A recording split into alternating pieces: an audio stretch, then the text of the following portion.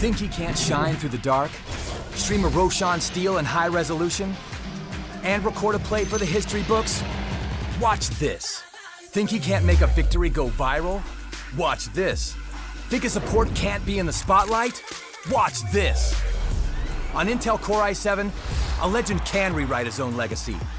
Game, record, stream without compromise on Intel Core i7.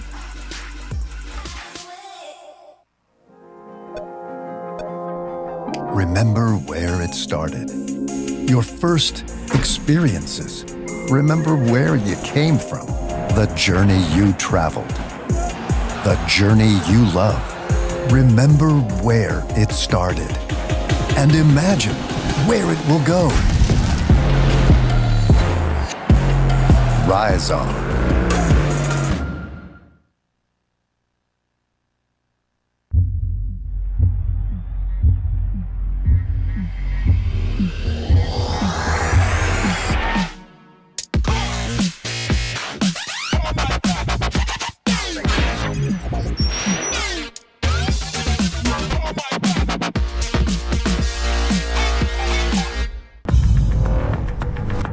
No matter what your passion is, soccer,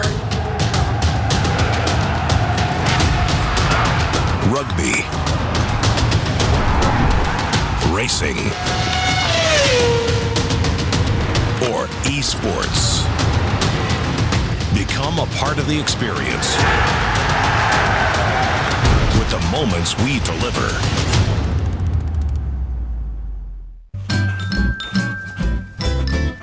Ready? Huh? Hey, he's a good boy, huh? You ready? Huh?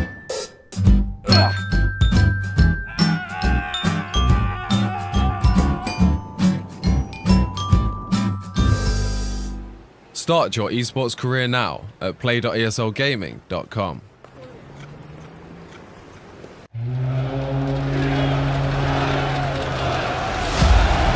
Katowice, ESL 1. Are you ready for some Dota 2? Are you ready? VP continued just to knock on the door. Absolute beats on the front line. The three-man chrono is perfect. There's the rampage. GG is called.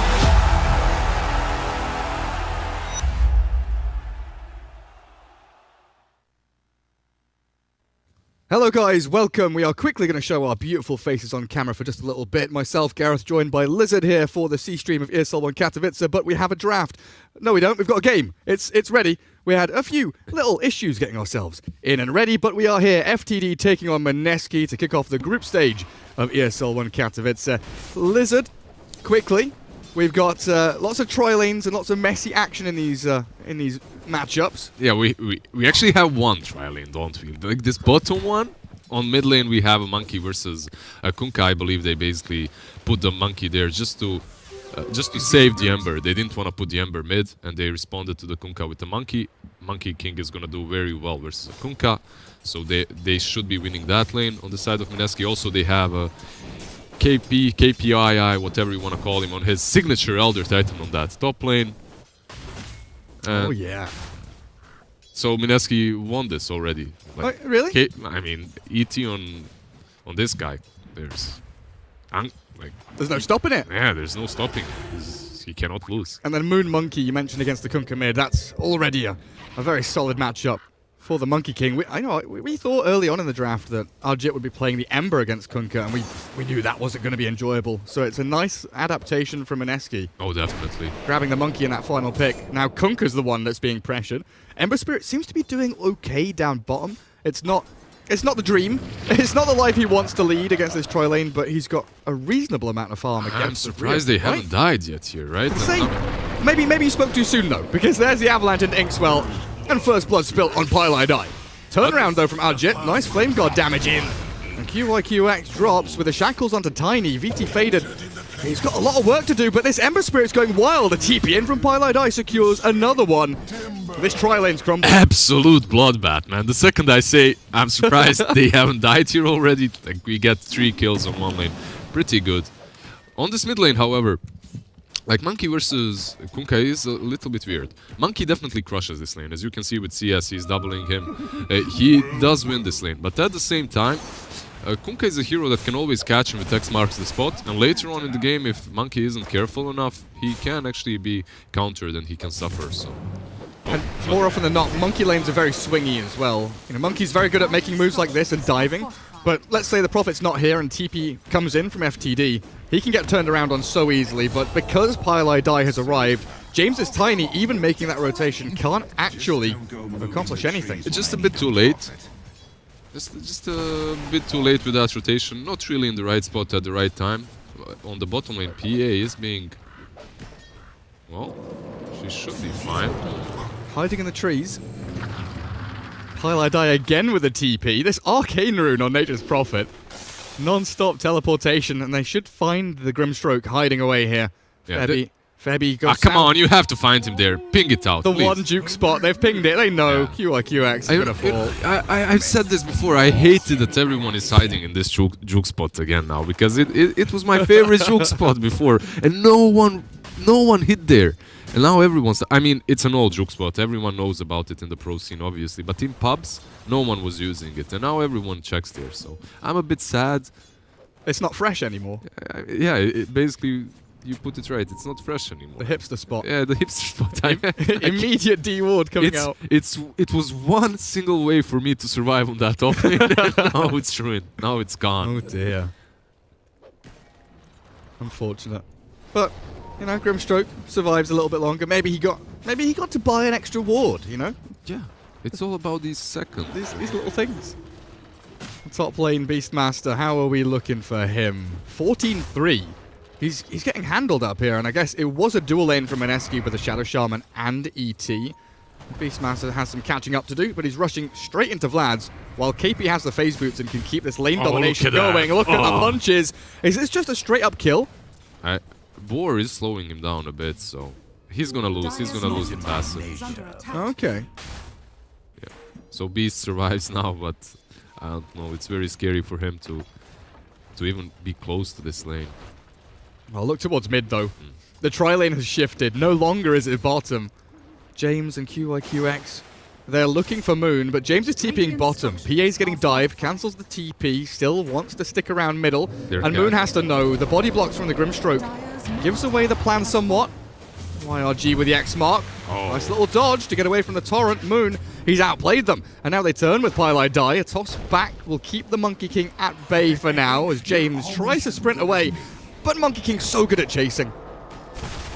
He has Avalanche to work with, but the trees might block him. Oh. He jukes him.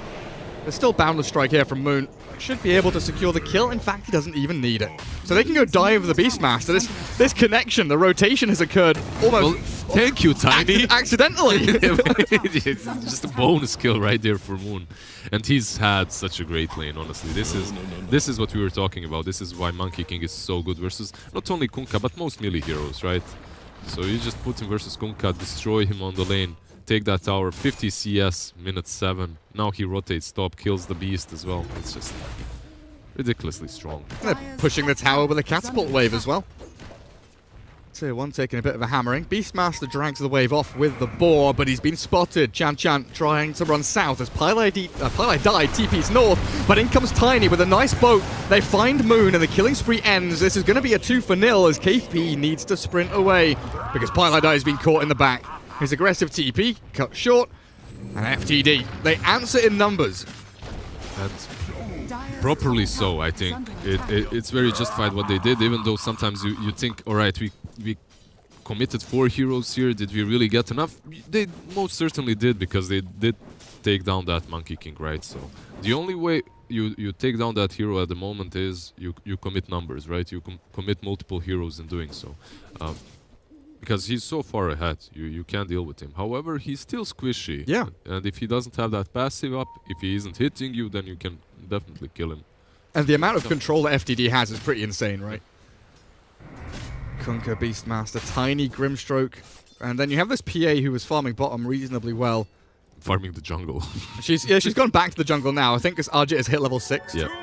Closing in on 7. TP's top. Try and get these remnants to play around with FTD as the Torrent looks to connect but misses completely, and the boat off the mark as well. The roll finishes off the Shadow Shaman, but the chase is on as Arjit flame guarding away, and YRG, oh dearie me, he's stuck here all alone 1 versus 4, and I don't think there's anywhere he can go.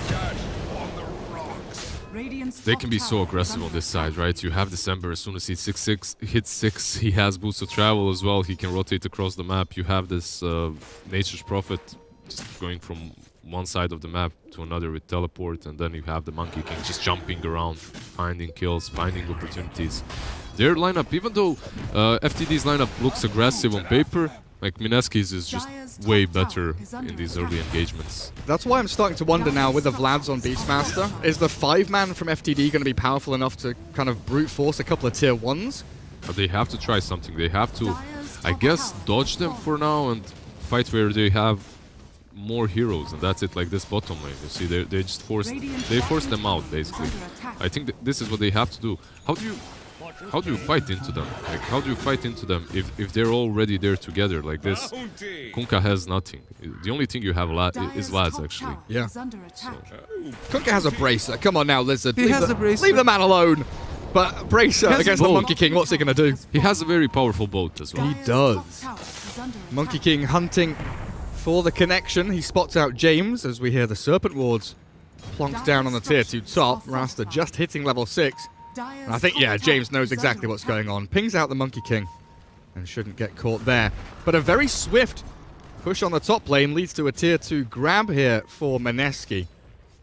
Sure enough, the tier 1 trade down bottom for the Dire isn't atrocious. It's not that bad. FTD getting a good amount of map control down in the southern half with a few good observer wards.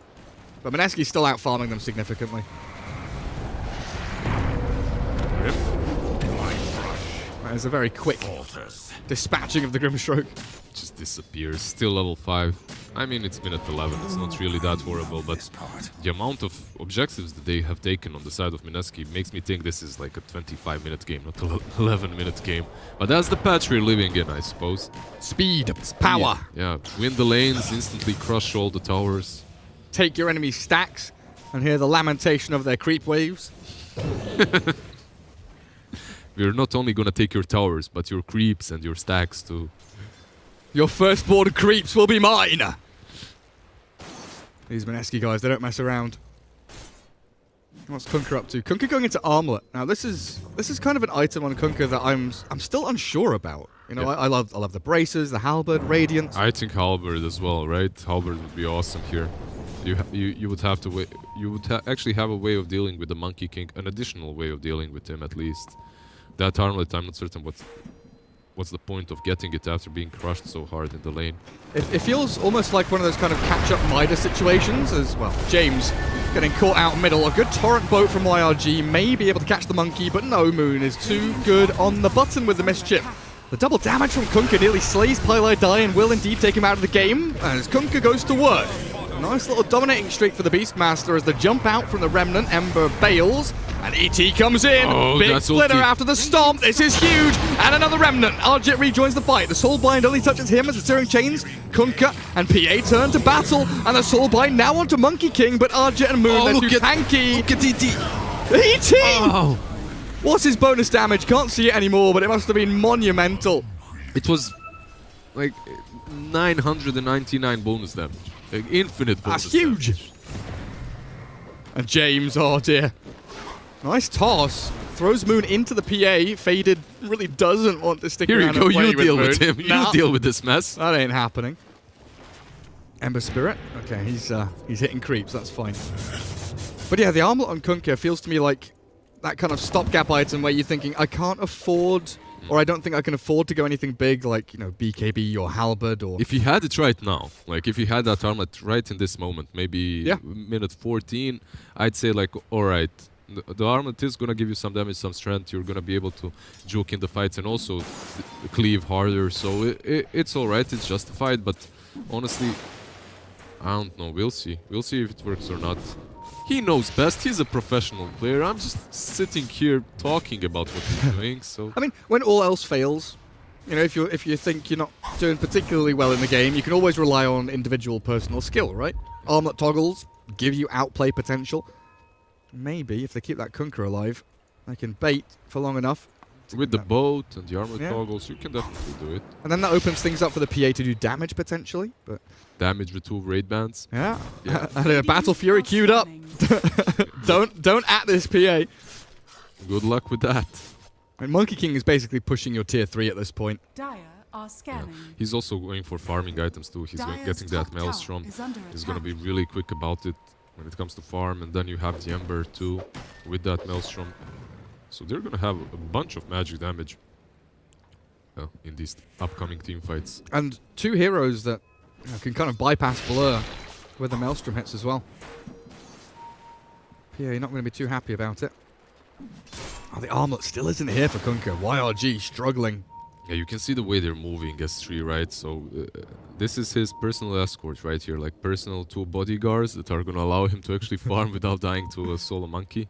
Moon is eyeing them up. YRG going in with the X Torrent, catching Ember, trying to steal the bounty rune, but here comes Moon, thinking about the jump, but it is still a 3-man group up from FTD here, bringing the courier across. It's a boat to land onto Moon. Mischief not going to come out thanks to the Phantom's Embrace, but Arjit should be able to clear up this one on the right-hand side as QIXY dodges the Remnant, jukes to the side and back to the Shrine, but the jump in. Moon arrives, soul-bound up now, back onto the Ember Spirit as YRG arriving with a big damage. Armlet still not here though, when this X-Mark back doesn't connect with the Torrent and the Monkey's too strong. KP forward with the punches, tossed back. And FTD safe for now, but some spooky scenes there as Mineski basically is 2. 4 against 4. Yeah, I was surprised they weren't punished harder. Like, I mean, they weren't punished at all. So, and now the TP bottom, yeah. Hex Shackles, the perfect setup for this Ember Spirit. Gets roared under the tower. QIQX trying with the silence and the stuns he's got to control up that Ember Spirit. Febby, Hex again onto the PA as Pylai Die drops to the northwest.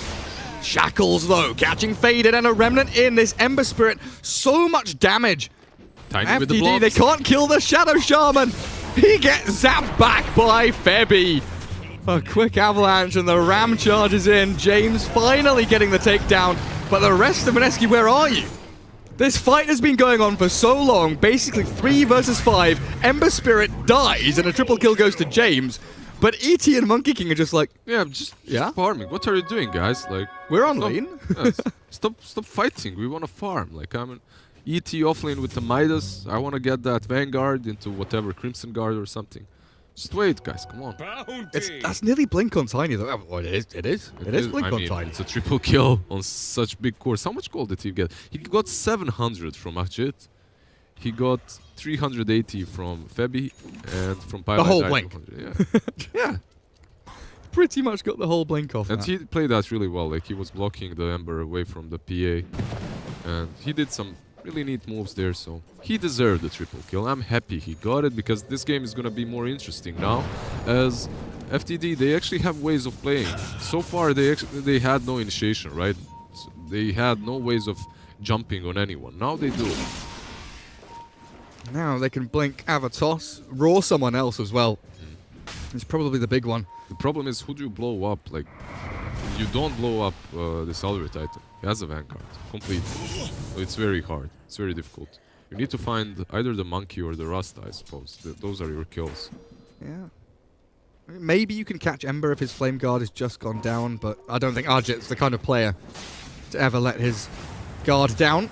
Mid lane, Elder Titan. He has been jumped, but the Serpent Wards blocking James in with a Sprout as well. The double trap. And the Shackles hold him in place. He's pretty tanky, though, on this Tiny. With that one bracer, he's keeping himself up and running. It's on the right-hand side. Ember Spirit is chasing. James drops, and Beastmaster will follow him to the grave. Didn't we just tell them to not jump the Elder Titan? Come on, I think you did. I definitely heard you say that. Bracer plus Vanguard. He has 2,000 HP. You've just got to be a bit louder. Or maybe... Don't jump the Elder. Google Translate into Mandarin. Oh, yeah. Yeah, that's the job there for you. I'll do it in a second. 你好吗？我不知道. That's the extent of my Chinese. Hello, I don't know. Arjit, Febby, Moon, and KP Oh, Pilar dies. This is just a 5-man party from Mineski near this shrine. All right. Bujao Tiao Lauren. There we go. Wait. Don't jump the Elder. Titan. Titan is Titan. Yeah. Bujao Tiao Laoninian Titan. Very good. There you go. There we go. Mandarin with Lizard, everybody. Don't jump the Elder Titan because he is a fat man with a Vanguard. Pilar die. What's he got? Buckler. Nice. Working on his Vlads. Oh, it's coming out in Courier. Pilar die. Getting big. Oh, no. He needs the recipe still. Well, unacceptable. So they still have a boat on the side of FTD to work with. You have Faded with that Battle Fury building towards a BKB. Once he gets that BKB, perhaps they can start turning these fights. With Battle Fury alone, if he gets caught a couple of times, this item is going to backfire hard. But I can't blame him for going for BF, as if he didn't, they couldn't fight them, right? And if you go for a fighting item build, like, you just lose. Oh, 20-minute bounty runes. FTD wanted them. But Mineski, they're just so quick across this map with Nature's Prophet TP, Ember Spirit Revenant, Boots of Travel. They are everywhere and nowhere. You can't really figure them out because you can't adapt to the amount of movement, like movement versatility that they have on the side of Mineski, right? They can be anywhere, as you said, and nowhere. Like, you just can't adapt to that. How do you position yourself strategically against this team? Where do you go? Like, it doesn't matter. This isn't a normal game. You have so many global movement abilities. It feels like Alliance recently. You know, where they're Kotl? Yeah. Pushing out waves, bringing someone in, farming. That PL or Peskinaga. Yeah. Farming in weird places. Or Chen now, actually. Feels bad, man. Yeah. That's very true. It seems that Chen with like Visage Familiars or Lone Druid Bear or Catapults. That Divine Favor is actually insane. It's... Dude, you use it on that Catapult. It's like ridiculous. The bear hits very hard as well, as you said. Alright. They don't want to let this go. Just like that. It's so hard to kill Ajit now, though. He has Yules. Ooh, James with the wraparound. Roshan, what are we at? 2,000 HP. A ping. KP finds the Hawk. Vision now lacking for FTD. Roshan very near death. They really don't want to abandon this rush. They want to finish it. PA is trying to connect, it looks like. No, oh, he caught him. She's not coming in. Who they caught? Nice little two-man chains. Soulbind is there, though. Ajit and Pilar die, getting grabbed up as the self-fuels buys him time as the boat lands and cancels the shackles. Ember's tossed in towards the Rasta, but it doesn't kill him off. Titan. And ET going big on the right-hand side. KP punching people down. Kunkka all alone yet again. James and YRG both dropping, and Moon, he's got the Beastmaster in his sights. Pilar die again with his quick TP. Straight on top of the head of the Beastmaster. The Raw, I don't know, the Boundless Strike? No, not in time. Good Raw TP. Chan Chan gets home. He saves his health, but not really his team. And at least PA wasn't there. He was still farming the BKB, so there's that for FTD. But overall, this game is just getting out of hand. You have the Crimson Guard on Elder Titan. By the time this PA gets that BKB, she's not going to be dealing a whole lot of damage either. She's already been countered. Yeah. Oh, hello. Nice little sentry. Febby will be the victim. But yeah, while they were doing Roshan, PA was here, and she was kind of thinking, you know, do I go up to try and get towards Roshan? Do I go back? And she just went and farmed the triangle. Just like, the nah, safest spot. I'm just going to farm jungle, guys. I'm not getting into that Roshan malarkey. He clicked on KP. He saw like plus 300 damage. I'm not joining that one. I'd rather not. KP's going towards BKB now. He's going to be a big, bad Elder Titan. I really like Dire's Wars, though. Like, they realize in what a mess they are right now. And they, like, the reason why they killed that Rasta is because of these defensive wards and sentries already planted. The commitment, though, the sentry is instantly planted next to a ward, which isn't something that we see very often if a team isn't playing versus some Invis heroes, right? So they are really committing on defending that jungle as long as possible. Is Beastmaster just going to die? Oh, the mischief play from Moon. Yeah, they are defending their jungle, but if you get caught on the other side of the map, you're pretty much dead instantly. See, I was just going to say, like, these defensive wards let them get pick-offs when Mineski are pushing, and fair enough, that's likely what's going to happen. All three lanes should be reaching the tier 3s. But ideally, it feels like you'd want your PA kind of top lane, sitting on the elbow up here, pushing it out. Are they getting caught? The BKB's forced. PA has to go in to fight, and jumps Febby right here, right now. In the Serpent Ward, she will dance away from danger, but Faded is running out quickly on that BKB duration, and Moon with Arjit, they rush straight on top of a Phantom Assassin's caught and likely killed. No, potent Phantom Strike. Nicely saving her up. 4 people in the back caught as Mineski. The only reason Shadow Shaman died there is because KP was saving his Crimson, I believe, for way too long. He didn't want to use it. So maybe if he used it, Rasta manages to juke or something, but that's still a BKB used by PA, right? And you only got a Rasta, so... BKB used, fight lost. Yep.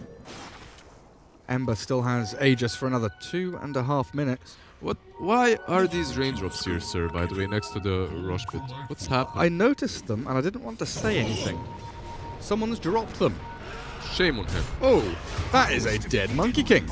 Moon gets 3v1'd in the middle lane. Oh, that's a blink reveal by Beastmaster, too. So it is. ET throws out the splitter. Faded jumps in with his BKB, and James wants to fight. Febby's cleared up very quickly, and FTD, okay, here we go, charging forward. They have the numbers, but do they have the damage? I don't think they do. KP is a tanky monster, turns and battles with the best of them, and Arjit has the jumps. Nice sleight of fist, catches with the chains onto Chan Chan. Flame Guard's going as they do dive. Pylar die under the tier 2, and Arjit, a big crit from the PA, yules up into the air, but loses Aegis as the Elder Titan stomps once more. Oh yeah, YRG has a BKB. He wants to catch Arjit, and these crits. Oh, the X, they catch the Ember, Faded, Remnant back again. Arjit is safe, and KP, 1 versus 3, doesn't give a damn about your damage. He's tanky. Nearly catches YRG. Maybe this PA. There is a port by Rasta, so he should... Oh, the jokes are real. They ping exactly where she went. Radiant scan one side. I mean, that fight was really good for FTD overall, when you think about it. Yeah, they lost some of their heroes, but they took the Aegis down. They didn't kill the Ember, they ignored the Titan, but I think they're still satisfied, considering how poorly they started this game. It's alright, now you have a Basher on PA too. So. She's becoming a hero. She's becoming a hero indeed, yeah. Not really one of those AFK pubbers that are just jungling all the time. I don't know what you're talking about.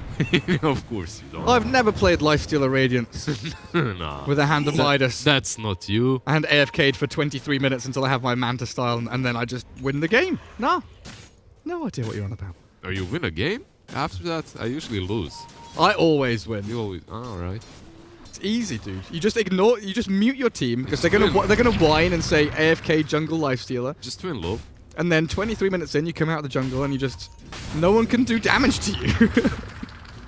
That's actually so silly right now, the way Nyx works. With the talents even, with evasion, it's just... That hero is just so strong. It's funny. Everyone is crying about Wisp and stuff, but Nyx, honestly, it's way worse. Bad. Yeah, I wouldn't say way worse. That Wisp was pretty horrible. Okay, Wisp was horrible, but at least you can pick someone who can jump on the IO and blow him up, right? Yeah. Lifestealer is just going to stand in the fight and click rage. There's very little you can do. Exactly. But anyway, we've got none of those heroes in this game. No Wisps, no Nyxes here, no Radiance even. Bless. I was going to... Ember Spirit. Ember, yeah. Almost. He nearly has We one. summoned the Radiance. I'm just interested in this Titan. This is like a hero that's so fun for me to watch. When he gets like 300 damage and starts whacking you with his briefcase. He's buying an MKB. An M? He has BKB done, it's just being delivered now. Oh, alright, so he really wants to hit that PA. Apparently so. Man, I can't... Phase Midas, Crimson BKB. Sure, man. And then MKB. KP Elder Titan 101 right here. Beautiful stuff. Well, here come Mineski. They feel they're ready. They do find James. boat from YRG. The fight is being forced by FTD. Chan with a nice little roar. The Soul Bind gonna catch a couple of them, and the Wukong's command zoning them out. FTD have nowhere to battle now. Their choke point has been destroyed, but the buybacks from FTD, this defender's advantage may play to their advantage as Moon, he's been left alone pretty much. Arjit too low to fight, does get another slight, but he's got to jump away with the Remnant and KP now. 1 versus 4. He's up the creek without a paddle. Nice couple of buybacks from FTD. James, QYQX, both returning to the fight. Definitely worth. Like, you bought back 2 supports, but you got 4 kills. I think they're satisfied with that. The PA didn't die. Absolutely. She's gonna have an Abyssal very soon too, so you'll have multiple ways of locking down either Monkey or the Ember. And honestly, this is looking pretty good for FTD right now, even with those buybacks. I actually thought that fight is gonna be a disaster because Grimstroke, he used Soulbind on Ember and then he silenced Elder Titan, who just BKB'd. It didn't really... Like, I couldn't really understand what he was thinking there. Yeah, maybe the Elder Titan is way too big, so he couldn't click away, you know. Whoa, whoopsie. That's James going down. Yeah, the Radiance is done. It wasn't done that last fight, so now they have the Radiance to work with. They have Arcane Rune on Ember. And there's also the fact that I feel like the PA and the Kunkka, their BKBs, as they drop down in duration, you know, it's always a big deal, but in this game it feels even bigger when you have the PA against Ember matchup, where Ember Spirit does so much. Oh, Monkey King. He's caught. Oh, dearie me. There's the Abyssal and the Roar. Oh, shit, has TP'd in to try and save his teammate or turn things around, but they are running after the Remnant. They're silencing him up. They're trying to catch Pylai in the back, which is what the PA focuses on now with her own BKB.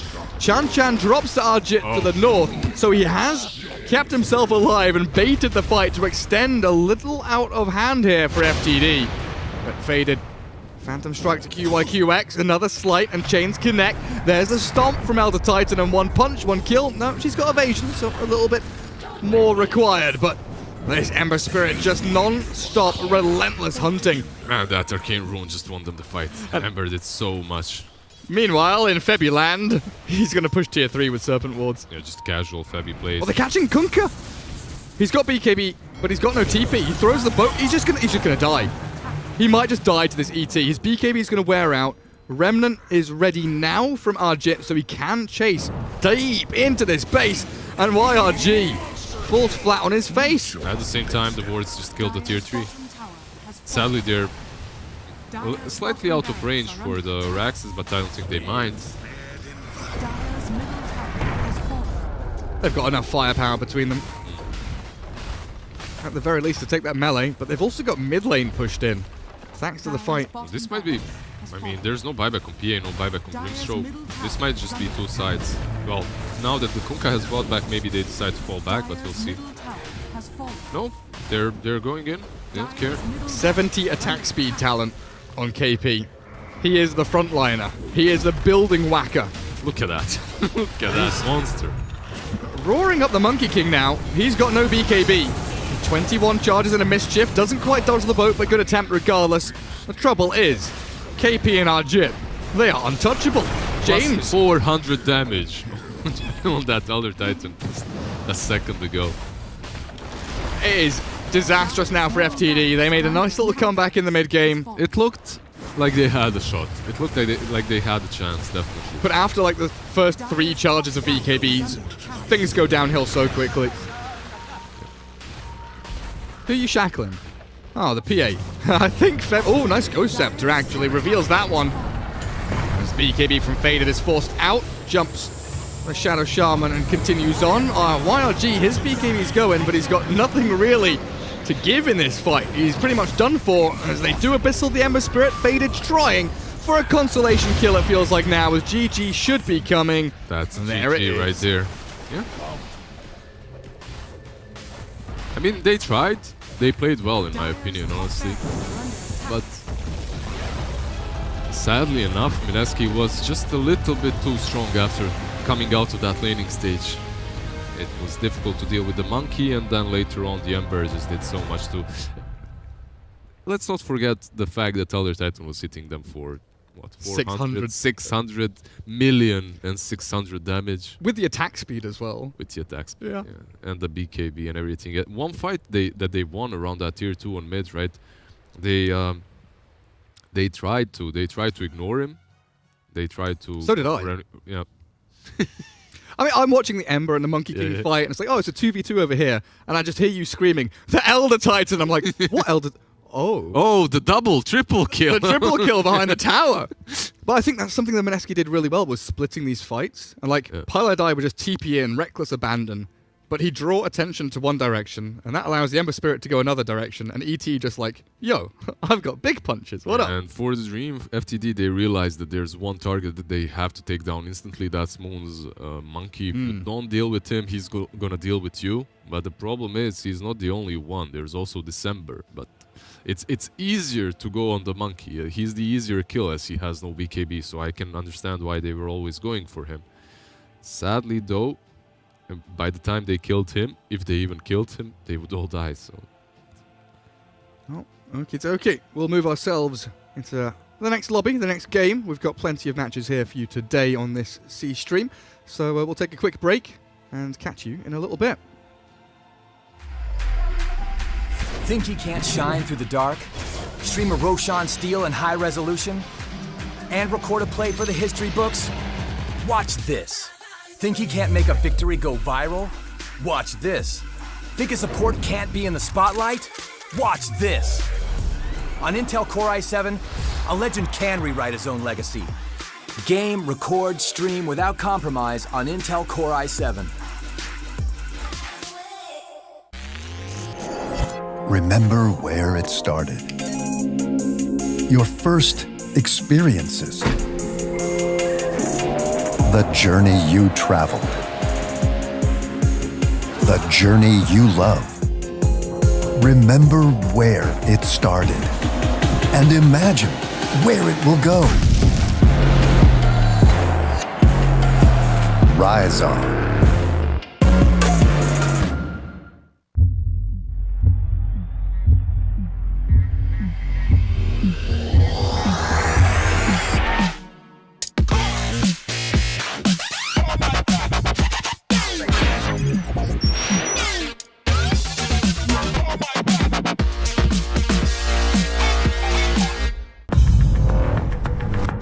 No matter what your passion is, soccer, rugby, racing, or esports, become a part of the experience with the moments we deliver.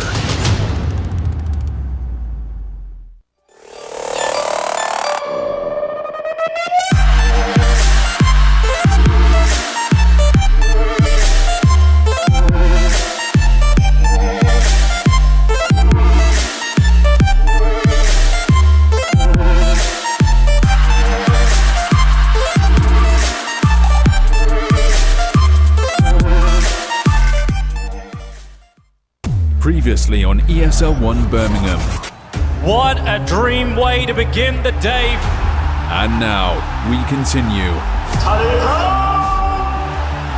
Get ready for the Birmingham Brawl. It's time! There is no place like home. Universe goes down. Look at the swing. Asher coming in with the combo. GG is called. ESL 1 Birmingham 2019.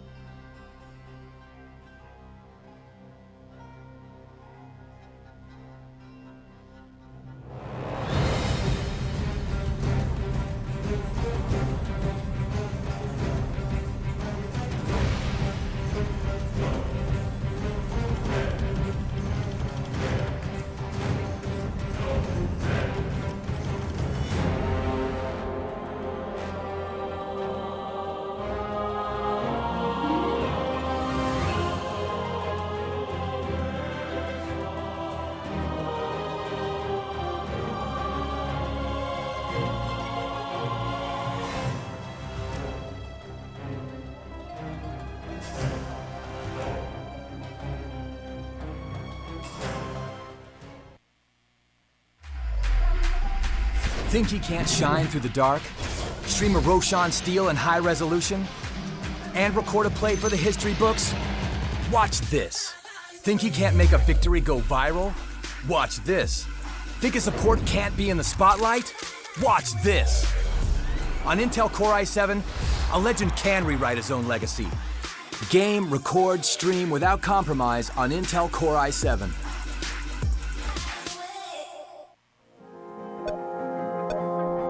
Remember where it started.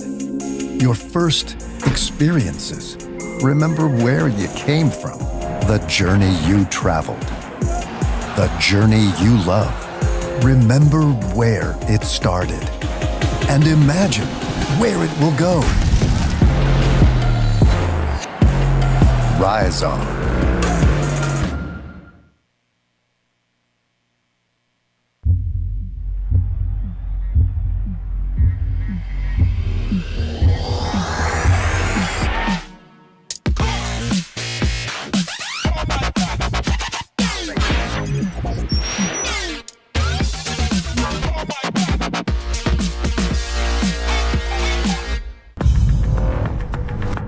No matter what your passion is, soccer,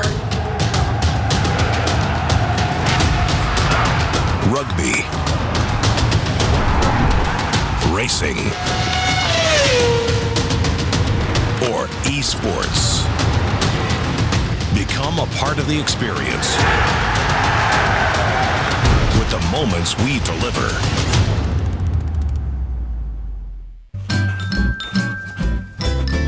You ready? Huh? Hey, he's a good boy, huh? You ready? Huh?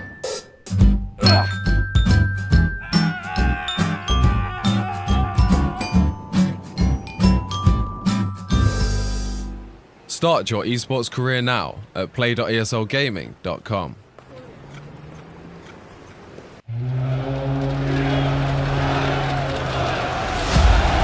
Katowice, ESL 1. Are you ready for some Dota 2? Are you ready?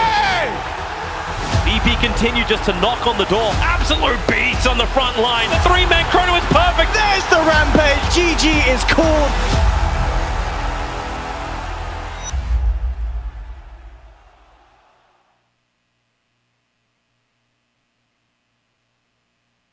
Welcome back, everybody. Yes, there we are. Our faces are on screen. Welcome back. First game went the way of Mineski. It was very solid. Then a bit of back and forth from FTD. Mineski closed it out in a pretty convincing fashion. Yeah, I would say. they closed it out the way they started it pretty much, in a very convincing fashion. The way those lanes went, we didn't even think that For the Dream is gonna have a chance. Now For the Dream, they pick Magnus plus PA and Grimstroke plus Doom. Dude, these guys went like full. I don't know what this is, but if there are meta picks, these are the meta picks. Honestly, for the last couple of months, these have been the heroes that you wanted to pick together. And 5 seconds remaining. look at that. You have double the Doom. You have 6 times the Phantom Assassin's Dagger.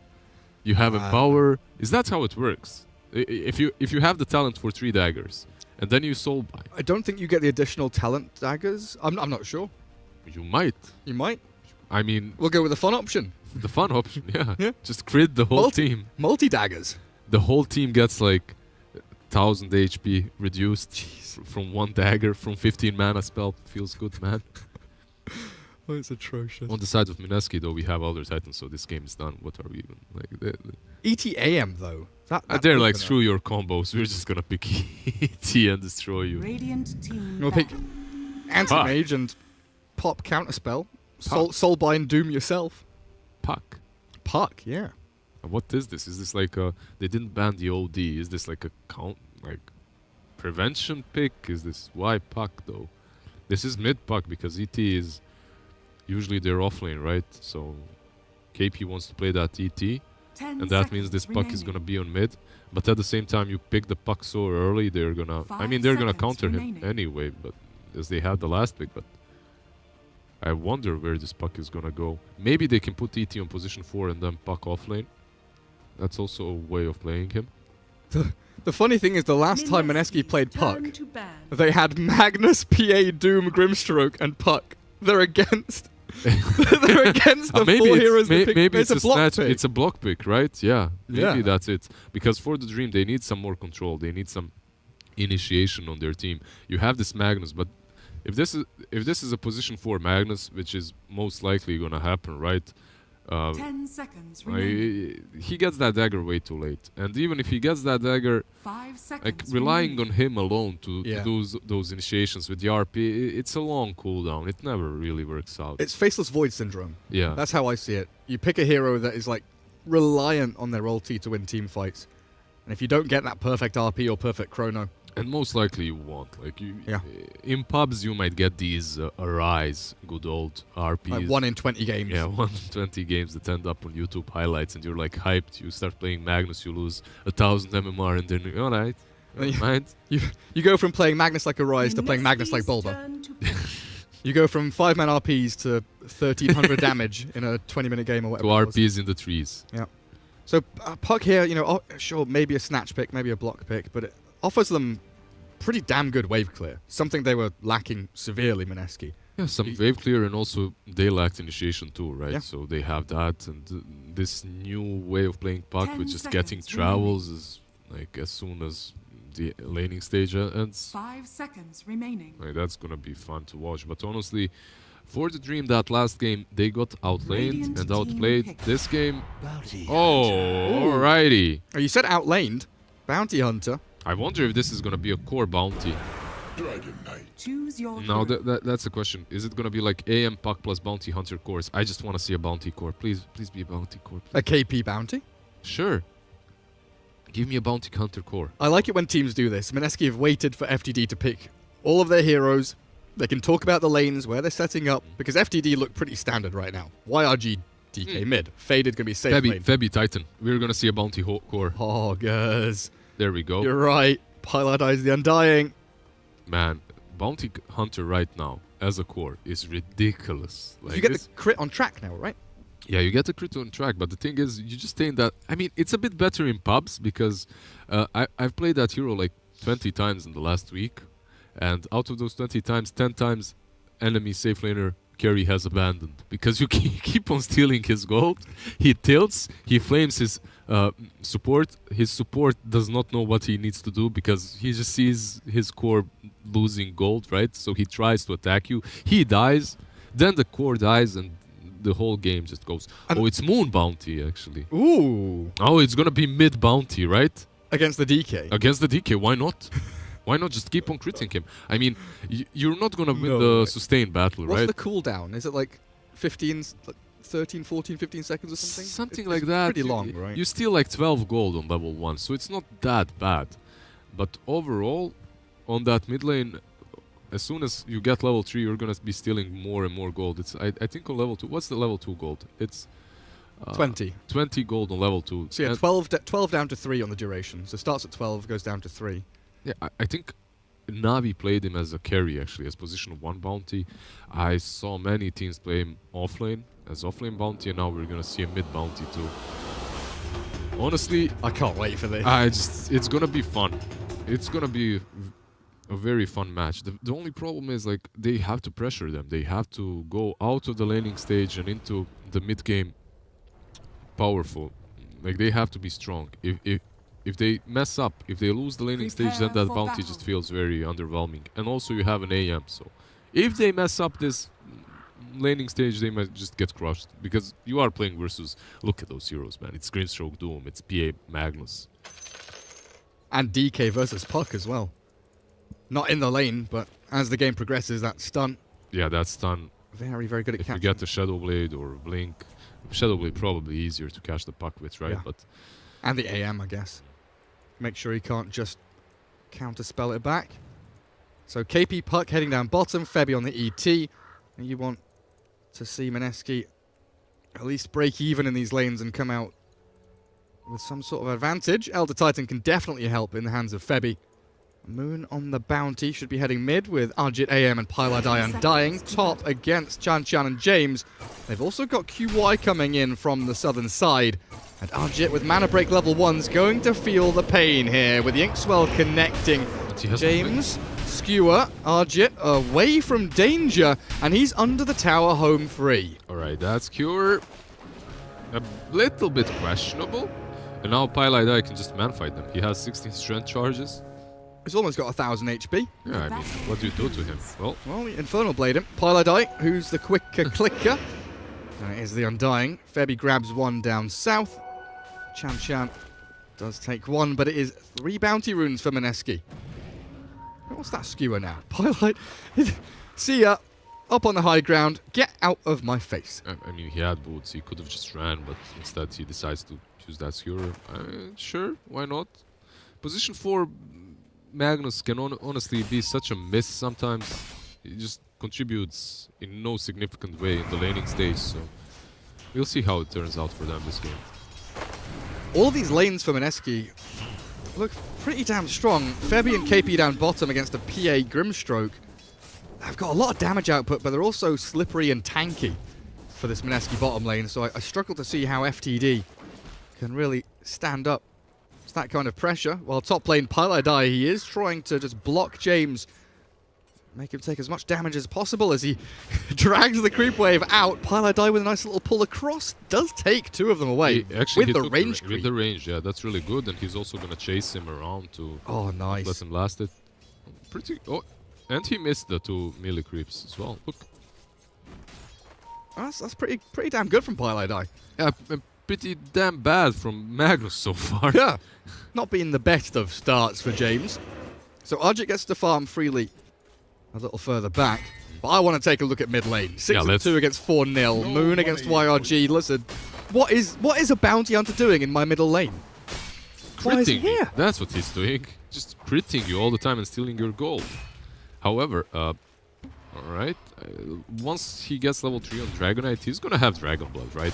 But why does Moon care? He's still gonna be stealing your HP like that. That's what he wants. I mean, gold. He's still gonna be stealing your gold. He doesn't care about your HP. I just want to quickly take a look at net worth, actually. So where is DK? DK's at 870, Bounty's at 1300. And it's just gonna become worse and worse, right? But Moon does have to invest more in region, though. So there's that. I guess it might even out in the end. A little bit at least, because Dragonite is not gonna have to buy anything, just the Soul Ring pretty much. I want Moon to level Shuriken and just throw Shurikens this DK, because he's got Bottle coming out. I guess he doesn't know the Invis Rune is spawned top. You can definitely go for Shuriken as a core bounty that's laning like this, especially on mid. You don't have to go Invis. I mean, Invis can save you from some ganks, obviously, but overall, I don't think... There you go. He takes the Shuriken. So. Nice, and he throws one. I look bottom as he does it as well, so I don't see it. But KP, under the tier 1, faded. Let's KP tank a bit of damage from the Stroke of Fate. Grimstroke doing a pretty good job at keeping Febby away from the lane and keeping this PA farming for the meantime. Top lane, we see the Magnus doing the same thing over and over again. He's trying to creep skip, basically, and he's succeeding at it. But Pylai is not a hero that is... Right? Another skewer miss. Pylai just goes here and denies the creeps and farms as well. Meanwhile, Anti-Mage is free farming under the tower. So if you are Mineski, you're happy that Magnus is doing what he's doing. Yeah, like, what can Doom do here? He's got one more Infernal Blade, but Arjit does that. One hit of the mana break, you've got nothing left. It's hard for Doom to really accomplish anything versus the Anti-Mage. You can see the CS, he's free farming. He has 15 CS, Doom has 7. I'm sorry, but Moon is CSing with Shuriken, stealing the DK's gold. Dragonite now 19-6, does take the CS upper hand in this mid lane at least. But net worth wise? Yeah, his bounty all the way home. 700 gold ahead already. Yeah. I just wonder what he's gonna build for. I think there are multiple ways of building the bounty hunter right now, but I honestly think going damage is very important. Getting... phases. After phases you get a medallion, maybe even an urn. Perhaps he doesn't need an urn as he's mid and he has this bottle to work with. It's gonna be fun. I just wanna be inspired by his item build, you know? I just wanna know what I'm gonna be building in my next pub. Exactly. When I go home tonight, you need to know what this bounty hunter's up to. Bottom lane, Febby, a bit of action for him. As James has made the rotation from top, he's had enough of the creep dragging, so he makes a play with a skewer now under that tier 1, but Febi's got stick charges and a salve. So a 3-hero maneuver onto the ET comes up short. It's just the problem of this Magnus, right? Like the heroes. Bounty runes? Do they get them here? KP's trying for it. Nice orb. Doesn't grab the bounty. We'll jump away safely. Yeah, he grabs the other one. On top lane, Pylai die. Nice. That's that one, so 3 again for Mineski. Radiant's top tower Very is good. under attack. Is that 6 out of 8? Yeah. They got 3 on the first one, didn't they? Yeah. Nice, easy money. 2k net worth lead for Mineski. Tri-lane down bottom from FTD as yet again they try and give Faded the best laning stage possible, and maybe with a kill here onto Febi, they'll grab a bit of gold for James. Finally, exactly. That Ursa gave them enough damage to finish him off there, and they get the kill on Elder Titan, but they really had to. They're committing a tri-lane here. Their Doom is not getting anything on the offlane. If you're committing a tri-lane, at least you have to find the kill, at least. So it's an issue of having this Magnus, right? It's a hero that does well with PA, but overall as a position 4, he's very underwhelming. What about with the double damage rune? Maybe he can get an extra hit in. Yeah, maybe they can actually take down Moon on mid. He's not the tankiest. He does have invis to work with those. This bounty is not for you. And a pre-sentry from Pylai. Looking for enemy sentries, observer wards, vision now given.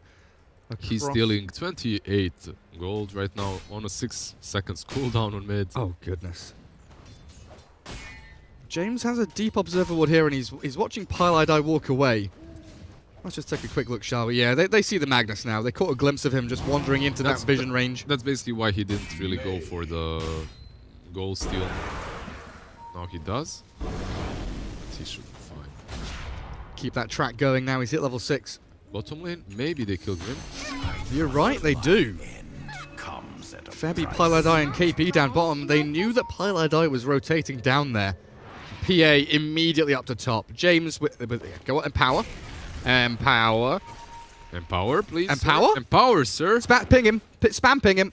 Faded. Oh, they want to kill Arjit, but they missed the shockwave.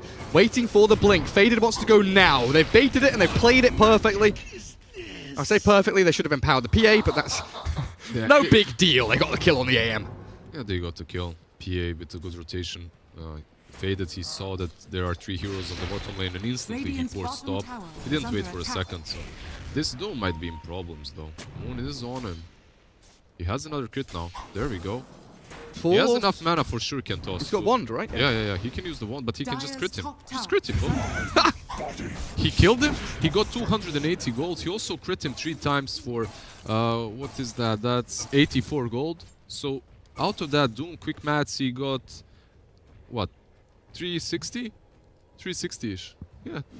433, flight recap says. 433, alright. Fight recap is smarter than I am. We'll just buff it by 100. He hit him a few more times than I saw. It's a +1 hit, right? One more hit than you estimated. Good attempt, Lizard. Very quick maths. Not correct maths, but quick maths. Quick maths. Yeah. You can't have both. You can't have quick and correct. Come on. Absolutely not. Pylai. They do get the track. Oh, Can they kill? He's tanky. They're chasing. They've got to give this one up, surely. TP air. They force a TP from Magnus, and that'll be worth their while.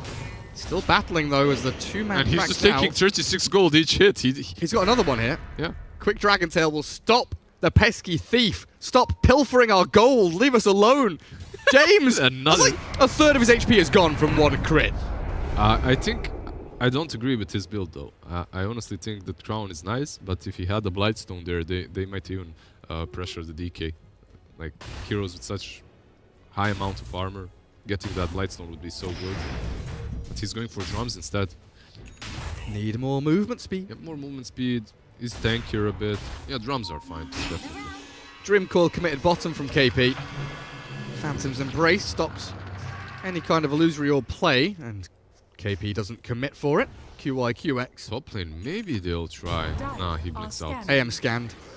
They saw the additional hero coming in, so nice scan. Moon is on the bottom lane. As soon as he sees the blue stroke, he might go. Actually, he's just... Yeah. He's behind the tower. He's just waiting for the right opportunity to strike. Man, in this kind of situation, the Grimstroke, half HP, very limited mana, but still sticking around in lane. Well, he's not gonna stick around for much longer. Money! Easy money. Money! I mean, the only problem is when you're playing Bounty Core is the fact that you saw how much time he actually had to waste to get that kill, right? Yeah. So he is getting gold, no doubt about it. The track kill is definitely worth it and all that stuff, but at the same time, he's not far. Radiant's bottom tower is under attack. He's behind the PA. Yep. Faded 4,400 net worth. Yeah, but he is 1.3k ahead of DK, so... Yeah, that's a good point. Radiant's And you have the puck in the AM, bridging the gap between them. Let's go for Mag even. He has Skewer to work with, but I don't know if that's going to save him, honestly. Alright. Moon. He's got the Undying behind him with the Soul Rip and the Tombstone drops. And the puck with Travels now coming in. Bottom tower is under attack. They're basically going to be doing this. They're going to be creating as much spaces for this Astrid anti-mage. This is the good old 4 Protect 1, it seems, once again. Sure looks like it. Tier 1 mid gonna get defended though. FTD with a 4-man squad. They've come in pretty strong. Moon is scouted here though. He has to be a little bit careful. But what do? They have no dusts. They've got 2 sentries on Grim and that's it. He's hunting for the courier, but they are wise. They know what's gonna happen, I think. Or do they? That courier is going back. But yeah, Moon falls. Nah. Sad. Yeah, sad bounty hunter. Regeneration. I mean, he has to know that he's in vision here, right? Because map vision has changed. So if you start farming that, the tower actually does scout you. It sees you. And is that... When I first played the new map, there's this spot... Oh, are they going in? Dragon Sail? They've caught Pyle Die. Quick little Undying kill. And those crits. Always nice to have. Oh, Chan. Where was that? Up top? Pyle Die dies in mid. At the same time, Doom dies on top with the bounty crits. And we were speaking about the place where the tower hits you, right? Yeah. It feels so unnatural that the tower hits you there, right? Because it's the Duke, like you have to cut that tree to get through. Exactly. You actually have to cut the tree now. If you're a Ricky or a Bounty or something like that. It just doesn't feel right. It was never like that, so it is a bit weird, but I guess it does counter all these Ricky early picks and bounties sniping your courier. Bunch of suckers. Yeah. Febby has an urn and they are eyeing up YRG. Not quite enough damage until the Elder Titan arrives, amplify it up, and bring Pyle Die into the mix as well, with an Earth Splitter connecting nicely. The RP onto 2 will swing things around. FTD looking hot as they kill off Bounty Hunter, but they can't chase for more up the high ground. They can't chase. They go in? No, they think twice about it. Too many heroes here for Mineski. You can see the way FTD itemized. They want to fight. They want to go as soon as possible. This PA went for Vlad's, is building that Desolator. And it's going in. They jump Pyle Die. Inkswell is there, and the empowered Phantom Assassin clears up the Undying, but Febby sticks around. He is under his tier 1, feeling pretty safe even against 3 from FTD. But in the meanwhile, you lose your Undying, you lose your Bounty mid lane. Not a proper fight, but your anti-mage is farming quite nicely. They're basically throwing their bodies at them. This Doom might be in problems if someone connects to the Bounty Hunter. He's actually going for Medallion now. Doom gave up on the Vlads. Has himself Arcane's drums. Midas is queued. They are connecting on top. Puck is here. Dying is here. Everyone is here. Faded. Can you get KP? There, the stun gets dodged by the jaunt to the orb, and Febby pretty tanky with a bracer now up. They can't. And with the movement speed, he should be fine. Bounty has to be a bit careful. I'm surprised that they aren't really investing in sentries more. This Bounty is just rotating across the map, really. They have, what, 2 sentries on mid and one more over there. There should be a sentry on every single entrance on their side of the map, because they're cheaper, right? They're more cost effective. And there we go, that's the sentry. Top lane as well. So. Sentries last forever, man. It's like 6 minutes of a sentry. They're insane. Yeah. I mean, Grimstroke is really, like, he's just buying wards and sentries right now. I clicked on the Magnus and he's got Blink queued up. So it feels like James is very much that position 3.5, taking a lot of the farm while Grimstroke They gets just nothing. smoked up, but they had a track on Magnus that you just talked about, so I don't know if that's gonna work. Oops. Usually it does not, but you never know. Maybe Mineski just walked straight into them. They don't have dusts or sentries. They have a dust on Magnus, alright? So yeah. Maybe they cash this bounty, but he's just gonna run now. Phases, drums, he's fine. He even turns. Yeah. They want to try and fight. PA gets coiled up. Silenced, hit with a big crit. The RP from James. Fake pumped, doesn't want just one. Wants to catch two, but that's not the life he'll lead. The Inkswell onto KP will land, but Chan Chan in the back being zoned out by 3 from Mineski as the Dragon Knight arriving late to the party. PA has already fallen and Grimstroke follows immediately after as Piladai racks up the strength. The decays are flowing and FTD, they've got to get going. James stomped with a DK as well. Mineski, they claim every single life that FTD had to offer. A 5-man wipe, only losing your puck. And how many track kills did we have there? I just want to see the goal difference now after that fight, honestly. Show fight recap. Just a slight amount, 2.4k. Yeah, minus 15 though. If that was old Bounty Hunter? If that was old Bounty Hunter, it would have been more, definitely. But it still feels pretty good. Oh, the dust onto Bounty with the Phantom's Embrace. Pops his wand, his drums, everything he's got. The tracks to keep him out of danger. Dodges the stroke of fate. And he's a speedy little bastard, but the crit from Faded finally takes him out of the game. I definitely understand why he went for drums instead of Medallion first. Even Medallion does give you a chance of killing these tankier targets earlier. Drums kind of make you able to just, if you're dusted, you pop drums phases and you're out. They're not going to catch you. Did not happen in that particular situation, but yeah, drums are fine. However, they still won a fight prior to that Bounty dying, and they have an anti-mage. They're the team that's basically trying to dodge these fights, and they just won a full team fight. I think Mineski is in a really good spot at the moment. Yeah, he's got his Battle Fury. Majority of his Yasha is saved up in gold back in the bank. And this is the great strength about this puck, especially with the Boots of Travel build right now. There's nothing really here to catch the puck completely off guard apart from a DK with a Blink Dagger, which is 200 gold away. Everything else can be phased or jaunted. Yeah, if that Phantom's Embrace catches onto him, like, maybe you can take him down, but it's very unlikely, right? Doom is not gonna happen, like, dooming a puck, like, you can forget about it. Maybe you can soulbind Doom. Yep, that might work. Because it prevents you from jaunting out as well, right? Yeah. Yeah, this new leash mechanic is pretty good. DK has the Blink Dagger. Do we have anything else to really connect with this item timing? On the side of FTD, not really. Oh, they have a double blink. DK and Magnus both have blinks. So we'll have that double initiation factor from FTD. Yeah, your DK can start. Then when they commit onto the DK, you can follow up with a massive RP. Exactly. The PA hitting you with Desolator. There are definitely ways for FTD to win these upcoming fights. The Elder Titan.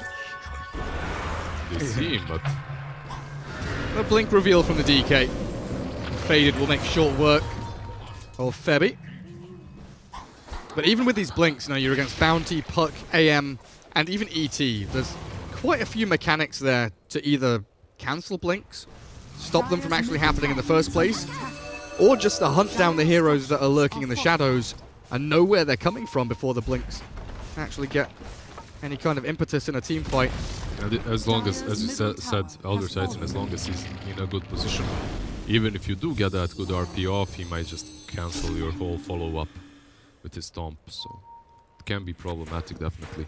I wonder, though, as you can see, they're still completely just split pushing. The anti-mage is just farming on the Silene, and this is where I find Bounty Hunter to be a little bit underwhelming. If you are 4 Protect 1, in which anti-mage is just farming on one side and you're dodging fights, you aren't really utilizing this bounty. He's just running around invis, giving info, that's true, making it a bit easier for this anti-mage to farm. But at the same time, he's not farming himself, he's not really utilizing any other space on this map, so... Yeah, I mean, you mentioned the 4 Protect 1, and this We see it from time to time. We'll come back to this in a second because a proper team fight breaking out as the Soulbind onto Moon. Double Doom, double RP. And double RP. Double Doom, sorry. Killing off the Bounty and the Undying. Febby looks like he's going to get hounded into the river. As the Phantom Assassin should be able to jump in and quickly clear up the Elder Titan for a double kill. I mean, you saw it. Double RP and the double Doom on those two targets, Undying and Bounty, they just disappeared. After that, Febby is clean kill, and now they go into the pit instantly. Honestly, FTD's draft does not look silly. Mineski's draft looks silly. Yeah. You know, like it can still go either way. You have the Sentimage who's finishing Manta. He's gonna be strong, but is he gonna be strong enough for this? PA, she's gonna be massive. They are running into this pit. Pylai Die pops his ulti, charges forward alone, and zones out FTD from doing Roshan. Dragonite's ulti is about halfway through its duration. I'm surprised they gave up on that bit so easily. They still have the Vlads, they still have the Desolator. I thought they'd just finish it, but no. Instead they back out, they realize we don't have RP, we don't have Doom. Let's just wait for our big spells. No reason to throw right now. They are in front, so. Scan from the Radiant, looking for Mineski. But it's a really nice change of pace here from FTD. You know, this PA who Battle Furied last game, Vlad's Deso this game with the Empower to help out, has definitely had a lot more momentum. Yep, she has no port on this top lane. She should be careful. Puck is lurking about. He might actually be the one that they go on. Has another orb in 3 seconds as Bounty is trying to solo Roshan. Good luck with that. I mean, he has Medallion and Vlad's, but I don't think that he's still strong enough to go for that kill. But yeah, the full protect one you mentioned earlier, we occasionally see it from time to time nowadays, but it's usually with a secondary core, you know, like a DK who can push towers, or is tanking, can draw attention away from people. But this Bounty very much feels like a position 3. Puck is another position 3. They're good at split pushing, fighting, skirmishing, but there isn't that second carry really. Yeah, there isn't a semi-carry that can farm somewhere where Anti-Mage doesn't dare to, right? Yeah. Somewhere where it's more dangerous, that even if he dies, it doesn't matter. That's kind of Puck's job, but I guess Puck can scale reasonably well as they do catch Pylai Die mid. Yeah, he has his travels, Blink, 2,000 Arjit. Oh, the crit! Dear lord, that AM, I thought the dagger was chasing him, but it moves on to Febby. Now the Titan, the double kill target, and the AM blinking south now gets away from danger. He might try to go creep skip or just go bottom farm, because they might just pressure high ground at the moment, honestly. Titan is dead for 20 seconds. They are gonna pressure, I think. They're turning this into a sprint. I mean, there's nothing to wait for. You have a BKB on PA. You can wait for that Anti-Mage's ages to run out, but you don't have to. So. Okay. KP has jumped in after Pylai Die's death. Buyback from the Undying as they jump in with Arjit, the AM. Counter spell up, Mana Void out, and YRG is a goner. Faded, bailing with a BKB. Phantom strikes back to the Magnus as QIQX left all alone. Feels the pain, but I think Mineski still want to move forward. They've got more to gain here. Faded, jumped upon, and Arjit desperately scrambling for this kill with the help of Febby and Moon, potentially with tracks. They can follow up on it and get 2. RP from James. PA turns around. Faded's getting it done, but no, she falls. The PA's gone. The Aegis from the AM will be reclaimed. James skewering down to the low ground into the river, but Arjit has his number. At the same time, doomed Puck on the mid lane, but Puck survives on 100 HP and that Doom is wasted. Honestly, it feels like FTD, they have what it takes to win this game, but they just get outplayed a little bit here. First, the way how they lost Aegis, right? It's very cheap. They just snuck into the pit and they stole it away. Also, the call itself to go for that Roshan without finishing it, and now this. The Puck just isn't afraid of anything.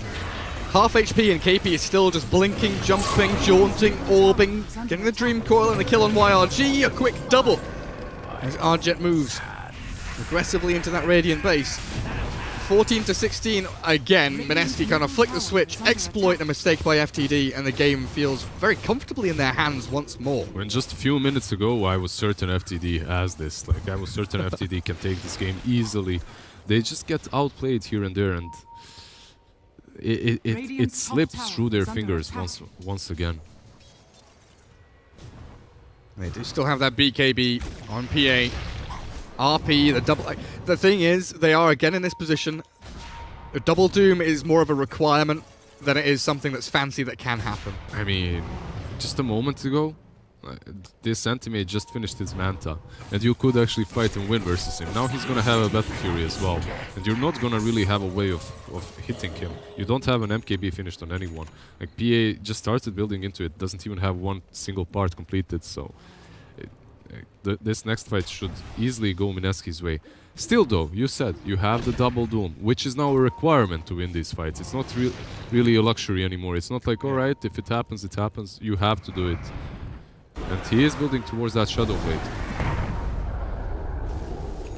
So maybe with that Shadow Blade he's gonna find the right target. He's gonna get close enough to do the double doom.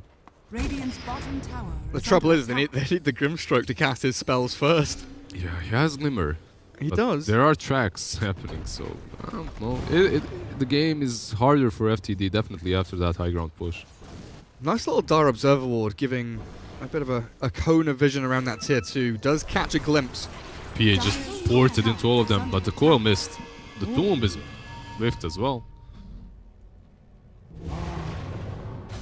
Mineski just back away. I mean, after missing your 2 big spells, like Tombstone has a huge cooldown. At the same time, you just Dream Coiled nothing air, so I guess going back is a good idea. What's the CD? 40 seconds? Yeah, they'll come back at the same time. AM gets some free reign of the jungle. Already up to 2,000 gold again. Yeah, he's gonna get that Basher most likely now next, and I mean, he could go for the MKB too. I'm not certain, we'll see. Pylai Dive, meanwhile, gets obliterated by Faded. Destroyed. Faded is actually pretty close to getting that MKB of his too. Is the AM going to work on one himself? Yeah, I'm wondering too what he's going to buy for. He hasn't really selected anything yet. I'm guessing it's going to be either that or Basher. We'll see. Moon is going to convert that medallion into a Solar Crest. That's huge too. It beefs you up on Bounty Hunter. The Solar Crest has been reworked obviously, but it's going to help him and AM a lot in these upcoming fights. Even if you just put it on the PA. Yeah. Is it 70? It's armor, right? It's the 70 attack speed reduction as well, though. 12 armor, 70 attack speed reduction, and 10% movement speed. Yeah, it's pretty good. Moon. He's tracking out of Invis. He's not so sneaky anymore, though. BKB. He's holding it, and there we go. BKB and run away. Yeah, they didn't waste any big spells, though, so that's a good thing. Faded. He's still around. He's just tracking everyone. Yeah, they forced one BKB charge. But they forced 5 heroes bottom, though. Mineski. That's true. That's true. You definitely want to get that kill, but he's so sneaky and so fast with the drums. They do get some vision out, though, nicely. QYQX is out here with Obs and Sentries. PA wants Pylai Die in the mid lane. Empowered up, blurs forward. And it is only 6 hits to the middle of the Undying. But the rest of the lanes, you look at how they're advancing. AM and ET have shoved bottom all the way towards tier 3. They got Moon. And now they're pushing in. They have Creep Wave on mid. Faded is already there. He might just go high ground. He's feeling confident enough. Anti-Mages, however, just split pushing too. But I think if you are Radiant, you're happy with this. You push much faster. Or do you? And there's the glyph and the tier 3 falls. TPs are coming down to bottom as Doom. Invis sees our Jit. Oh, which one is it? There we go. That's the real one. You've caught the AM. Is there a fight back at the Dire base? Not really. I'll try and TP down to bottom. Our Jit, Doom, another 5 or 6 seconds. He's tanking through this reasonably nicely. The RP's expended, but I think the AM might just escape here. He's an inch away from death. Manta, but no. So close, yet so far. Yeah, that Grim stroke was on point there. Just to see Mantad, he cleans the AM. Pretty well played by Grim, and all of them. Actually, it took them so much time to get that anti-mage, but considering they took the Rax's mid, they're super happy about how that went. Really nice trade for FTD. Mineski, even without their AM, they have smoked up as 4. And they're walking across the map. Roshan fast spawn is now, but that's no guarantee. They don't have AM though. This is yeah, interesting move, honestly. Especially when Moon is splitting. Yeah, and who do you even... Alright, I guess they're just gonna take control of the map. They have this gem on Puck. They're gonna be looking at the warding and warding around the pit, so that you can go for that Roshan once it's spawned. So basically they're preparing themselves for the upcoming fight around the Rosh pit. That's pretty good. And you know, bottom lane has been dead for quite a while. Tier 1 on the Dire side finally drops. It will be a swift transition into the Tier 2. DK's ulti, yeah, I was wondering the same thing. Elder Dragon form, there's only about 5-6 seconds left on it. I mean, you have 10 seconds until AM is up. So. They just force them back, and now they run, that's all. Puck might chase, though. Puck might actually go for a coil here. Hello, PA.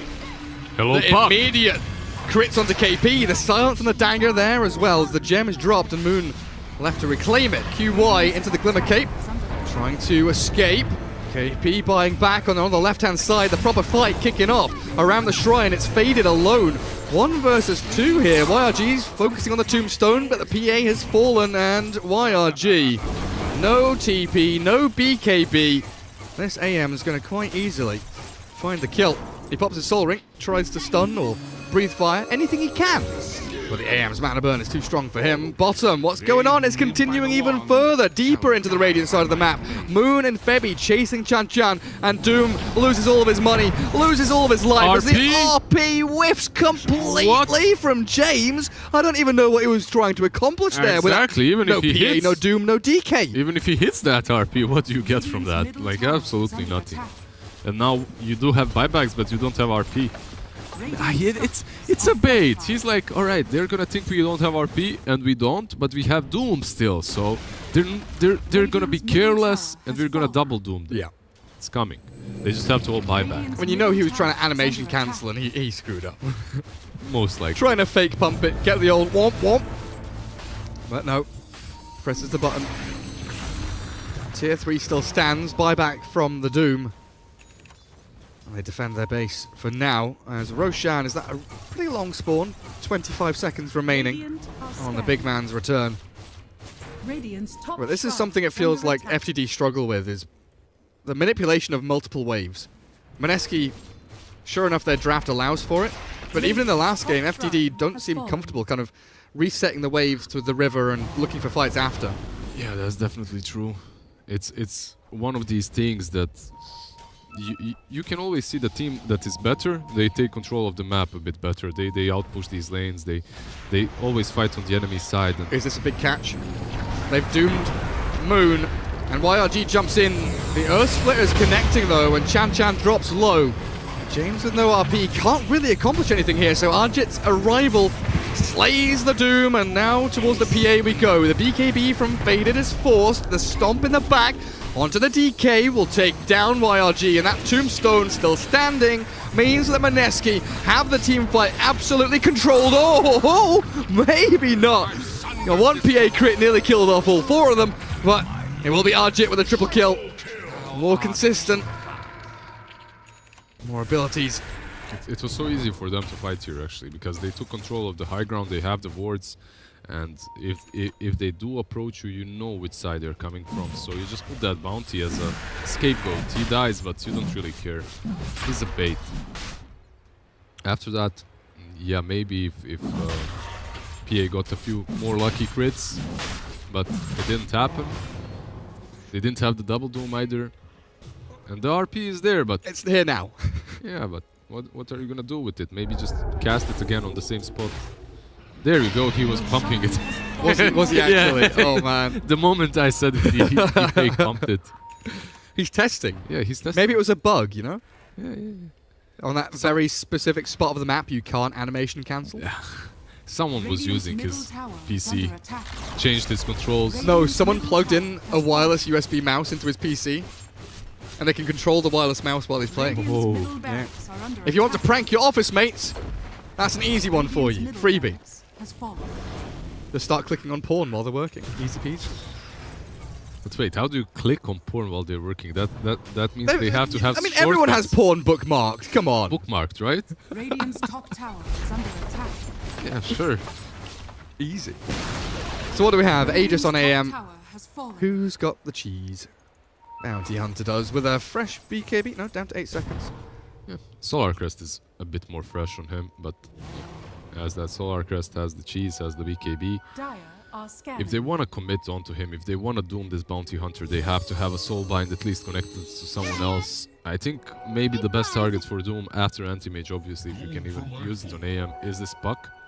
I think you just doom the Puck. You try to kill him off first.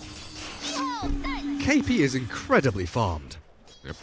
He's incredibly farmed. Aghanim's, he has that gem as well, so if you doom him, it's gonna be because of that Soulbind. You're not gonna doom him because he's out of position, I think. Very unlikely. Okie dokie, FTD. Look at this Dragonite, man. He's still suffering from the laning stage when Bounty was stealing his cash. It's like one of these Middle Eastern countries that never recovered after the Mongols got to them, you know? Like, remember in the old days? Like, they say Baghdad still hasn't recovered since those days. Well, I would put some blame on the Americans for that and the English for that one as well. Yeah, I don't know. The history, American history books say that it's the Mongols that did it. Yeah. But I don't know. Maybe there's some truth in what you're saying. Look at this Dragonite. Like, he has nothing, man. Like, Sange and BKB, and that's it. So what you're saying is Bounty Hunter is a colonialist who has ruined DK, who is a country, and left him crippled for centuries. So Bounty Hunter is the United Kingdom Empire, British Empire, basically. Stealing everyone's gold, making sure their laning stage is awful. Yeah, that's it. Hello. What was that? DK. What did he stun? Why was he stunned? I think no, he stunned something. He used Dragon Tail. I'm just blind. I didn't see what he stunned it on. Did he use Dragon Tail? It was on CD. I heard the noise and it went on cooldown. Maybe he did. Maybe he stunned himself through that spell. Ah, of course. The classic self-stun. Yeah. Force the spell shield. Radiant's bottom shrine is under You have the dagger now to bash as well. So. How long until triple dagger? A level and a half. Radiant's bottom shrine has fallen. I don't know. I mean, it's alright this game. You can take it, but we'll see if he opts to. 5% on that crit is pretty decent too. Plus the Empower is up. Still though. So in situations like this, you can start getting into your head as FTD, right? You can't push out across the map, you can't split farm, cut waves. You are 100% all in on the combo. Like, situations like this, I feel like they're just conceding. They're like, alright, these guys, everything we do, they just outplay us, they do it better. Every time we try to fight, they already have set up wards there, and even though we think we have advantage, we don't. So let's just defend. Defend and rely on the jump, which they try and collapse onto Arjit's anti-mage, but he turns with an Abyssal Blade of his own, holding Faded in place. And the Aghanim's Puck doing a great job against these FTD BKBs, which are now both on cooldown. Yeah, that's a BKB use. Now you have Linken's on Puck, you can cast it on AM. Once you do, you can go in. He's just gonna heal up a little bit on these creeps with Vlads. Now you cast Linken's on him. Oh, jeez, what? Alright. He missed that. Misclick, it happens. Misclicked his bottle into his backpack and ate the cheese at the same time. He was probably trying to give it to the AM, right? Yeah, I think so too. That's all. Bit of a dagger bounce back onto the PA. Her blur no longer available, and the DK, there's the self-stun from the counterspell, and he's dead for 100 seconds with no buyback available. 2 minutes until he can come back in, so Doom has just walked straight into the middle of the fight. BKB's up, immediately slain, or maybe not. Arjit, soulbound, can't jump, can't catch the Doom, so he walks it off. But Faded, with the help of the RP, may be able to cleave through if he gets a crit or two. There's Arjit fallen, and Moon, Abyssal Blade stunned, and down you go. Maybe not. The PA is returned on, and that Earth Splitter Huge from Febby as the buybacks flow from FTD. Really not much left to give. Kill onto Moon. Will defend their barracks for now. I think Mineski still have the numbers advantage though, so taking these buildings and maybe even just continuing the fight. Buyback on AM. He's coming back in. Does he have travels? Yeah, he wants to end this right now. Absolutely does. And now they definitely have the numbers advantage, and they most certainly have the damage to finish off the buildings. I'm sorry, did he just die as he lost the Aegis, or did he die twice? Was Aegis reclaimed in that fight? What happened there? Or am I just going crazy? Well, whatever happened, happened. AM bought back, rejoined the fight. GG's called. I'd say Aegis was reclaimed. Yeah, I didn't see him die twice. Yeah, just as they jumped on him, I think it was reclaimed there. It was like a minute ago that it got reclaimed, so that would have been... Yeah, just as the PA jumped. Yeah. So good timing from FTD. So that's what they were waiting for, was that Aegis expiry. It just wasn't anywhere near enough. Yeah, maybe they shouldn't have waited that long. Maybe they should have went in a bit earlier and done something with their lineup that could just cruise all over Mineski. Honestly, it looked like they have this draft that allows them to fight earlier. They have this draft that's superior to Mineski's draft in every single way when it comes to these early mid-game engagements. But their decision-making is not nearly as good as Mineski's. And that's what made them lose both of these games. All right, first game, there was a little bit of an out-draft issue too, of course. But in this second game, it's really obvious that Mineski is just a superior team. You can see the way they...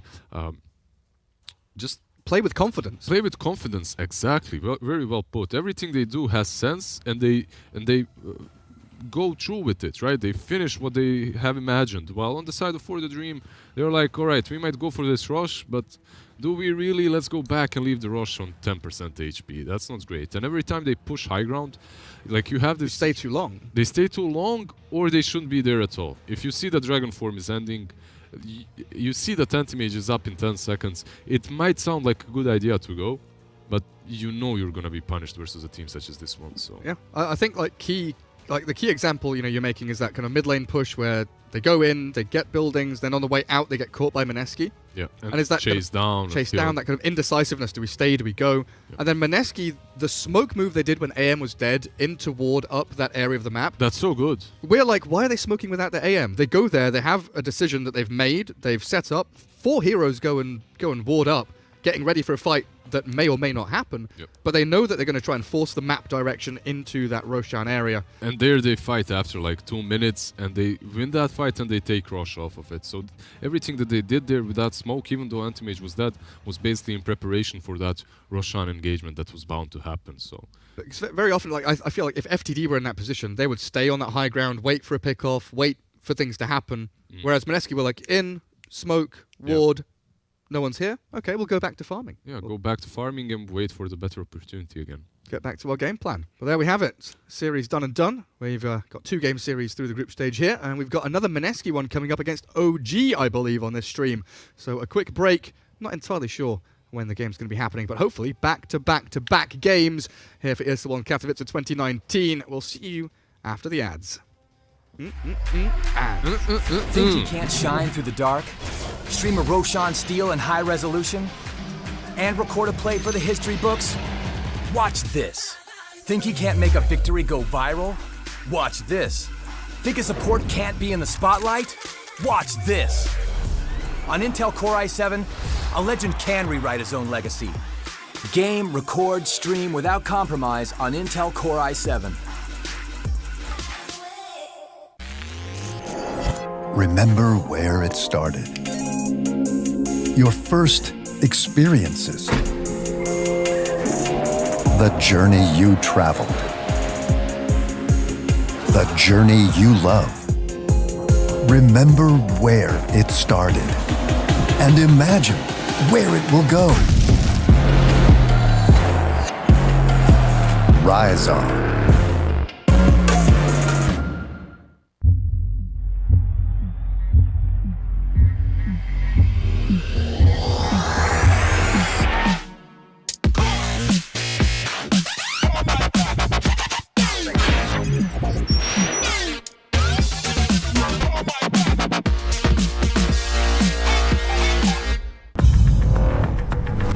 No matter what your passion is, soccer, rugby, racing, or esports. Become a part of the experience with the moments we deliver.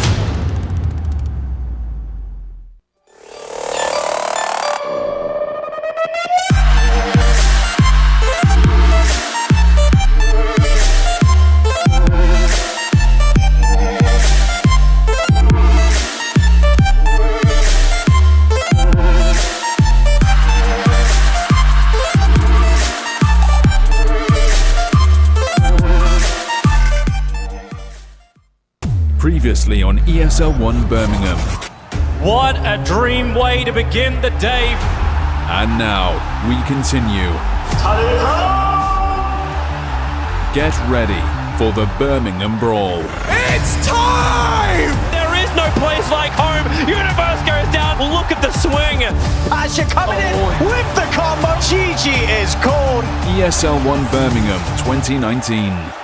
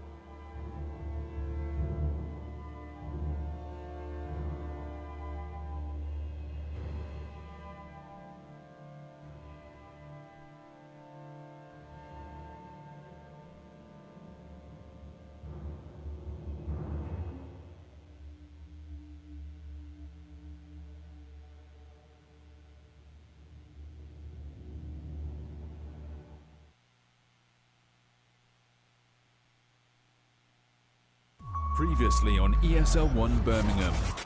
What a dream way to begin the day. And now, we continue.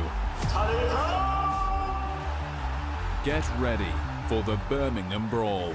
It's time! There is no place like home. Universe goes down. Look at the swing. Asher coming in with the combo. GG is called. ESL 1 Birmingham 2019.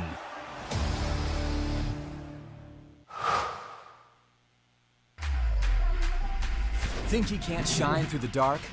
Stream a Roshan steal in high resolution? And record a play for the history books? Watch this. Think he can't make a victory go viral? Watch this. Think a support can't be in the spotlight? Watch this.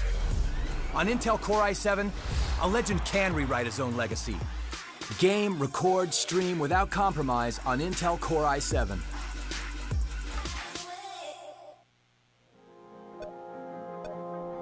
Remember where it started. Your first experiences. Remember where you came from. The journey you traveled. The journey you love. Remember where it started. And imagine where it will go. Rise on.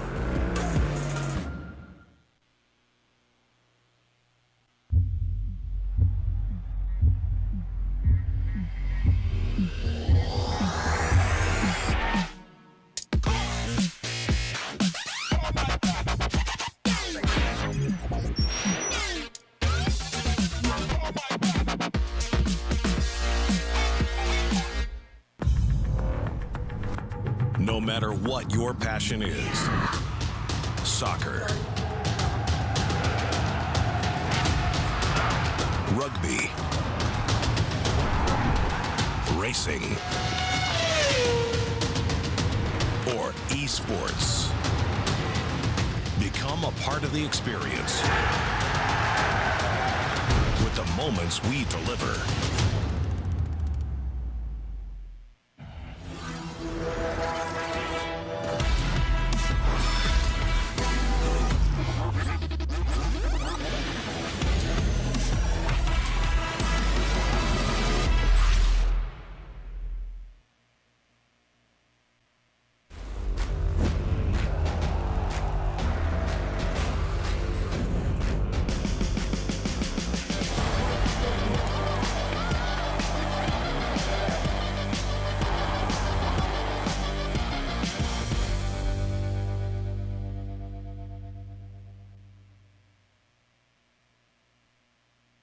Welcome back, guys. Yeah, a quick little shift over into our second series here for the Katowice 2019 group stage. I'm joined by Lizard, the beautiful man to my right.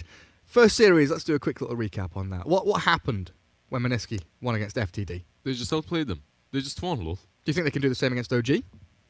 I'm not so certain. I think OG is a little bit stronger of a team to just be outplayed like that. So GG Bet says the same thing. Look at those odds. Not amazing for OG, I'd say. Crazy odds. Oh. Amazing odds. Have we been on black screen the whole time? My bad. Something funky just happened. But we'll get into the draft. I'm pressing the button. Nothing happened. But there we go. We've got our first game of the series. OG against Mineski. And a first phase Enchantress with a Monkey King to go along with it. They just lost with Enchantress. We were just watching that draft. They just lost to Secrets with that. So why go with Ench again? Against the Tiny as well. First picking Ench with a Monkey King against the Tiny. I guess it's comfortable. I guess so, because Thompson and No Tail. Bats used to be the hero to go to versus Ench, because you just crush her on the lane at least, while she was played as a core. However, she's played as a support now more often, so having that Enchantress and having that Bat versus that Enchantress is really that scary. They go with an Ember next. Alright, so this is basically your OG classic draft so far. Ember and Monkey for cores, and then you have this Ench support. I wonder, Bat is really good versus Monkey as well, so Mineski picked that Bat for that reason too, not only to counter the Enchantress. Meanwhile, Bat versus Ember mid, I think that's still alright for Bat, right? You have the buffed. I mean, Flame Guard is never going to happen, right? Yeah. The Firefly is buffed. You can't, I mean, he can chain you down, but he can't really run away, so OG's turn to Mineski. Magnus. A completely different Mineski to what we saw earlier on in the day. Tiny Bat Magnus. Early pickups from them. No Undying, no Shadow Shaman. I mean, now we have to be thinking about an extra carry with that Magnus, right? But look at this. Jug has been banned, Nyx has been banned, Troll has been banned. 10 So seconds PA is the only reasonable option left in the pool for 5 Mineski, seconds and remaining. I don't think OG has space for that PA, so they're not gonna snatch her. Mineski, I believe this is gonna be a Magnus plus PA. Now OG has to figure out a way of dealing with that. And you said there is no chance for Thompson, Shadow Demon, Skyrat or something like that, but there is. This monkey can just as well be played by Jerax. So That's true. You don't have to be Mineski's committed to that turn mid to monkey. Especially with the Darkseer too, you have this combination of monkey plus Darkseer, which is quite alright in the lane and after the lane. And it also gets rid of that fear of the Batrider, like you were mentioning, the cutting of the trees with the Firefly, but also sticky Napalm. Monkey, a hero that's very reliant on changing targets to get Jingu stacks on multiple people, turning with a Boundless Strike, 10 jumping on seconds trees. remaining. Just having that turn rate limited screws with the Monkey. But if you put him in pos 5 4, seconds then it's not a remaining. core being done over by the Bat anymore. Yeah, first and foremost, that the flying vision doesn't really. I mean, it does help you, but he's a position 4, as you just said.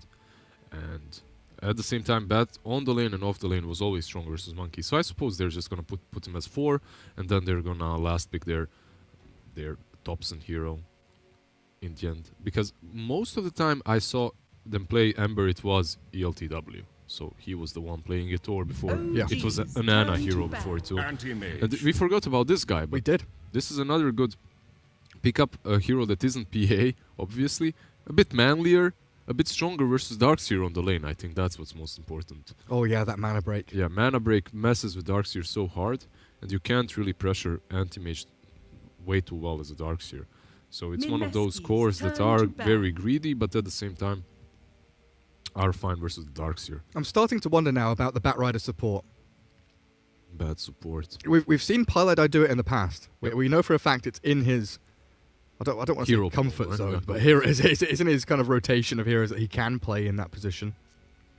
But Tiny Batrider Magnus, all very versatile. 10 seconds OG aren't remaining. ever going to be guaranteed sure where these heroes are going. Yeah, they 5 can't guarantee, and this seconds is what's so remaining. great about Mineski's opening, but at the same time about OG's opening, as you can't really put that monkey on one specific lane. You can't really know if he's a core or not. I think if you're Mineski, you're suspecting that he's not a core, and they're gonna give away what they think with this last ban.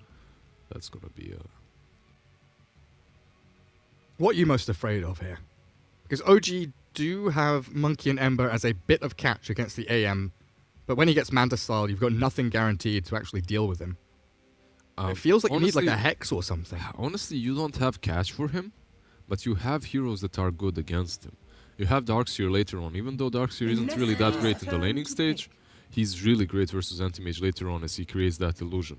If AM goes for Manta as well, you have Enchantress with another snatched illusion, and those illusions versus Anti-Mage work so well. They finish off with a Grimstroke, right? You have double SO combination, I suppose, and that's about it. Double Void. Not really the best Grimstroke game. But against overall, Ember, it's just alright. having the Soul Binders. Yeah, the Soul Bind is great Super versus handy. Ember too. And the Phantom's Embrace, obviously. So, yeah, Grimstroke is pretty good here. Not as good as Oracle would have been for them per se, because you'd be able to purge off Ember, purge off Darkseer. That would have been an amazing pick. But it's fine. Grimstroke is another position 5 that's gonna work just as well. I do like the Weaver Bat as well. A hero that can lane against the Batrider, basically. Yeah, and they're expecting this monkey to be a support. That's a dead giveaway because they banned out the Weaver, right? Long gone are the days of Weaver position 4, so... So does this mean Magnus mid for you? Batrider off lane, Tiny 4, Grimstroke 5, Mag 2, and AM as the 1? Or did you just put Moon on the Tiny and say Magnus is the position 4? Is that what you're more comfortable with? I think they go with Magnus 4 again. You have Magnus 4 plus Grimstroke. I dislike Magnus as a 3. As a 3 or as a 2. I don't like him currently as a 3 or as a 2. Like, sometimes it can work. If you have a powerful carry such as Anti-Mage, Magnus mid can definitely work. But it's just so hard to pull off. basically limit yourself when you could be just that position 4 that gets that blink dagger, just does just as much as you would do from mid, right? So what's the biggest debate here from OG? Keep Thompson on the Monkey King and pick like an Earth Spirit as their final hero? that could be the next level mind game, definitely, from OG. I'm not certain what they could go for. I feel like all of the lanes are fine except for the lane against Batrider. Yeah.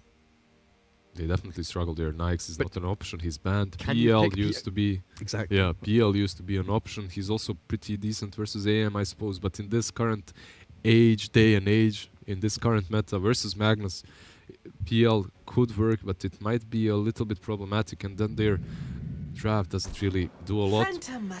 Your hero. PA also is a hero who I didn't expect, to be honest, but... Tops and Ember? It's ILTW playing the PA. Alright, so we're gonna see Tops and Ember on that mid lane, most likely. Both teams. Or even safe lane. We'll see. Patiently waiting for their heroes to be picked.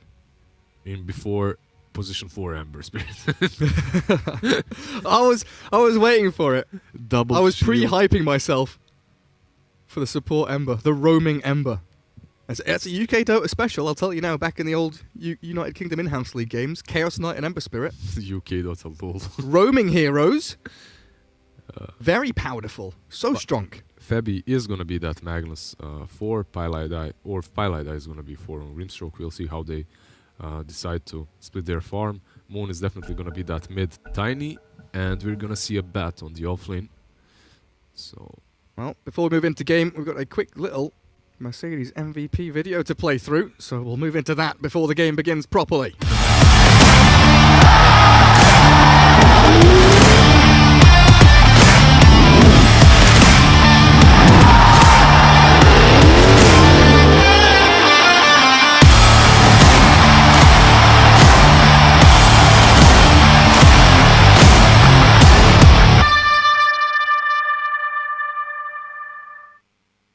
And in classic Dota 2 fashion, we've not actually started yet. Is there a way for casters to be MVPs? I could really use a Mercedes. I think people have asked this on panel before, and the answer is fuck no. No? Terms and conditions say nah. But can we get like a scooter or something, like to scoot around at least? You know the old Mercedes scooter? On the front of the car, they had the little hood ornament? Yeah, of course. You get one of those in plastic. If you pay $30. Yeah, if you pay $30, you get that. It's easy to. And the pen. You get Mercedes pen as well. Those, the dongers, the clappers. Mercedes logo branded as well. Here we go. Game 1, 2-game series, or best of 2, whichever way you want to look at it. OG versus Mineski for the group stage of ESL 1 Katowice 2019. As KP starts the game off upside down, and it wouldn't be an OG game without some tips to begin. Of course, some tips, some self-tipping, some voice chat. Obviously, they have to keep the game interesting for themselves. They've been around forever, so you have to do some new things, new stuff. You have to explore, you know. It's just not fair.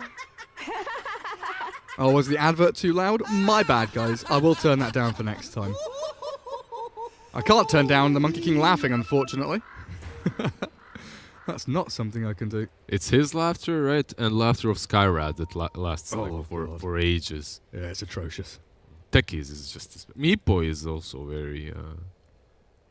well, they all are a bit annoying when they kill you and laugh. Jerax is scouting. 3 of them here on top lane. They're gonna have that Darkseer plus Jerax lane apparently right now. But I think what Seb's gonna do is just creep skip and Jerax can rotate across the map. Perhaps help with the Tiny mid. Tiny versus Ember might be a little bit Tiny favored. Just a slight bit.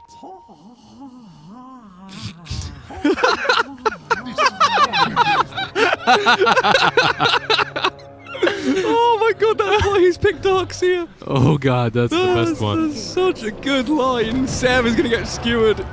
He might off die to the here, left, actually. he might actually fall. Where's your laughter now, Darkseer? Walking it off with a nice little stout shield to keep him alive as Jerax tanks up the majority of the damage. But both OG heroes survive. Yeah, they survive, but on sliver of HP, and now they have to use their salves. So it's not gonna be an easy lane for them. Right? What do I do as a caster? Do I mute these voice chat lines or do I just enjoy them? I can't decide right now. Whatever I do, AM is going on. You never win. Yeah, Seb is losing a lot of mana, a lot of HP, no surge. This might be our first blood even. He is quite fast, so they're gonna leave him. He calculated. Oh! Did he calculate this? Stout shield. One more. Stout two shield. more. One more. Oh. He regions up. It's always one more. Yeah, Mango plus the Tango makes him invincible. Easy peasy. He has to run base. Luckily for him, Jerax is creep skipping, so they're gonna have some fun with those creeps at least. Jerax. Off he jumps. Jerax. I feel better already. So what do we have? LTW. He messed up that pull, actually. Look at that. The creeps are all returning back. Like, look, 2 creeps here, 1 creep there. 1 creep went into the small camp. The ranged one got denied. It's like horrible for him. I was like, all right, he did this well, and then it all failed. Man. Unfortunate. Monkey King gonna jump onto Pylai Die. Inkswell to turn around here. Grimstroke battling with the Monkey King. That's a good attempt, that one. Trying to dodge with the mischief, but not quite. Perfect timing. Mid lane Moon is going around for Thompson, zoning him out of the range creep a bit. And down bottom, the Batrider falls. Catch the tail end of that. 9 stacks of napalm up on the bat. No tail dropping the don't be mad, as up top we will lose the Monkey King deep behind enemy lines. I think that Bat is having a better lane than this Darksphere though. Bat is what, level 2, and he got some experience. While Darksphere is being tri-laned here, to be honest. He has Jerax helping him, but he isn't really managing to accomplish a whole lot. And RTW can continue farming. Get those stick charges going.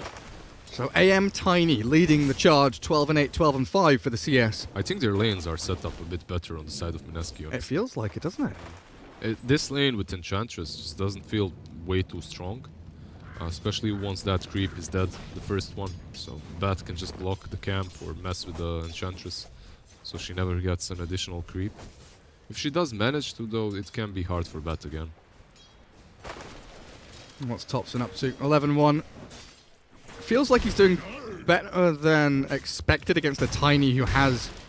he doesn't have Quelling, but he's got Bracer and of course the Tree Grab. Yeah, the Tree Grab is just enough for him to completely dominate early on. This was over. Like, you can't really contest him very well as an Ember. Top lane Jerax is trying to... Well, he isn't trying, he made a double creep camp. Now he has to survive somehow. Is he gonna die for this? No, he does have that jump. And off he goes. Up onto the canopy, springing from tree to tree. 2 creep waves are gonna go now. Actually, they're gonna connect to the third one, yeah, so you're gonna have 3 creep waves going Darkseer's way. He does not have a lot of region to work with, so... He also doesn't have level 3. Yeah. It feels like he's desperately scrambling for that level 2 Ion Shell before this massive... Yeah, because if he doesn't have level 2 Ion Shell, that is his level 3, I'm not certain he's gonna be able to get a lot of CS out of this. This reward transcends expectation. We'll see, but I think Dire is gonna try to dive this tier 1 even, to deny him from all of that experience that's coming his way. We'll see what they get up to in a second, as they do control that wave a little bit up top, near the tier 1 of the Dire side. KP down bottom. Starts to cut the wave here. No tail with a ghost. Has a slow, and KP actually doesn't have a TP or any means of escaping, so it feels like No Tail potentially will grab a kill on the Batrider, but no. Denied. KP, he's going to get some CS as he drags the wave back, and now No Tail goes for the attempt, realizing that KP is pretty much stuck out here all alone. This 1v1 is awkward as hell, though. KP, he's got... They don't really have enough damage, both of them, but I guess Bat dies here. There's heal on Enchantress. There's another slow. She should get this. Eventually. Eventually she should get this, yeah. Death by 1,000 cuts. KP just getting tickled to death by the Enchantress and her little spears. I mean, maybe he can deny to neutrals. Maybe he can get himself... Nah, tower. We'll clear him up. And there's the tip from No Tail. Don't be mad. Don't be mad. Yeah, Enchantress, calm down. Mid lane. Oh, yeah. Getting very low, but should run away safe. That's the classic Thompson 1v1 scenario, I feel like. Both heroes on like 50 HP. Yeah, it's barely surviving. He loves playing up to that very edge. Seb, skewered, but with his surge and the help of that boundless strike, Arjit still following forward, but no real commitment to try and finish off that kill. And Jirax gets a good amount of damage onto this tower with a catapult wave as well. Mineski, they're not scrambling here. It just feels like they're a bit on edge, the way that OG are really pressuring them in all these lanes, even though they started out so spectacularly for them. Yeah, it felt like they're gonna be the ones that pressure OG, but I feel like it's the reverse now to that to that Mineski versus FTD game. Bot lane, KP. Thompson does die mid to the rotation of the Grim, but bottom lane, KP has been trapped in the cage of trees. Yeah. 3 heroes rotate onto him. KP died, but I think this Thompson that we missed on mid, that I missed on mid, was definitely better. You can say we. We can? Alright. We share this. Yeah. We share the failures and the successes, don't you worry. You're gonna make me cry. Mid lane again. He's got the toss back into the tower. Thompson not quite hitting level 6, so no remnants. Gets silenced up. Finish off the Phantom's Embrace, but Moon with his double damage rune should be able to chase this one down and kill off Thompson. Toss. Nice. Toss forward and finish off. Moon grabs the kill on Thompson yet again. Yeah, he had 11 sticks, Thompson, he did. This chap did not use his sticks. Passive sticks, lol. I mean, he'd probably die anyway, but now that's the second time that he died. He didn't get that 6, so he's gonna have to run back mid. This is the worst feeling as a midder. You died with no port. No tail. What's he up to over here? He's gathering creeps, but he's being burnt down by the Firefly, and with Grimstroke's arrival, a quick little snipe onto No Tail. I guess he was trying to snatch their camps, the stacks or something. I don't know what else he could have been doing there. Oh, he might get the kill, yeah, Pi. He might fall here. Oh, no shockwave. Sata's expiring and there's no mana on him. Yeah. No shockwave. Yeah, it's very sad, like how Enchantress works right now. You get those creeps for a very short amount of time, so if you don't utilize them instantly, they just die and leave you all alone. No Tail will come in and refresh the Hellbear. ILTW very deep as KP drops very low. 8 minutes and the runes are about to spawn, and Moon, he wants a kill rune here, and it's a haste. That is perfect for him. Rune. That no is mana, sure. No Tail pops the old wisps to heal her up. And Moon, I don't know if he can actually get this one. I think he can chase her now with haste. He's gonna skip the Ursa and go for when the spirits are off. Oh, but she just dispels it. Nice. Haste equals dispelled. No Tail held that one nicely. Moon trying to kill the Hellbear off. Gives it the old toss and smackdown. Yeah, he was mad that he couldn't kill Enchantress. And he took all his fury out on that poor little Fullborg. What's happening top now? 54-33, Arjit. CSing like an absolute champ. We expected this, right? Like that anti-mage just wins the lane versus Darkseer super hard. He actually went for Vlad's. Look at that. Like Febi's sitting here just pumping him with Empower over and over again. I mean, if you have that Empower all the time, I guess going for Vlad's first can work. Oh, a big stack that Thompson scouts. Tries to steal, but here comes the silence. Phantom's Embrace. Thompson, has he killed that off? Oh, he's not on low ground. Oh dear, now he is. No. In comes Febi. Inkswell not going to land. Thompson somehow gets away, and there's a Monkey King. Hiding. Where is he? Can I click on him? There he is. Haha, he's still here. He's jumping forward. The Shrine now down. The Bound of Strike connects with one as he leaps back to the right-hand side. Mineski even bringing Moon up here as He Thompson. stole a bunch of creeps Jarax did actually there. He was just waiting to steal gold. I love how some of these supports such as Jarax and Yapsur play. They just look out for themselves first, you know, and then it's like, team, don't worry, you got another carry 10 minutes after. But just look at this. This is a bizarre move, right? They move into the jungle, sure they get a ward down, they look for that stack. They force Mineski to bring 4 heroes top, and they still cut that top wave with the Ember Spirit to farm, and they have the PA taking tier 1 down. Bottom lane, it's all smoke and mirrors from OG, opening up the map on the north side, so the PA can have free farm on the south. Yeah, they are just masters of deception, of creating space for their cores. And I don't know, like ELTW, he hasn't been in this team for way too long, but he can definitely deliver once everything is on him, right? Like, he does so well with some of his heroes, such as Nike's Terrorblade.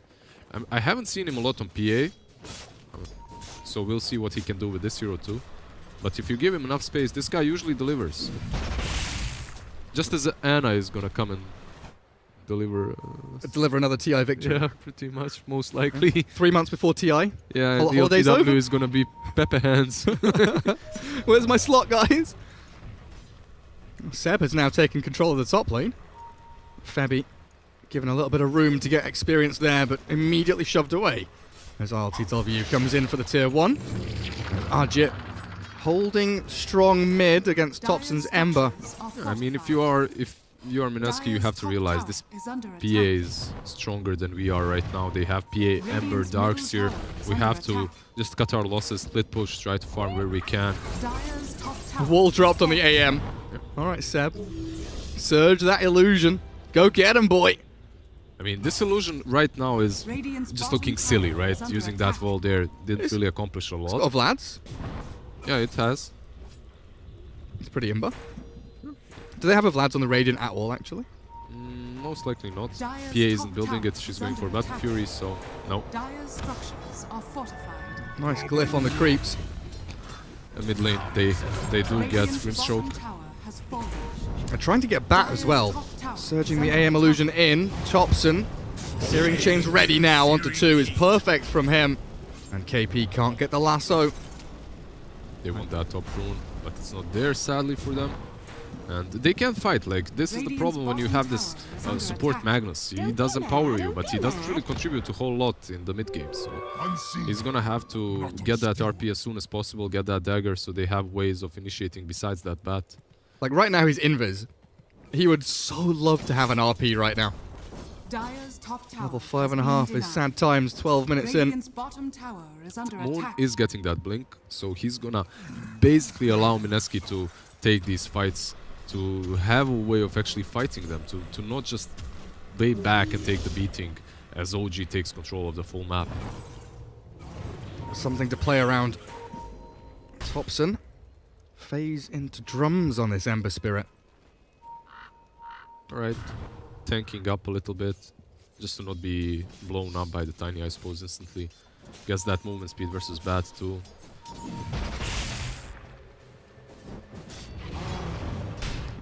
Overall, though, you have Enchantress versus the Empower, right? You have the Enchantress for the illusions. You have Jerax perhaps falling to Ashit bottom. Nah, he's fine. We do have Pilot Eye falling in the Radiant, in the Dire jungle though. Moon has already expended his combo here, so a quick wall drop by Seb, and Thompson thinking about collapsing on the Tiny.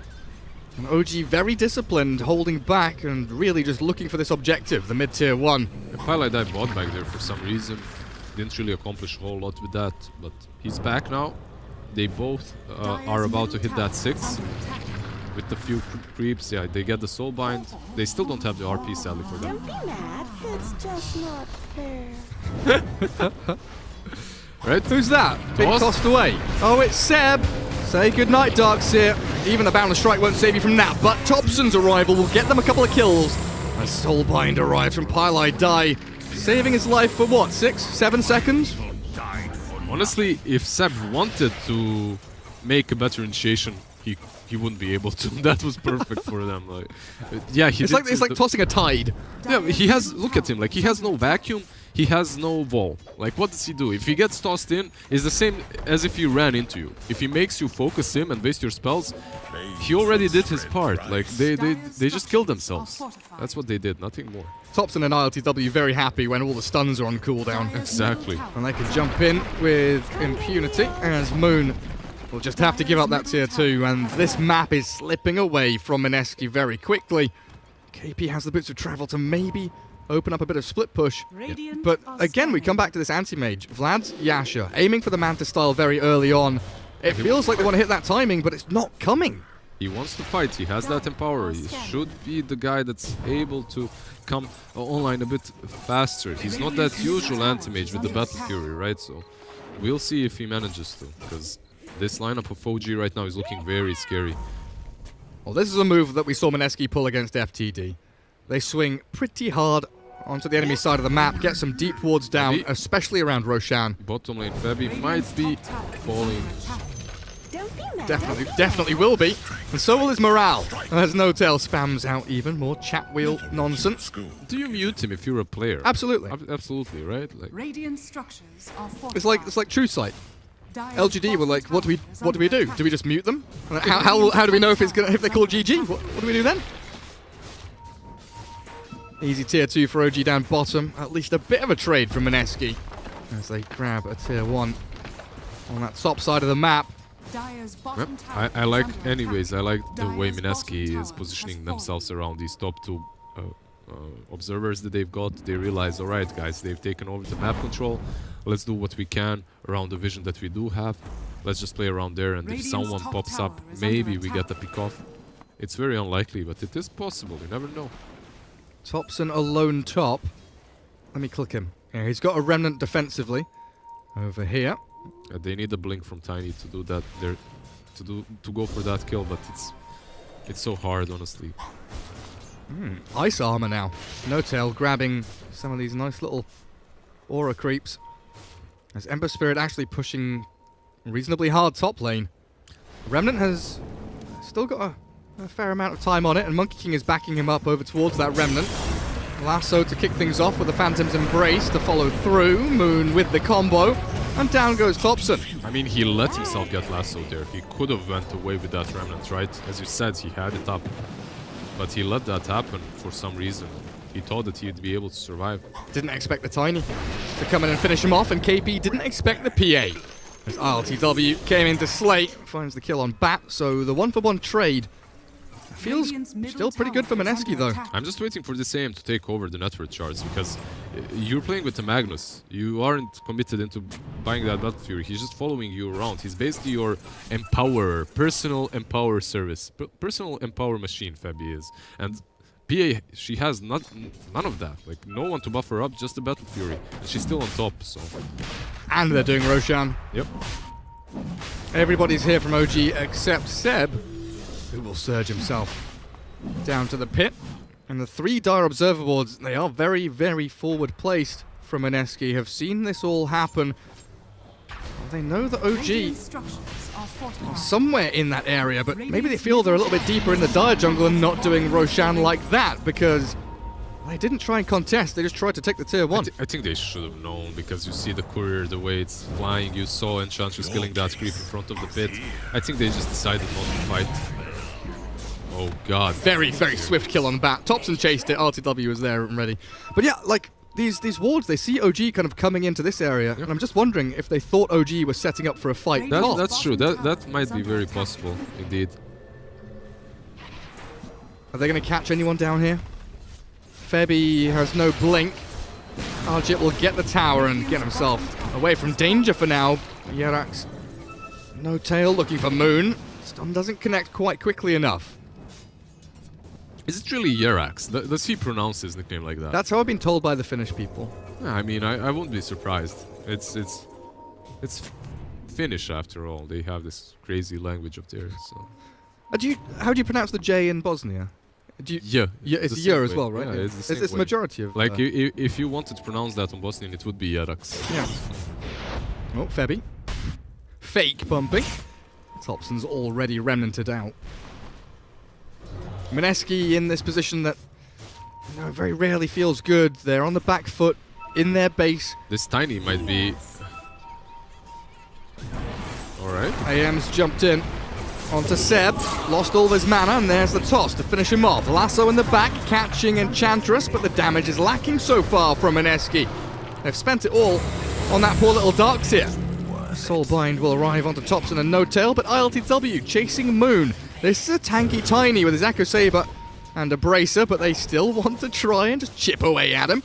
They realize this is not a kill, boys. Let's back out. They do get that kill on Darkseer, honestly, and Mineski, considering they're playing versus Aegis and all that stuff, they keep their cool head. They play that well. It's just making moves out of the base feels close to impossible for them. They have a Basher now on AM, so honestly, things are picking up for them. Perhaps they can do a couple of moves now. They still have that RP, right? Yeah. There's BKB on PA. Yeah, it's hard. That's going to be a bit spooky. No Tail just walking forward because Thompson has created that front line already. Backstabbing Mineski, looking for Moon. Inkswell will try and keep him alive, but the damage from ILTW with the BKB finds Moon. And they make it look easy as well, because ILTW just diving into their base. Magnus down for 25, no RP and no Empower. And Thompson just going ham. Yeah, he created so much space there. They just went in like crazy, and Magnus... It looked like a decent... I don't know. It looked like he might have a decent RP there, but just didn't happen. It's one of those real tough spots to be in. Tier 3. Grabbed by OG. They're focusing melee racks here as well. 10 seconds until Tiny's alive. I guess they're assuming here no blink on Magnus for quite some while. But there's a blink on Bat. Yeah, they have ages, but I think you back off here. I think that would be smarter. Double Lasso coming in with a Soulbind, and AM, he's come into play. Even with the ball dropped, they've got a 2-man RP, and that's a beautiful start for Mineski. Jirax is tossed into the middle of the fight, and the Avalanche connects with him as RTW back to the battle, and the Wukongs zones Mineski away from these melee barracks. And No Tail has kept that catapult alive, tanking up the creep wave. And there goes the melee barracks middle, only losing the Ember Spirit and the Aegis, really. Moon wants to make it more, get some collateral kills. No Tail in trouble, Avalanche and AM finish him off, but ILTW still super healthy. If they can get some big hits and crits onto Arjit, maybe they find the kill, but KP has offered himself. Nice little present to the gods. As OG get a beyond godlike double kill streak continuation on ILTW's PA, and Moon and Arjit, they're just going in for more. Avalanche, BKB from ILTW again. Up and running, and Arjit stuns with the crits. The hits are there. ILTW looking for even more as Febby skewers to the high ground, but that's not going to be enough to save you from PA. Or maybe. I expected him to go ham there, but he opted not to. He remained disciplined, moved back. He's got No Tail in his ear. After all, he doesn't want to get replaced by Anna instantly, so goes back, gets that Dezo, chills out a bit. I won't feed, guys, I promise. Yeah. Please don't replace me. Thompson now can get onto that split push action. Quite an interesting build on his Ember. Yeah. Thank you, Mila. Mila says that now the PA has a Desolator as well. Very nice. Seb, though, dying and buying back. Jirax gets lassoed up as No Tail pummels in with the impetus damage. Moon getting finished off by ILTW. The Soulbind causing a few problems here as there is no Phantom Strike, but a dagger will seal the deal. Now OG can look off to the left. 2 easy kills as they find AP and Pylai die.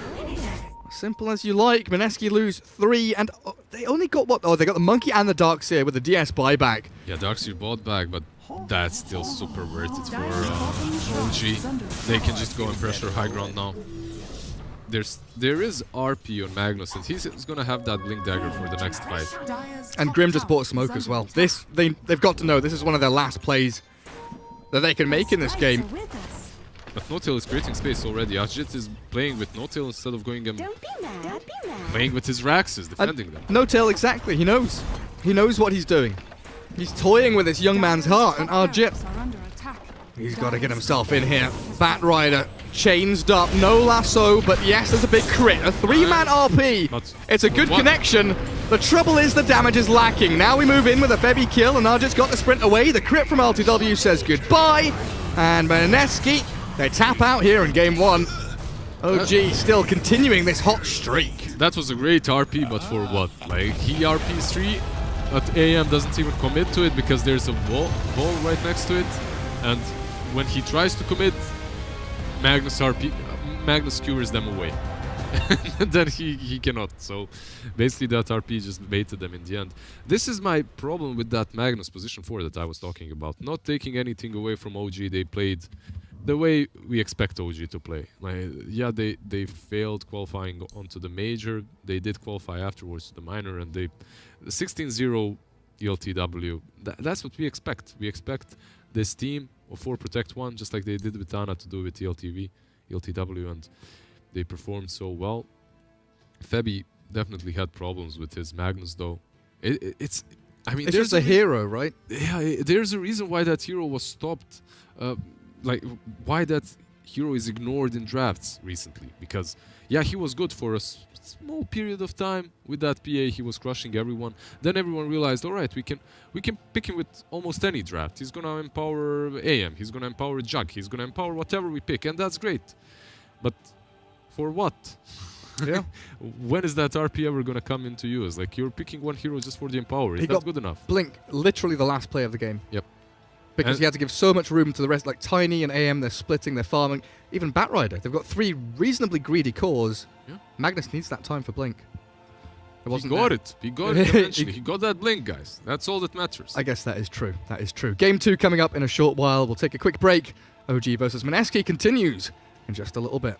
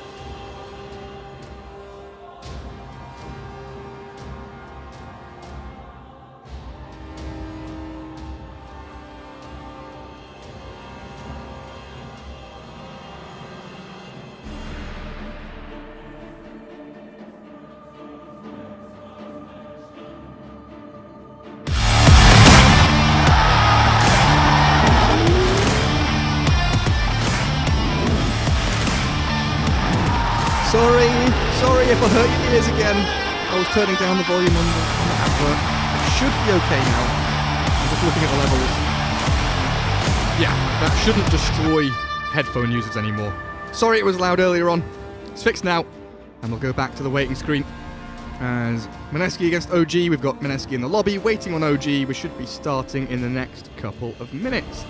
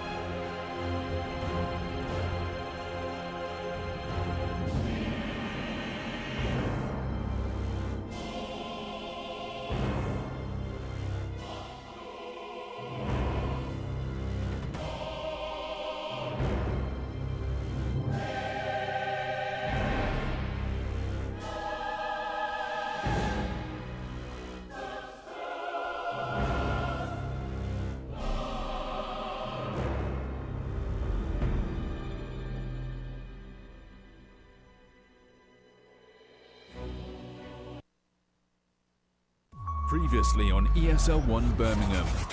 What a dream way to begin the day. And now, we continue. Get ready for the Birmingham Brawl. It's time! There is no place like home. Universe goes down. Look at the swing. Asher coming in with the combo. GG is called. ESL 1 Birmingham 2019.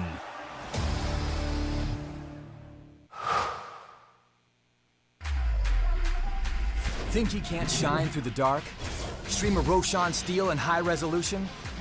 And record a play for the history books? Watch this. Think he can't make a victory go viral? Watch this.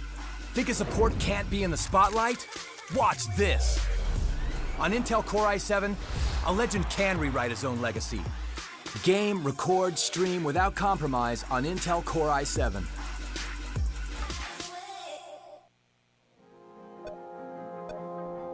Remember where it started. Your first experiences. Remember where you came from. The journey you traveled. The journey you love. Remember where it started. And imagine where it will go. Rise on.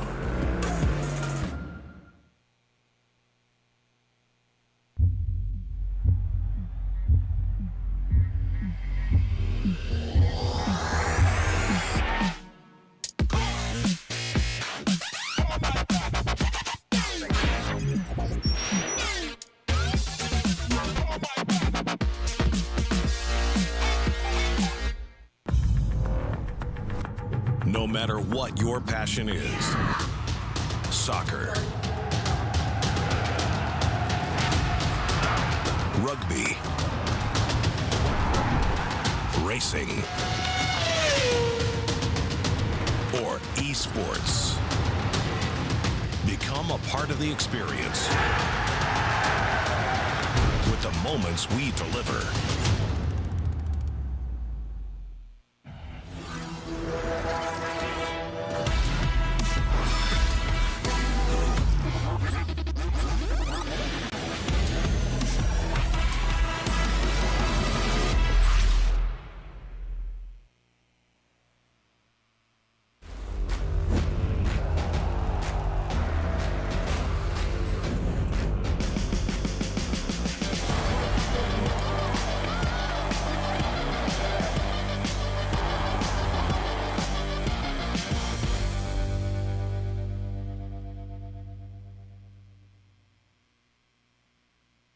Welcome back, guys. Game 2. It's on the books. It's on the cards. Lizard joining me once more. Nie zjadowaj ze świadczem, dają nim znać całemu światu. Top tier Polish right there. Graj, nagrywaj, streamuj bez kompromisów. I guess I read one word right. It's Slav language. Who cares? It's all the same, right? Sure. Sure. Polish, like, who cares? Yeah. ESL 1 Katowice 29. Yeah. Lizard making friends along the way. So we get ourselves into game 2. Let's take a quick look, shall we? The draft. It's underway. Lizard. Another game, another different drafting style. What jumps out at you here? Yeah, we have this Kotl, picked by OG. Kotl has been nerfed just a bit, but honestly, this hero is still just as strong. You can't use that refresher any longer on him, which is, I mean, understandable. That was so good. You buy that refresher on Kotl, suddenly you're disabled forever. You can't do anything. You can't even pop BKB in that if he times it right. And we see Monkey again. Yeah, I mean, OG opening in their style. Monkey King in first phase, basically forcing the enemy team to react to it, forcing the enemy team to pick a hero that's good versus that Monkey on mid, or to pick... Yeah, basically you can't know if Monkey is 4 or Thompson is going to play it, so have to be careful about it. Mineski, in similar fashion, getting that Tiny, who can be played on 3 or 4. Last game we saw him on 2. It didn't really work out for them mid. He did well versus Thompson on mid, but the impact in the game just wasn't there. And now they pick Enigma. That's something new, something strange. Exotic, I would even dare to say. Exotic? Yeah, exotic Enigma. I just want to quickly test something. Right. So that works. That works perfectly fine. Why doesn't it like me? Sometimes it just doesn't like me. Why? What happened? I don't know, but look, the odds are broken as well. Mineski have no odds. They have no odds. They have no chances of winning this game. OBS is having a few hiccups, I think. I don't know what's happening there, but we'll stick to the draft. It's showing the draft properly. It's all good. Right, bans: Chen, Nature's Prophet, Enchantress, Darkseer, Pugner, ET, Lifestealer, Brew, Bat, and Treant. All removed out, and into the second phase we go. Really hyped about the Treant ban. I'm looking forward to seeing this hero work because he's been out for such a long while, and honestly, the hero was like broken at one point, long time ago, but ever since the change to his invis, Nature's Guise, in which he cannot go invis if he's being hit, right? It has a cooldown that's refreshed every single hit. I felt like that hero is ruined, so whenever I feel that the hero is really bad and I see him banned, I'm hyped at seeing him work. And such as Crystal Maiden, right? Hero that just disappeared from the meta completely because she got wrecked. Frostblast mana increased, but now with that Iron Maiden actually, ultimate, infinite armor. Infinite armor. Run to the hills, run for your lives. Try and punch that Maiden. Maiden. She starts using Freezing Field, yeah. They do have a lot of disables though, so she must get that BKB if she wants to use that ulti properly. You have the Ember, you have the Monkey, even the Keeper with the ult. You have very long range disables for her, so far at least. OG's turn to pick. Weaver. A hero that was banned out in the previous game. I think specifically to stop that Bat versus Weaver match. Yeah, I think Mineski was the one that banned it, right? And now they pick it. Now they pick it. They value this Weaver. It's strange because EU teams, they do not. Like, they pick it every now and then, but with very little success. Every game that I've watched in the recent weeks have been very horrible. If Weaver is picked, the hero just doesn't do anything. Gets that Lincoln's, has a decent laning stage, obviously it is a Weaver, but just falls off. And I don't know. As I stated before, I always like to see the heroes that I think little of work out. I love to see how teams adapt and how they make them work, but Weaver is just one of those heroes that I don't see working unless OG just throws super hard. Like specifically here against OG's draft as well, the biggest kind of thing for the Weaver is the Geminator against the Will-O-Wisp. But outside of that, I don't see how Weaver does well against Ember or Monkey. Versus Ember and Monkey, it doesn't, right? Like, it doesn't do well. You have those bugs to latch onto Monkey, I suppose, which is kind of nice. Kotl is usually a hero that relies only on his movement speed. He's super squishy, so getting that Weaver allows you to get on top of him very easily. And now you have a Rubik, a hero that's amazing versus Weaver too, and versus Enigma. This is a perfect Rubik game. Just choose a spell to steal. You have 2 channeling ultimates, which are amazing. Choose a hero, you're going to get something good. And you have a Weaver who's going to be spamming out a spell that's arguably even better than big ultimates, because you're always going to be in position to get that lift off. So honestly, I love the Rubik pick. And this might be then a Monkey core or most likely, right? Or Rubik even core, but I haven't really seen Thompson play a lot of Rubik, so... No, not recently. And then you'd have Rubik plus Ember Spirit cores. I wouldn't like that, so... I think it's gonna be 4 Rubik, 5 Kotl, Monkey and Ember are gonna be our cores. We'll see which lanes they go to, and in the end we're gonna see a Seb hero on that off lane. Final hero for Seb. Beast isn't banned out, it's always an option.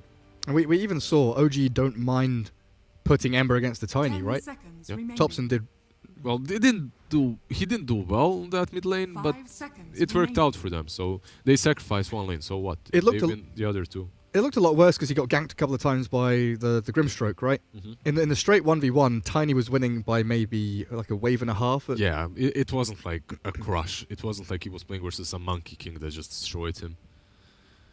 So Ember wasn't doing too poorly on that mid lane, definitely. And then they do give ILTW the Monkey King, maybe? Well, we'll see what happens. I think Thompson gives away Monkey to ILTW. That's why I had the hesitation in my voice. I was like, as I was saying it, I was thinking, ooh, now that's a spicy one. Nyx Assassin against Weaver. This is one of the old school counters, which we just don't see anymore. It's really good on the lane as well. If you put Rubik plus Nyx versus him, you can definitely mess with Weaver, as it's very similar to how Rubik plus Centaur worked versus Weaver. Lift into stun. However, like that lift, Ruby got nerfed quite hard. That lift is horrible, level 1. Like, you just go up and down instantly. It doesn't do a whole lot. That's why... It's atrocious. Yeah, that's why players aren't even skilling it that much. You just go for the passive and the Fate Bolt. However, Nyx overall is really good. The hero got buffed quite hard in the recent patches too. Gets that level 10 90 gold talent. Yeah. So it just allows him to farm so well. You have ways of... Another way of dealing with the Crystal Maiden, with the Weaver, another disable from the Enigma. Overall, they have nothing versus that BKB black hole, but you can steal that black hole and use it yourself. So. And historically, Nyx has been one of those heroes that hasn't had like a predetermined item build. There's nothing that he needs. Hand of Midas used to be a big one, and coming into this kind of meta, having you can do that again. Like Midas is such a huge part of this meta, even now that it's been nerfed. But alright, so it's gonna be a Wait. Are they gonna put Weaver on mid? I wonder. Against the Ember? No, Moon is gonna be support Weaver, position Weaver. 4 Weaver. So this is a Jabate Weaver. Alright. Okay. But I mean, if you put Moon mid, it is Tiny, but it's still Monkey versus Tiny. Monkey versus... Well, they both have very long sticks. Let's put it that way. And they're gonna battle it out on that mid lane with their long sticks. It's gonna be fun. It's gonna be a fun lane, definitely, for very... Whose is longer? I mean, the thing is, Tiny can change his sticks. He can just grab another bigger one, while Monkey, I think he's bound to his Monkey King bar. I guess it depends how far you take the lore. Because originally Monkey King in China could extend the length of his stick to match the circumstances he was in. So historically, Monkey King can change it to any size he wants. He has Boundless Strike. He extends it so well, like so far out. But Tiny can throw his. But it's not long, it can just go far. Why would you throw your stick, after all? Like, Sometimes you're not happy with the stick you've got and you want a different stick. So you throw the one you have, and then, you go and find one in the forest. You pick one, Oh, you find it in the forest. That's how it works. You go foraging for sticks. Oh, why didn't anyone tell me that before? Oh, these are things you got to learn growing up in the wild, wild wasteland of Dota 2. All right. We do quickly have to do this. We've got some odds. There we go. Mineski 2.62, 1.45 for OG. We can quickly bring that up on screen, and also our Mercedes MVP.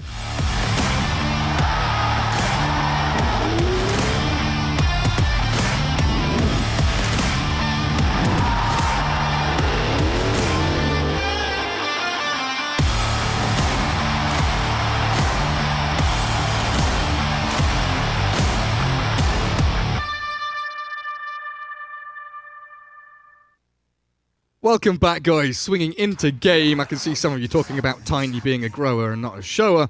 I'm not sure about that one. I think you're projecting a little bit there, chat. But here we are. Mineski against OG. As very quickly, Topson's shenanigans being cut short.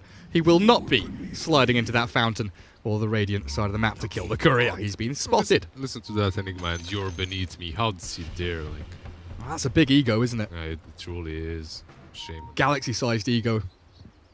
Indeed. What do we have here? Well, they aren't really messing with the lanes a whole lot. It's what we expected, right? We're gonna see the Tiny versus Monkey mid. Monkey decorating his mid lane with his little trees here around the tier 2. Enjoying it quite a lot. Look at these trees. Look at the trees! I'm sorry. Look at the trees. I'm looking! They are beautiful, aren't they? Now jump on them. Jump. Go. Up. No? Topson? We're leaving them alone. Spin down bottom. Seb in trouble. First blood about to be spilt by Mineski. Arjit grabs up the kill on Nyx. Very, very quick one as well. Yeah, this is great for Jug to get the first blood like that. He's one of those carries that really benefit. I mean, every carry benefits a lot from it. It was him that got it, wasn't it? Yeah, it was. Right, so he's gonna go for those boots earlier than usual, and because of that, he's gonna be able to chase down Nyx even better. I really like that. That is a sick play by No-Tail, actually. Is it, though? Isn't he just gonna lose the range creep now? Oh. I mean, it looked like a sick play, but... I take it back. Right? I eat my words immediately. He's just gonna push even harder because of that, because the creeps are... I mean, you're playing versus... Look at that, like, he got 1 CS. Did he get even 1? He did, right? Yeah, 1 Ember CS. has 1 CS. Yeah, good job, Kotl. And Kotl's getting chased by Febby. Weaver with Pilot Eyes Crystal Maiden. They are both here, dragging waves around. Yeah, so that sick play. It didn't really work out, did like, it? the thing is, if he's gonna die. Is Kotal actually dead? Yeah, oh, goodness gracious me. Honestly, like, one of the biggest issues for Kotal is the fact that he's very squishy. He's fast, but very squishy. So if you get on top of him with something like a Weaver, you're gonna be killing him 24/7. So this position for Weaver might actually work out this match. I'm just wondering, if the Kotal makes a play like that, the Ember should maybe sitting a bit further forward to catch the rest of the wave. Flame guard it down. But ILTW was dealing with his own wave.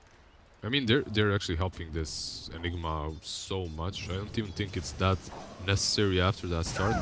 I think he was gonna have a good time regardless. It's an Enigma on the offlane. Like, you just deny and you keep the creep wave back. It's an Enigma tri-lane though, Lizard. The Enigma tri-lane is ridiculous. Like, I don't know what... I mean, ELTV, he has that level. Is he dead? Ooh. Slight into runaway, slowly but surely. He's fine. Going to be let to live as Febby battling No Tail back in the dire jungle. The Eidolons disappeared, so because of that, he survives there, but Febby might go for No Tail again. You never know. You can taste blood in the water. What's happening on other lanes? I was going to say that. Yeah, there are other lanes. Monkey's 9-4, the Tiny sitting at 7-1. Thompson takes the lead, but Moon bottles a regen rune. That's pretty tasty for him. And OG running a dual lane down bottom. Seb and Yurax. They are this Nyx and Rubik. Arjit suffering a little bit in the CS. I mean, he's 1 versus 2. This isn't an easy lane for him. They're going to rotate the Crystal Maiden bottom. And I mean, this is justified. Mid. Alright. Thompson. Is he going to get the... Dodges. Yurax dies. Crystal Maiden made the movement. As soon as CM rotated bottom, they get a kill. With that spin, it's pretty simple. So overall, these lanes are turning out to be fine for OG so far. That mid lane situation is always what really freaks me out as a caster. Because Monkey King versus Tiny Lane, it can just snap of the fingers, it can go one way or the other. It can go either way, definitely. There's so much burst on both of these heroes that if you just look at a different lane and they start battling it out, you're gonna miss it. I'll miss them anyway, don't you worry, but I'll miss them extra hard when it's a Monkey against Tiny. Alright, you look across the map and maybe I'll miss them so hard I'll catch them. Oh, that could be possible. Yeah? It happens. Occasionally, you know. A stopped clock is right twice a day. As you're scrolling from bottom to top, you just glance over them. It can happen. I'm just going to quickly move my camera down bottom lane. Look at the Rubik. Look at the Nyx assassin. Now back to mid. The Monkey against the Tiny. Oh, the top lane. What's happening here? LTW. He's in trouble. Lizard. I'm not going to let you start talking. No. There you go. Should I try now? Go ahead, buddy. All right. So I'm going to be your designated mid lane observer. You check everything else, and I'll just be watching mid, and I'll tell you when stuff happens. All right? Nice. There you go. I will not look mid unless you scream at me. There. Easy job. Very good. Where are we sitting now? 16 denies on this Enigma, and ILTW has had enough. Cutting waves behind the tier 1. Mid lane? Oh, mid lane. There's a kill. No, it's not. No, Avalanche. Monkey King. Not quite getting the kill on Moon. Every time I make you look mid, but another kill happens? A kill does not happen. You owe me a drink. There we go. Okay, every time you make me look mid, but a kill doesn't happen, oh my god, that sounds awful. I'm looking mid, by the way, because Thompson's about to die. Moon, he's baited the mischief. Under the tower you go, Thompson. Frostbitten. And twice shy. Yeah, you see, I didn't bait you in. A kill actually happened. Easy. Yeah, thank you. Good job, Lizard. MVP. You deserve a Mercedes now. Just for helping me spot kills on the map. I wish. Rubik trying to help out Seb. Juggernaut, seemingly a difficult lane opponent. Yeah, like he's had such an advantage with that first blood and with that additional kill on Rubik. He has his power threads completed, and from this point onwards, Seb can get experience, but it's hard for him to get the CS, and Jack can just zone him out. We'll see how it pans out. It shouldn't be too hard for Nyx. Mid lane, we see a Rubik. Oh, Seb. Not too hard for Nyx. Seb gets spun down by Arjit. I got left alone, yeah. Jerax has just wandered off towards mid, chasing Pylite Eye. Yeah, he realized that he can't really help the Nyx, so he decided to use his spell somewhere else, maybe somewhere where he can get a kill, but because of that, instantly Nick suffers and dies. Thompson, top rune, not going to be there. Weaver, Maiden, and Tiny will be there. The arrival party and the courier in trouble, dead and picked off. One slipper of agility. Press F in chat. Even gets the tip from Febby. Yeah. Please they trade those tips. RTW left alone top now. No-Tail is stacking and pulling, but they're this Weaver and Maiden just roaming from lane to lane. I mean, Febby is just doing an amazing job when it comes to these rotations. While he was on top, he was just completely pressuring No-Tail. And as soon as he leaves, he gets a kill on mid. So far, a great game by this Weaver. They're hunting No-Tail as well. I like his build as well, boots into Earn. Oh, ELTW actually. They're giving it a try. Nah, he's fine. I don't want to dive onto that tier 1 and commit for it. And look at this, Rubik.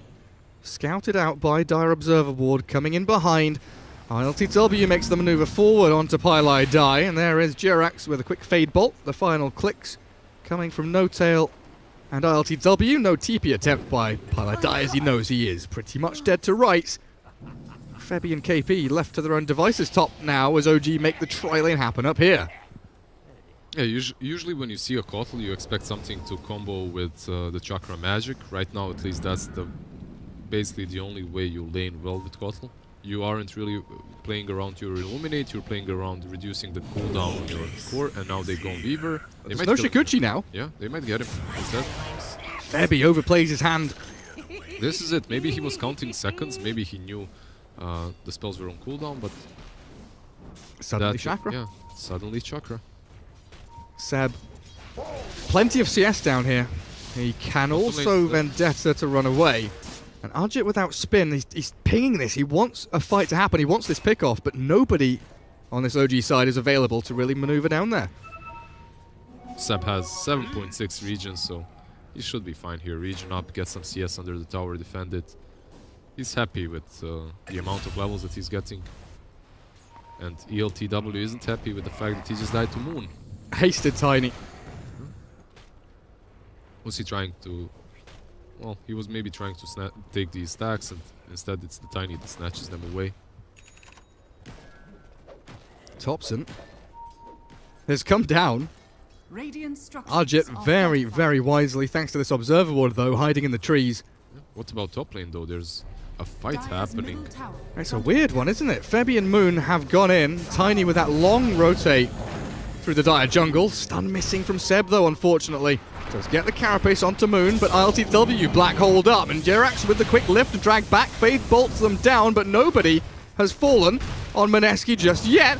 OG can say a similar thing. They've only lost the Kotl, and a quick Vendetta out by the Nyx will keep him alive. He wants KP on the left-hand side.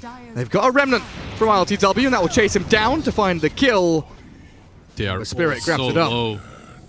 So you were gonna try? Nah, let's look that way. Oh, Ember Spirit. He's fine. Flame Guard finally dissipating. Yeah, so the winners of this whole engagement... Oh, engagement. Another carapace into stun. Seb, he looks about done though with Febby chasing him down. Next Assassin pays the ultimate price. Moon and Pylai Die continue forward aggressively, and ILTW slight dodges the toss, but it's still dead regardless here as the Swarm tickles his armor down into nothing, and Rubik, hounded by Febby. Weaver, that's a big chunk of damage from No-Tail's Illuminate. Febby's still skirting the edge of that tower range, just looking for the opening, and Thompson, he's come in at long last, arriving to find Moon. Bounty rune down on the low ground. Toss away so Moon can grab it up and fill his bottle. He's very likely going to lose his life for it, though. Avalanche, he's dead. He's dead. In the meantime, Febby, he got that kill in the long run. He eventually got there, but Pylai Die still being pummeled by this Monkey King. Not enough damage with the Boundless, but the fourth hit will arrive from Thompson. I was gonna recap this fight 3 minutes ago. What's happening? This is Infinity War. Never ending. And looks very good for Mineski the way these have been going as well. Even with these extended chases, Juggernaut still very freely farming down bottom lane. I mean, if you're Mineski, you're satisfied with the way this went. I think so, indeed. Yeah, your moon died, but you're fine. Oh! They're going in on Thompson. Nah, that was like... If that toss instantly happened, I think they get the kill. But it happened a bit too late because Avalanche whiffed. They didn't really connect with the Avalanche properly. So Thompson just survives there, runs back. Overall though, I'm not certain, like, they do have the Enigma, and whenever I see an Enigma, I'm like, this team has an advantage late game. They can scale better. But in this particular match, you're playing versus Rubik, so it isn't that easy to have those good black holes. It's going to be interesting to see how it pans out after the laning stage, because the laning stage, yeah, I did go a little bit in the way of Mineski, as we can see a 4k advantage, but it's not like, I don't know, it's not decided. It's these big items that are coming, right? The blink on Tiny, blink on Enigma, Juggernaut now has the Yasha. Weaver has an urn and he's aiming for that Aghanims straight off the back of it. Sentries galore along this top lane as well. I think we've had about as many sentries as we've had minutes in this 12-minute match. Yeah, they're definitely playing the sentry division game a lot on this top lane, preventing Febby to just completely dominating the no-tail.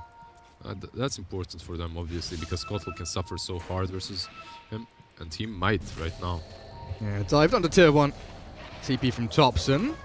We'll close the door on that aggression from Mineski. Rubik gets a little bit of breathing room down bottom lane. Quick little ward and a steal of the spin.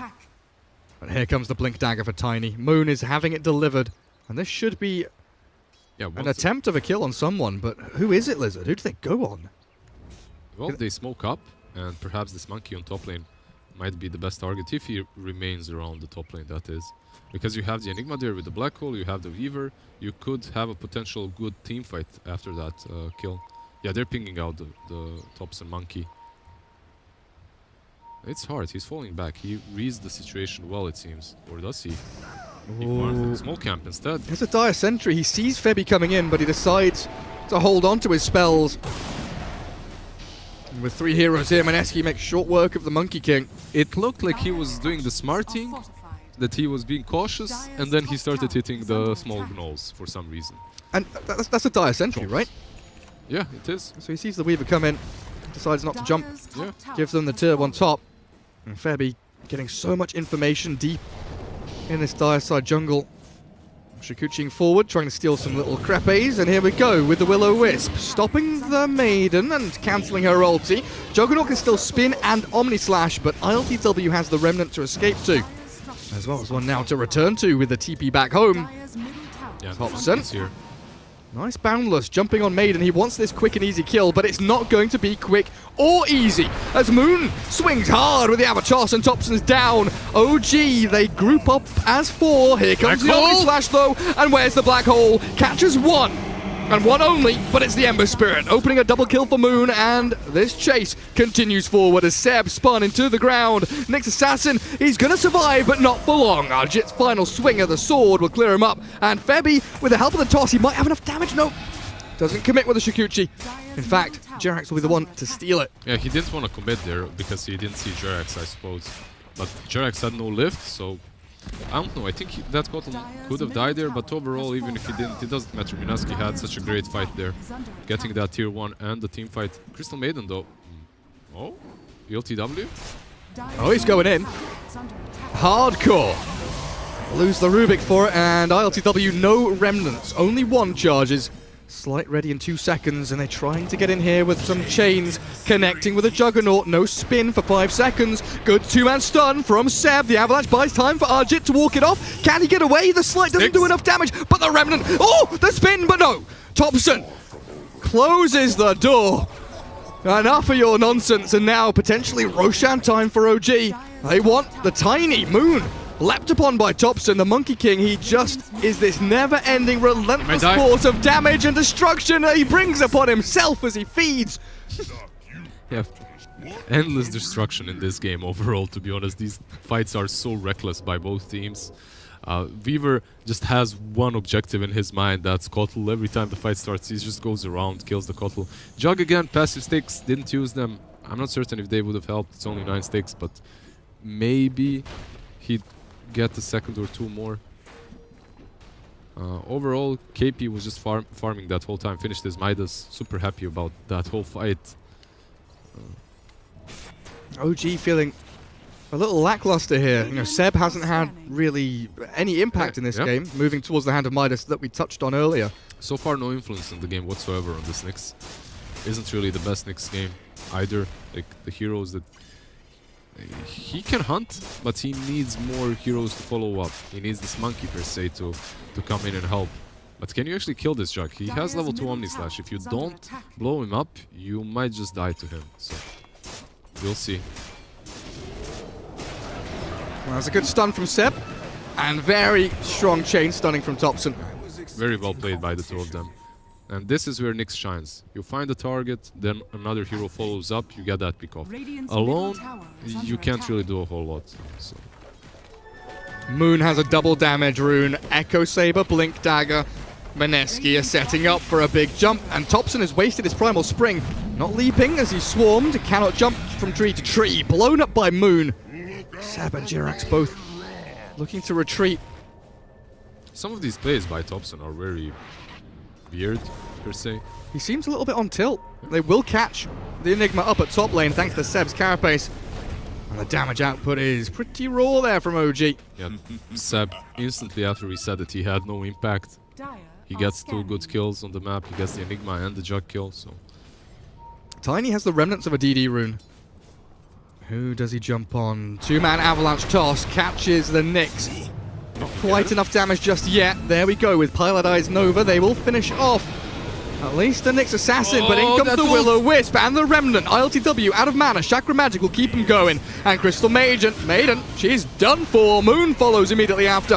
And Topson's Monkey King has a Boundless to stop the Weaver Shikuchiing away. Do we have a time lapse? We do not. Very swift retribution from OG. I mean, that Jirax's ulti was much better than Crystal Maiden's, to be honest. Because the Crystal Maiden, there are so many ways of dealing with her ulti, as we said, and one of them is Will-O-the-Wisp. Kotl drops that ult instantly. Jirax steals the ult, uses it there, kills off the Tiny. Pretty well played by him, and that's why he gets tipped by his teammate. And where's Topson going? And he tips Pilot Eye, obviously, for the extra tilt. Yeah, thanks for the ulti, lad. I'll take that. ILTW Battle Fury on this Ember Spirit. So we're going to see a pretty wide array of Ember builds coming out. Phase Drums Maelstrom, Boots of Travel, Treads, Veil. Back to the Battle Fury. Back to the good old days. I guess it helps you a little bit when it comes to objective taking as well. Overall, there is not a whole lot of catch on their side. So you can go for that Battle Fury. Maybe he should tank up a bit more too, but it's on him to decide, and he goes for the Battle Fury. OG very intent on taking this late game, it looks like, because Monkey King has a Midas queued, Seb already has one, of course, Ember with a Battle Fury. Yeah, and you have a Kotl that's going to be out pushing all the time, and that Battle Fury makes even more sense now that you have said that, as he's going to be able to creep skip much faster. And Mineski, what's the game plan from here on out? I mean, it's not like they're horrible in late game either. The only problem is that they have this one core that they're working with, that's Jug. The rest of them aren't. Like, the Tiny is great, but he should fall off eventually. In this kind of a game, though, Monkey and Ember, they can both die to him, so it's not a horrible Tiny game.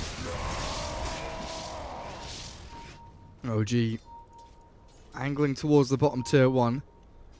Pretty much a mirror movement here from Mineski, but their movement scouted by 2 very interesting OG Observer wards, watching pretty much the entirety of the top lane. So Jirax will be there clearing out waves, holding back the onslaught towards his tower. Mineski not really repositioning themselves to defend bottom or anything. They've got no idea where OG are right now.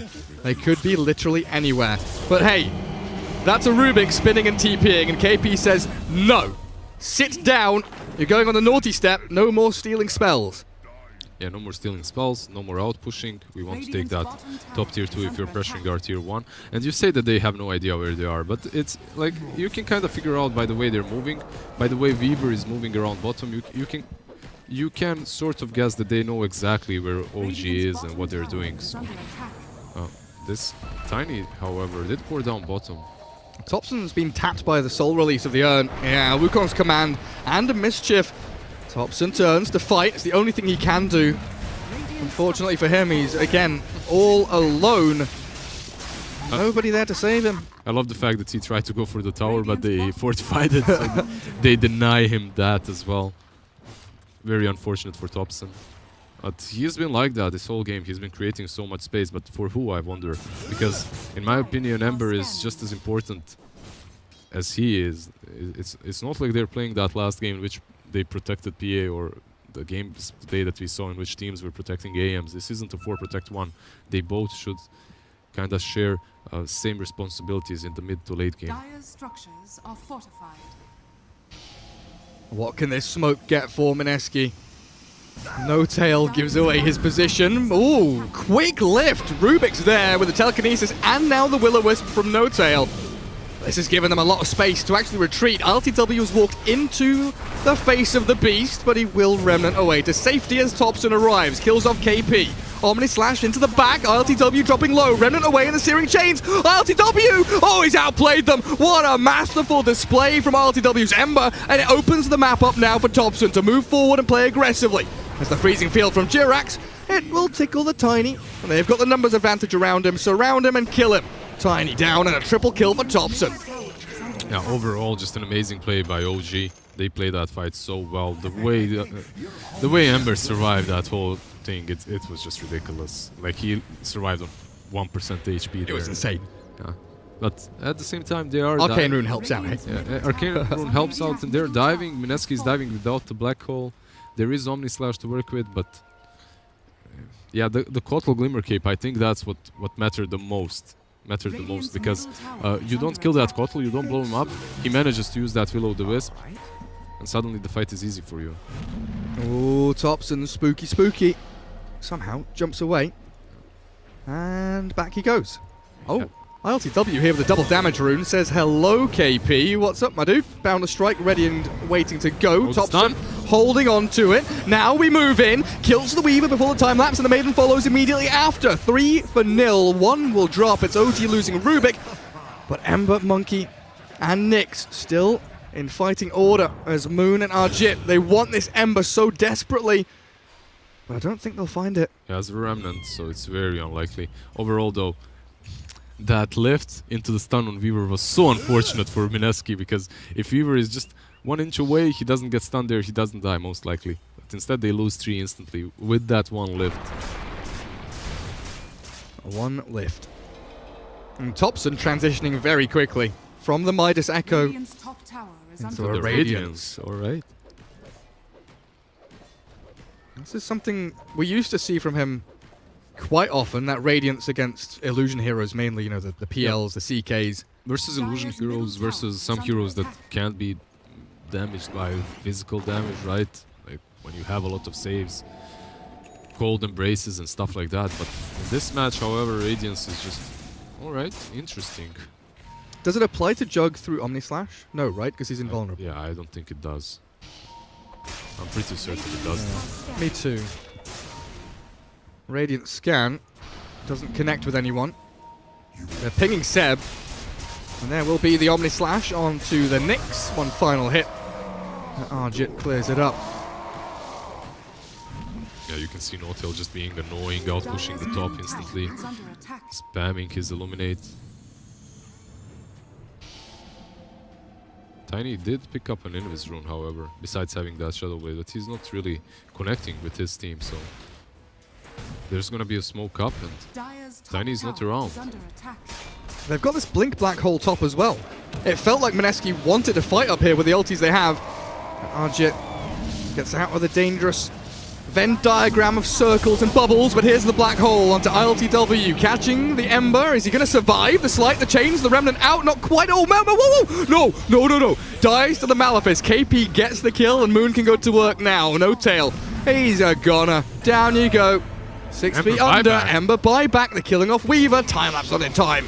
As Pylai dies, Frostbite comes out ever so delayed, and now the Remnant's in. Moon has been scouted, but there are no stuns. The Chains didn't actually land.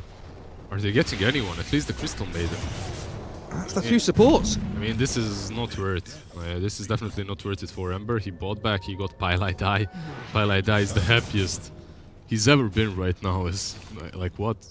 I mean, the target that they had in mind was Jug, because Nyx was on top of him, but luckily Jug used his spin, so Magic Wand into spin into port out, and they couldn't really stop him. Then they couldn't stop the Tiny either. So if they got the slight chains going there, maybe they get the Tiny. Yeah, he just didn't Searing Chain him, right? He didn't stun him for some reason, didn't root him.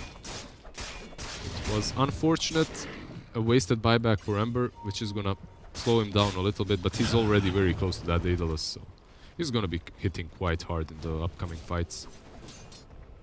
The issue that Mineski have is definitely this Rubik. This Jerax Rubik is the playmaker of OG. He's the one that's stopping Mineski of completely obliterating them in these team fights. As Enigma has to be very careful how he positions himself. He has to think about that spell steal. Even with the BKB, it doesn't matter. He's gonna get that BKB, but he's still gonna have to like approach the fight in a proper way. He's not gonna be just able to blow a core up. And then outside of the team fights, you've got to worry about this Topson Monkey King. With Radiance and the ability to split push and potentially catch Febby like this, and Seb makes his move in. Boundless to start things off. Stun to combo. Lacking damage though, as the time lapse will come through from Febby, and there's the escape until the Will-O-Wisp is expended by No Tail. They Quite a bit of commitment. Yeah, but kill him.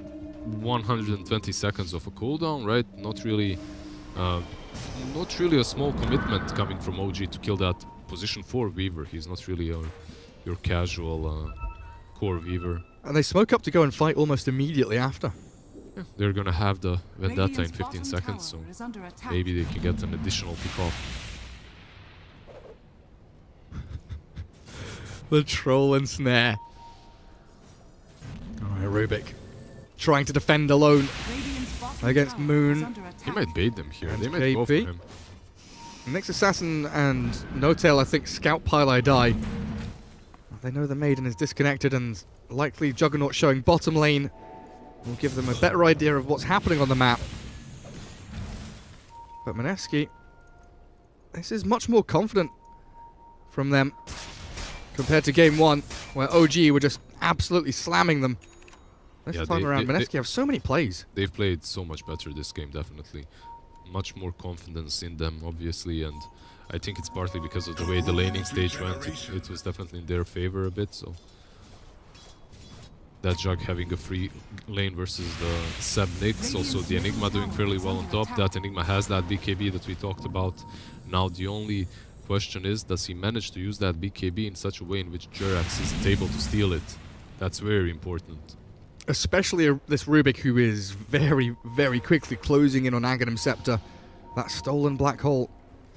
Seb? Massively potent as Seb. There is a dust here on Pile Die. Oh, the blink out. Nice little jump away. Yeah, he read it perfectly. Like, he went in with Vendetta, but then you could see him. He got to the river and went back instantly. He read what they're doing, and he was just breaking that smoke. Mineski from the high ground. Oh, Moon. Very briefly spotted under that fresh sentry, and No Tail on the front lines. Forced. So Will-O-Wisp quickly cleared up by the spin of Juggernaut. Tiny maneuvering towards Seb and No Tail as the Omni Slash will take down the Nyx Assassin. ILTW and Topson though quickly dispatched with Pile Die and sit inside the Wukong's command. Awkward fight. 2-man chains, but there's healing ward keeping Mineski pretty comfortable until the 2-man stun from Seb comes through, and ILTW in again with the chains onto Weaver. Just lacking this continual control and damage though, OG. And oh, Monkey King has been cut down off his tree. Drops from his perch, and in comes KP. The black hole after the toss will tag Topson, but Jerax with the steal turns it back, and No Tail illuminates over the top to kill off 4. OG. Boy, oh boy. Yeah, this is the default Rubik versus Enigma gameplay, right? Enigma isn't doing anything the whole fight. Rubik isn't doing anything the whole fight until one of them gives up, gives in, goes for that ulti. If you don't catch Jerax with it, you just feed the black hole away, and then he counters you. No, it wasn't really a great fight by Mineski by any stretch. Nyx did buyback, but this time around it was definitely worth it for them to expand that buyback and win a team fight. OG just play that in and out so perfectly. And they go in, they bait some spells. They don't seem to particularly worry about kind of wasting Will-O-Wisp. It's more of like a zoning tool or forcing a spin from Juggernaut. I mean, it's hard for you, if you are OG, it's hard for you to not waste that Will-O-Wisp because you are playing versus Gemini Attack, you are playing versus Juggernaut with spin. Like, Jug is probably one of the best heroes when it comes to dealing with eggs and Will-O-the-Wisps. Tombstone. All kinds of spherical objects in this game. It feels very much like Notetail is just throwing it in there, draw their attention. It truly is. It truly is that way. They give away their positioning. They give away like that spin. Well, they give away the Maiden now. Highlight die. Not the Maiden. Not the Maiden. Don't give away the Maiden, guys. She'll be back in 45 seconds. Cool off a little bit. I mean, that's the strategy. Stay level 15 forever. Never actually be dead for longer than 45 or 50. And Topson, role-playing as a Lifestealer, role-playing as an Alchemist, role-playing as a Naga Siren. Is he going for... He's got Radiance Manta. Alright. It's good enough. They've caught Moon. Nice Will-O-Wisp. He has a BKB and a Blink, so he should be okay. Just to walk it off, Arjit focusing down the Ignis Fatuus as KP arrives, but there's no black hole. Mineski being scattered around right, left, and center as Moon stands his ground to fight Seb, but his BKB Shadowblade gets dusted up. He's got the BKB TP now and nothing to cancel. So he will get home, but expenditure from the Radiant yet again for no gain. Jarex gets that toss now. Isn't really that important in that fight. Maybe he tried to toss while he was porting, but that doesn't work anyway anymore, so maybe that was the idea behind it. In any case, they're gonna trade tier 2 for Roche, it looks like. And if you are Mineski, you aren't really happy about that trade. Do you trade it? Do you trade it indeed? I think you go back and fight it. You have Black Hole in 10 seconds. OG quickly realize this. Even with a double damage rune on ILTW, they do fall back. Yeah, that would have been a very greedy play, honestly. Going for that rush like that. You are playing versus an Enigma after all. He needs Lincolns actually right now if he wants to pop that black hole without worrying about Rubik. He needs either the Lincolns or he needs his teammates to deal with Jarex. He's nearly got Ags on the Rubik as well. Yeah. This Rubik is like scary. Getting pretty big. ILTW feeling comfortable. Yep. Nyx Assassin also has that Aeon disc almost completed, getting really close to it. He has it right now. What about Topson? Anything new? Oh, he's got Bloodthorn queued. Bloodthorn? Alright. Wait. I mean, you have Manta to deal with it if you're Jug. You can blow up the Weaver, I suppose. He doesn't care BKB? Yeah. Feels like he's tanky enough already. ILTW still just shoving out this mid-wave, the dance around Roshan. And it does continue, but there's the blink black hole. KP on top of the Ember. He's got himself a Slight and a Remnant, so Mineski will waste it. And what's stolen? Of course he does. Rubik now having the black hole. They'll make a move forward, catching the Maiden. A Pylai die, Pylai dead, and a two-man black hole on the Will-O-Wisp as Arjit is caught. The Juggernaut trying to spin back to safety, but the Remnants, they'll catch up, close the gap. Another one forward as the Illuminate hits, and Arjit pops the Manta to dodge away, but the Radiance burn, and the Searing Chains kill him off easily. Roshan time for OG. How did it take them so long to take down a single Ember Spirit in a black hole with Midnight Pulse there? That was really strange. He's a big boy. He's a very tanky boy. Yeah, he's got no Wraith. He's got a wand. That's the only... It's like the only stat item he has. Item, yeah. There's no drums, no raid bands, no Lincolns, nothing like that. When you fail to kill that Ember and you commit a black hole, you have to be feeling bad. Oh, Seb is hunting down bottom as well. They're not able to TP anyone onto the creep wave.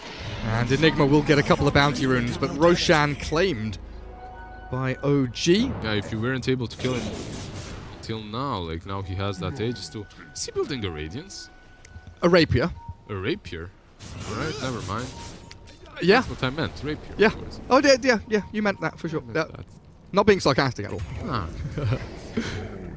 But yeah, he's got Aegis and he's just like, well, I guess I need a Rapier then. As Moon gets his BKB forced, KP having already fallen, gives his life for the cause. Is Monkey gonna continue chasing this? He has that Radiance. Oh boy. He's jumping on Moon. But Moon is quick enough. Two-man slight chains. Oh, okay, ILTW has found the Maiden and Moon. No BKB, no Blink, no Shadow Blade. They lose the Aegis, but it's all worthwhile. He changes now from that Rapier after he died so fast. He's like, alright, maybe I'm not unkillable. Maybe they just messed up in that black hole and I should get something like a Skadi. He does. Get tank. There's a Skadi on ELTW as well. But yet again, there's no map here for Mineski. Bottom lane tier 2 falling. Juggernaut shoving out top lane.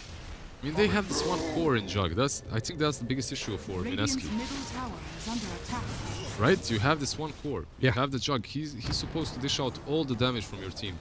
Tiny is great at blowing up a target, but that's it. After that, he just runs around and waits for his cooldowns, obviously. They're pushing high ground and forcing the glyph, OG. Dire Courier dies. Febby, with an arcane rune, very sneakily takes it out. Does he have that Aghans? Okay, he just finished this Axe. So this Axe is going to allow them to play in a little bit of a different way. It adds another dimension. Oh, Monkey jumps in. And he's fine. Pretty aggro from Topson. He's not holding Aegis or anything. Just a Manta style as a black hole. Hello, KP. Will catch a hold of the Ember, but again, just a remnant away. They lack the damage and the follow-through. Topson's just going to find a kill on Pylai Die. Quickly bring Arjit to his knees. Very close to dropping, but Topson stays inside his circle. And they'll focus down the tier 3. BKB, KP, has Blink, Black Hole. His Refresher Orb has been used, but he doesn't jump in. I mean, now he has no BKB either, so they're just going to go in, I believe. Yeah, in we go with RTW. Omni Slash, nice mischief, gets away. Topson save, but Jirax has the Black Hole. Easy as you like on the Juggernaut, who's likely just going to have to buy back here to have any chance in this game whatsoever. They have to fight this somehow. You still have the BKB on Tiny, but honestly, this looks over. Yeah, it looks very much over. Well, there's a pick-off. They've killed Rubik. Now you can't steal Black... Oh, he's brought back. Arjit doesn't even move forward. Yeah, that's one side. Now they go straight down mid for another set of Praxis. They can't end the game because the tier 2 on top lane is still up, and Tiny has already ported to outpush that. They aren't giving up. They realize, alright guys, we still have Enigma. There is a possibility of a good black hole. Very unlikely, but it's possible. So we've had, what, two or three black holes onto this Ember Spirit that just don't do anything? I mean, first they tried to kill him before he had Skadi with the solo black hole there, and then he bought a Skadi and they decided to try the same thing there, yeah. And obviously it's not gonna work. Oh, what's happening back here? Mr. Tiny. Oh, dearie me. Dead for 94. Jirax with a stolen spin. One lane to go. Top tier 2, half HP already. He did manage to outpush top, so perhaps they're gonna... I don't know if they can backdoor this. They don't really have the heroes for that, so they have to wait for the creep wave. But they'll still have plenty of time to work with to take the last side. RTW will bring out a nice fresh refilled bottle. Where's Seb going? Does he have bots? Nope. Nope. He just decides to go back a bit. I don't know if he just... No, the gems from Pylai died. He finished his Ags. Yeah, I guess so. That's why. So he blinks, he vendettas, he runs across the map. He could have... Like, couldn't he just give his items to Ember? He has 3 slots. Yep. Decides not to. He's like, I'll get my own stuff, thank you, mister. Don't touch my items. He's very particular. Monkey King does have those boots of travel. Don't know how much use he'll get out of them, though, as this game coming to a close. ILTW just giving them the old slight. Frostbitten for a while. He just doesn't really have a care in the world. As long as he has a Remnant out and a Lotusaur behind him, Arjit is actually just dying straight up to the Ember, and with a Will-O-Wisp, they will force the time-lapse back on the Juggernaut, but here come the circles. Wukong zones them completely away from this final lane of barracks, which OG look to claim. And Seb bunkers down, okay. They're not committing. I mean, they're playing versus Refresher Enigma. I guess that's the only thing that's repelling them right now. They can go take these runes, bounty runes, or maybe get a pick off and then go in. Maybe chains. He tries again. Look, he's looking for the crits. He wants these big hits to connect onto that Juggernaut. He's waiting to be black holed again. That's what he's doing. Like, look at this. Please black hole me. Come on. Give it a try. Just, you know, have a go. Have a crack at it. Rubik's even tipping the Ember, knowing what's happening. It's full. He's teasing them, that's all. It's just full control from OG. There is no way you can move as Mineski without being absolutely marauded by enemies, but here it comes. BKB Black Hole, but the return from Jirax with his own blink, the refresher from KP, where does he throw it? He's got no mana! He's got no mana for a second Black Hole. Stunned by Seb and killed off by Thompson. Down you go, Mineski. I think this might be curtains. The end of the show. Quick bounce strike dodge, but the Omni Slash Lotus Orb. No tail, quick on the fingers, pulls the trigger and says, nah, Arjit, you're not playing around with us. 32 to 40, 14k lead for OG, and they are putting this one to bed. Time lapse onto Arjit. He's still alive, technically. Life support about to be unplugged, and there it is. No buyback. Now it's only all on Tiny and Weaver. And it's very unlikely that they'll be able to defend, but you never know. Radiant's top barracks Okay, we do know, right? There is one Black Hole on KP. Yeah, the one that he had no mana for. I mean, they aren't king out yet, so. Yeah. That is a fact. That is true. They have not GG'd. So what that tells me is they're gonna try another Black Hole here, at least another one. Does he have BKB with it? Yeah, he does. He does. Okay, so blink BKB Black Hole. And there's no Rubik, so you don't have to be careful. But do you have the damage? I'm going to quickly preempt this. 4-man Black Hole! Come on, KP, I believe. Just get in there. Come on, my son. Will-O-Wisp is dropped. Tiny struggling to stick on a target.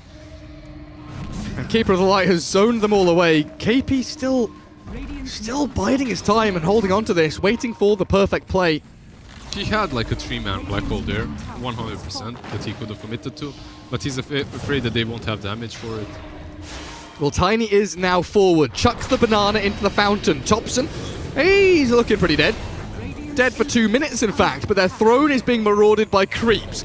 And that's what they need to deal with. Here's the Black Hole from KP with no BKB. Now get the creeps! Yes, he does. He's already used it, but the Aeon Disc from Seb and the creeps will finish off the rest. Yeah, he was saving the Black Hole for the Mega creeps.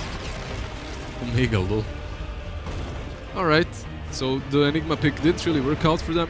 It was good on the lane, but overall, picking that Enigma versus Jirax Rubik, not really the... Yeah. It's a bit scary, isn't it? Like you can never use that Black Hole properly. You tried to, but... 80% of the Black Holes were stolen. I struggle to think of a time, where Black Hole was used and it wasn't stolen. Yeah. Some sick plays from Rubik of Jirax.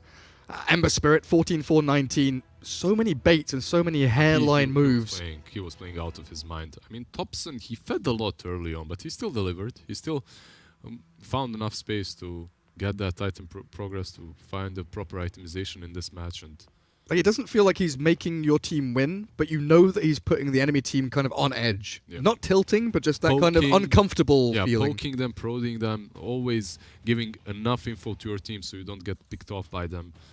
Like, it feels like he's feeding, but no. He's not. He's a TI winner. He knows what's up. Well, that's the thing. He goes to a place, feeds, goes to a place again, feeds, and then the third time he goes, he kills like 5 of them. That's a TI winning strategy, I'm telling you. That's what I do in my pubs. I just run around and feed, but people don't get it. People don't get it? Yeah. Unfortunate. Maybe one day. Everybody will understand. We will take a quick break, guys. Our third series of the day coming up in not too long. Should be about 15 minutes, so we'll see you after the ads.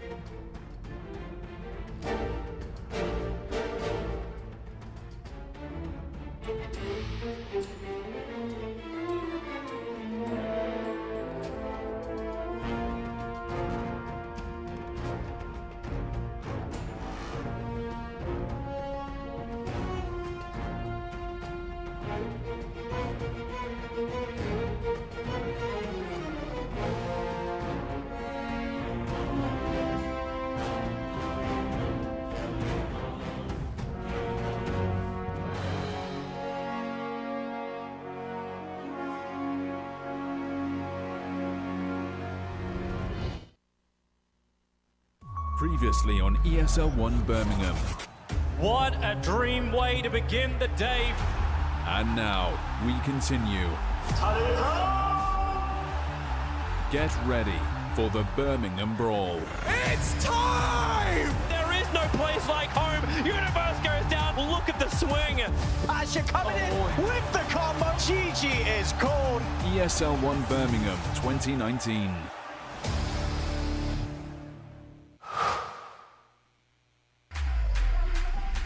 Think he can't shine through the dark? Stream a Roshan Steele in high resolution? And record a play for the history books? Watch this. Think he can't make a victory go viral? Watch this. Think a support can't be in the spotlight? Watch this. On Intel Core i7, a legend can rewrite his own legacy. Game, record, stream without compromise on Intel Core i7.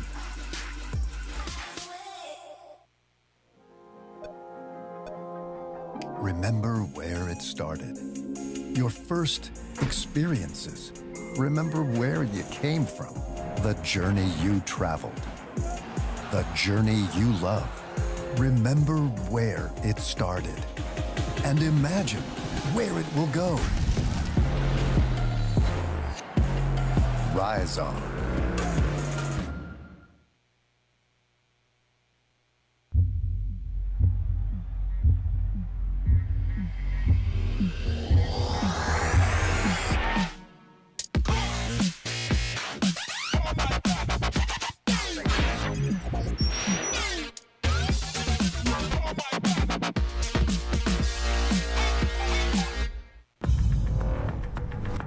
No matter what your passion is, soccer, rugby, racing, or esports, become a part of the experience with the moments we deliver.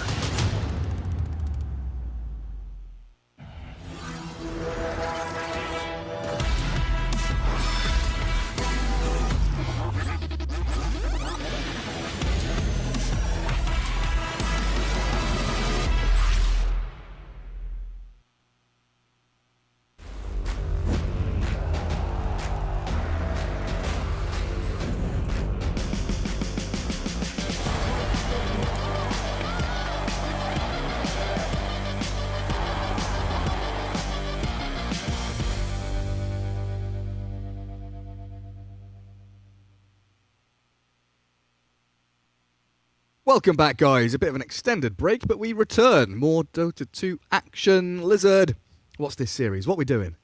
What are we looking at? Dota. Dota 2? Yeah, Dota 2. Beautiful game. Yeah, it's fun. Yeah. Yeah. Who's playing? I don't know, some teams. Oh, look, there we go. Complexity and Chaos. These teams, actually. Complexity. The American Showdown. Complexity American Showdown with a little bit of Dutch spice now on that coaching role. Yeah. Kips there. She is Dutch, she is, right? Yeah, she is. Yeah. I'm pretty sure. Dutch coach, a splash of Southeast Asia with Miracle 343 and Death. And Chaos, of course. The South American influence into that American club. Our first pick, Lifestealer. We've not seen it all day, Lizard. It's been banned, it's been ignored. We haven't seen it because, I mean, it hasn't been ignored. It's been banned. That's why we haven't seen it. This hero is just... I mean, come on. Lifestealer is just one of the strongest heroes at the moment. Midas has been nerfed, but I don't think he cares way too much. You still go for that Midas Radiance. Now they picked the Wyvern as well, a hero that's pretty strong versus Prophet in the lane. 10 seconds remaining. And I'm instantly thinking, alright, we'll just put this Prophet on support instantly. 5 seconds Because remaining. that's most likely the way to go. You just picked him so early on that you have to... Legion Commander. Yeah, you get this Legion, and this Legion makes more sense as that offlaner. However, you are picking an LC into a Winter Wyvern. Alright. Not really the perfect pick, because Wyvern can always either ult or cold embrace as you're dueling a target, and after that duel has passed, you can use that ult actually to destroy your teammates. So very much a laning matchup, right? Legion against Lifestealer. It's all about the lane indeed. So Is it gonna work for them? Is it actually justified? Is it enough to pick this Legion? I'm not certain. Usually, while I was still a pro back in the old days when I was playing for some teams, picking Legion versus Wyvern was not the thing that you would do. You would pick the Wyvern versus the Legion to counter it. Yeah, but as you said, it's versus the Nikes. It's a strong laner, so if you can get the snowball going as well, you can crush the enemies. You really can with that Legion. So Nature's Prophet now moving away from 3. Do you expect into the kind of position 5? Yeah, 5 or even 2.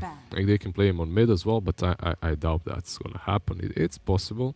We'll see the way Chaos Esports drafts. I think Complexity has a very open draft when it comes to this Nature's Prophet. They can just position him anywhere. They haven't really given away anything with that pick. Well, same cannot be said for Chaos. Like, you know that this Nyx is going to be your carry, and you know that the Winter Wyvern is going to be that position 5. It's not going to be that offlane that ISS used to play or anything like that, so... Yep. Tava used to play it a little bit as well, that Winter Wyvern offlane. That was quite some time not ago. Gonna happen. Not going to happen. Calling it, right. So Lifestealer nowadays has pretty much like 2 item builds, right? Yep. Midas into the Radiance with the Manta.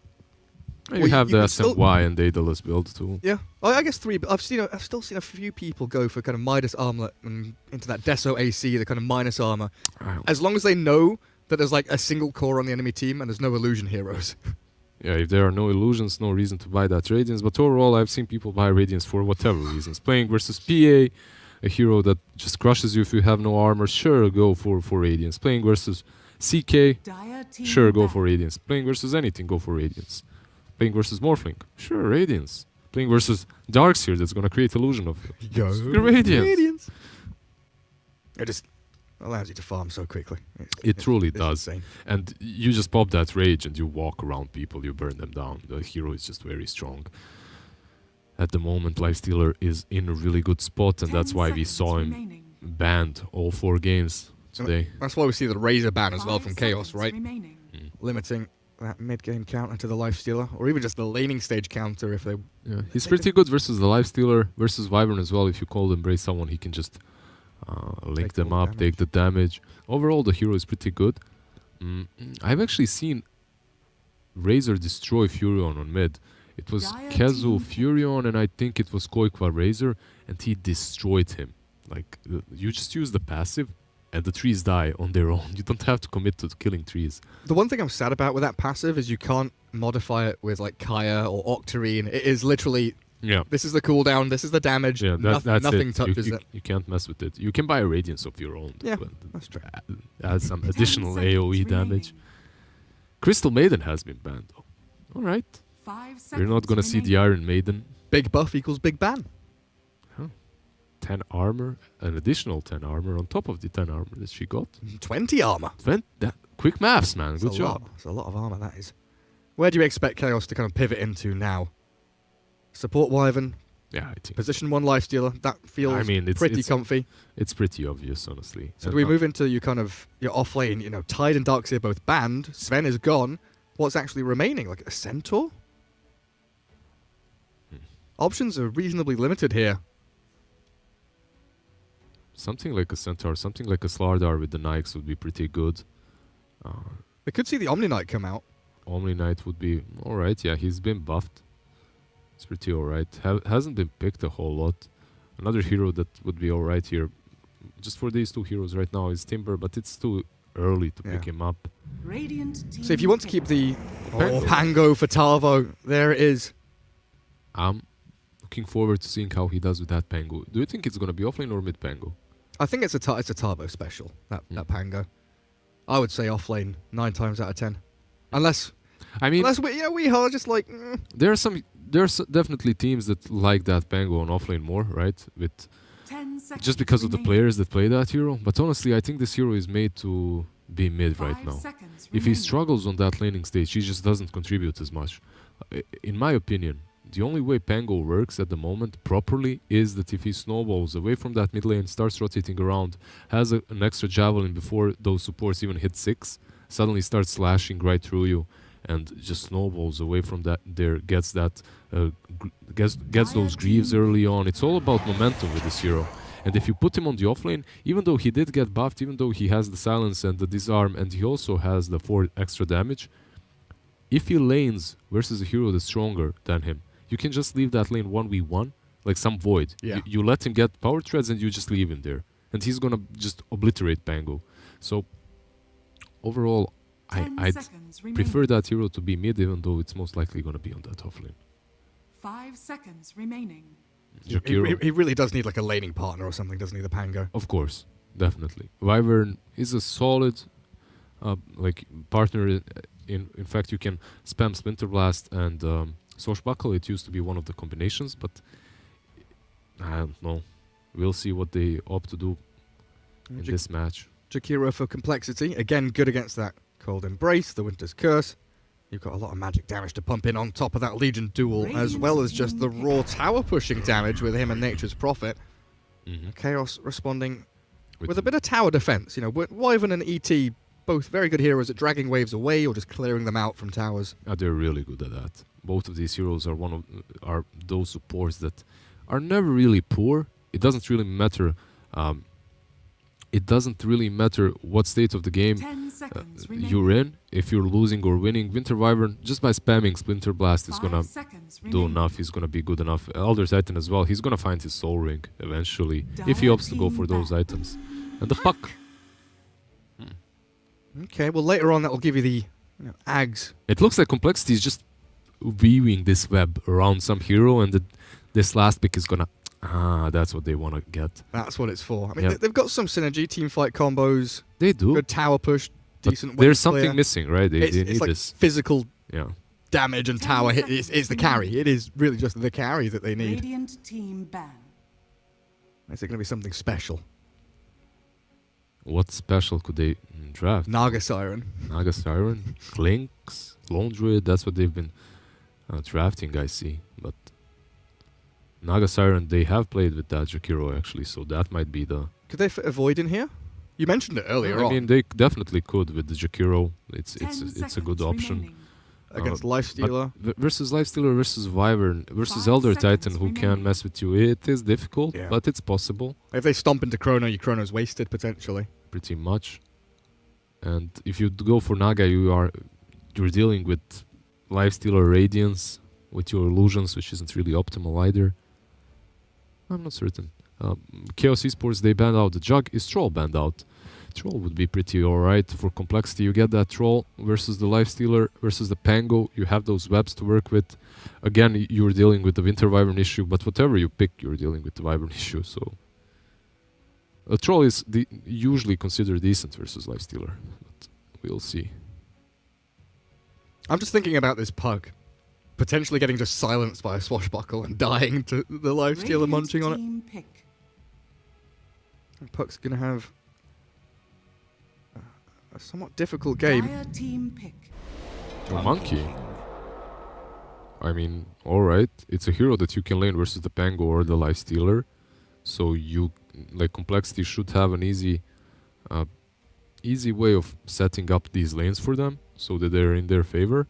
But at the same time, if this Monkey is on a side lane and you put two heroes versus him, that passive of his, it's not going to do a whole lot. He's still going to get crushed, or should get crushed at least. He's going to get punched, isn't he? Yeah, especially with that big briefcase that Elder Titan is carrying. Like Ember Spirit for Weeheart. Select your heroes. HFN's Lifestealer. Things should just slot into place for Chaos. Complexity giving it a little more thought on where they want to head these heroes, but Miracle and Limp grab their Monkey and Puck. Death will be on that Legion commander. Alright, so they're gonna put what, Puck versus the Ember Spirit?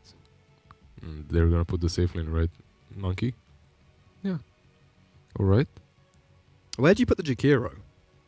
That's my biggest question. Like, do you Jakiro Legion in the aggressive dual lane, or do you want to put the Nature's Prophet down there? Who does Monkey need in his lane, basically? Who's the support for Monkey King? Yes, if you put Z-Freak with him, you're going to be able to block with the 3 ants, and you're going to have that Lightstone working with you. I don't think it matters way too much.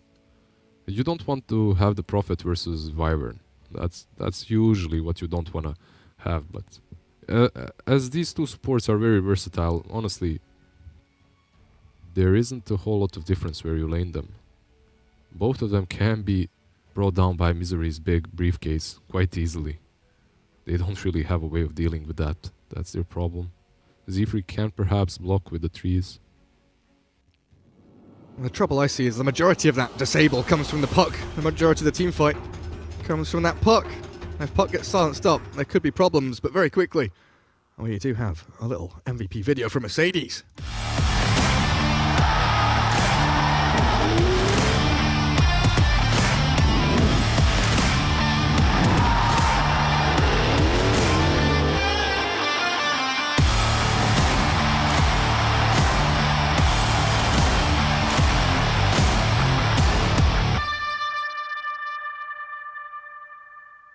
Inspiration. Get your votes in.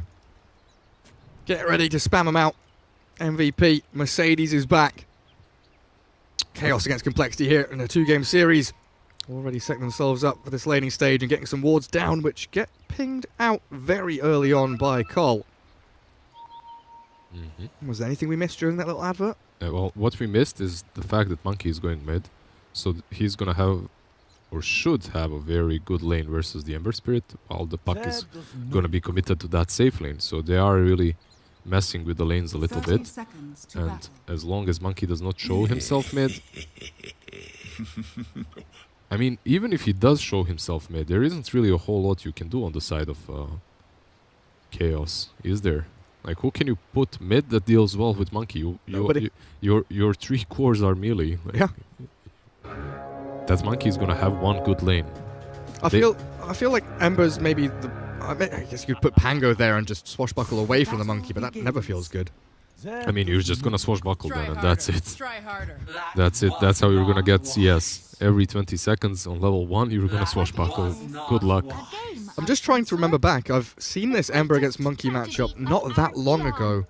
And again, Monkey King matchups are always very swingy, but this one feels... Monkey favored. It's Monkey favored, but I've seen the Ember Spirit like outplay the Monkey King and toy with him like under tower. You know, it depends on the temperament of the Monkey. If he dives a little too far... the temperament of the temperament. I mean, really, the player who's on the Monkey King, do they go a little bit too far? Do they tank an extra tower hit? Because it's just so close to the edge very often, these battles with Monkey involved. I mean, he should out-CS him. Definitely. Now the question is he gonna pressure him so hard that he's gonna get a couple of kills too?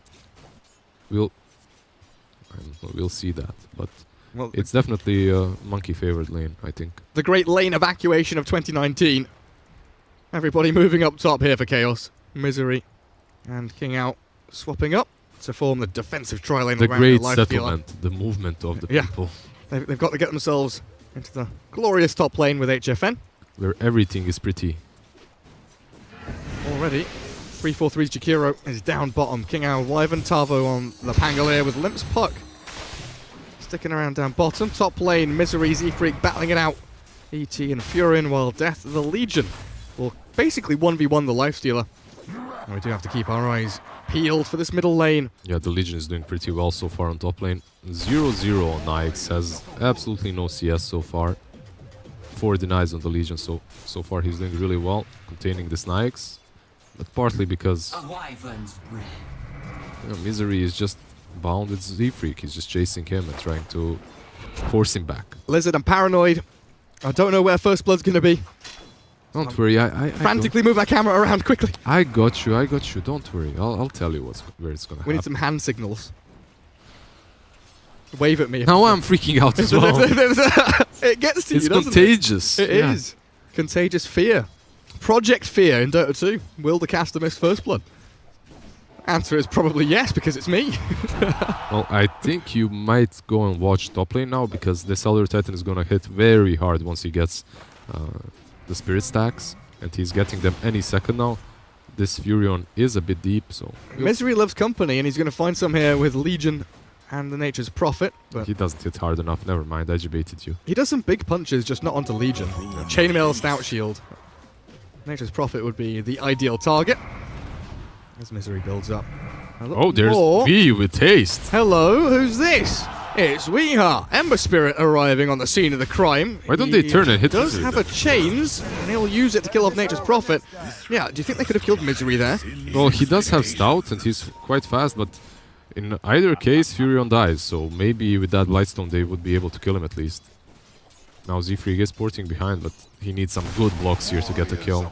Oh, Misery. Oh, Misery, as he overplayed it. If he ran towards Z-Freak there, I think he maybe even survives, but... Z-Freak gets a good counter kill. But this is the problem. 17-11 on mid for Monkey versus 8-1 on Weeha. Yeah, he did get that. Did he get the first blood? He did. He got the first blood, but... Mid lane is already looking rough.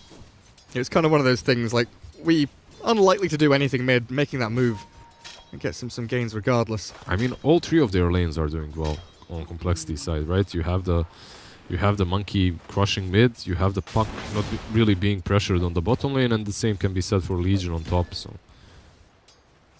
How's Tavo doing bottom? 13-3. I like you mentioning, not really shutting down this Puck at all. Limp pretty happy, as Z-Freak is trying to chase Misery down yet again. Hiding away in the trees is not a life you want to lead as an Elder Titan. Yeah, you want to be up front in their faces, you want to be hitting them, stomping them. But he's not really finding the right way of approaching Z-Freak, as these pesky little trees are always hitting him. With the Blightstone, they do hurt quite a lot, so have to be careful. And all in all, a very calm game from Complexity. You know, there's no panicking, no frantic maneuvers, chaos. They feel like the ones that have to try and make the most out of this initial laning stage as they miss out on a kill. Jakiro just TPs back home. Well judged by 343. No, they have no stance here, right? And they can't... No way of cancelling it. So. They can't stack or pull top either. This Nature's Prophet is perpetually on top of this ET, killing off all the trees that block the tier 1 so they can move in and out as they see fit. At least Weeha is farming the medium camp on mid instead of mid, actually. Oh dear. The enemy mid camp. Oh well. It's a bit of gold, you know, he's got it. Bounty runes though. Bottom That's lane. important. They will move in onto bot. Tavo killed before he can claim the rune. Limp will just let Weeha walk up to the high ground and get his. And what do we get in the end? A 3-for-1. Death gets the double top on the Legion Commander, so good early start. Yeah. Only continues. Jakiro messes with V a bit, but he should be fine here. Furion is committing though. He's coming to Limp, is there? This isn't mid lane Weeha. Do they jump to this orb? They do. Limp maneuvers forward. There is a shrine for Wee. He's trying to deny to the Ancients, but there are 4. Honestly, yeah, I wonder if 4. this is even... Yeah, it's 4 of them, and I wonder if this is even worth it. You got 170 gold. I mean, it is worth it because you're crushing V even harder, but that Monkey on his own has been doing that, so you don't really have to commit resources on helping this miracle, right? He's just... Never refuse. You don't feel like the tilt Wee factor is... Tilt Wee? Tilt Wee, you know? Just get him on edge. He's definitely a driving force behind this Chaos side. I could see the merit in just getting into the mentality of the players a little bit. Get under their skin. Do we expect any lane swaps coming up? Because it feels like it's about time to kind of swap these lanes around. I mean, we're gonna see the next creep spawn. This one with the Karti, with the catapult. And shove these tier 1s. Yeah. Top lane Misery is getting really low. Is that just a solo kill? 1v2? Well, Furion did port in a bit too late, but... Chasing death. Tanky though, phase boot, stout shield, no way you're taking him down, and now King out, focused by the Nature's Prophet, who has a medallion done, forcing a TP from Elder Titan top as well, so the tri-lane defensiveness continues, while the lane domination elsewhere. Limp and Miracle. No, Ember is rotating top, he's still level Again. 5, yeah. I mean, he's level 5, man, just look at him, he feels miserable. The fact that they put that Monkey on mid just ruined his life. Now he's finding whatever he can, yeah. Hello. Oh, he doesn't go for the chains. He didn't miss it, just didn't attempt it. Waiting for the 2-man potentially onto Death and Z-Freak. Getting tapped away by the Prophet.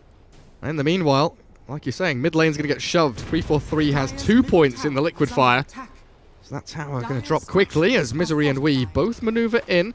Sentry killed off. Miracle just continues this free farm in the mid lane. Nothing stopping him whatsoever. I think it's very important that they stop Wii from getting that 6 for as long as possible. Right now. Oh. Nice. Should be fine, right? Anyway, you just stop Wii from getting that 6. As long as he does not have that 6, I don't see a way for Miracle to die on mid.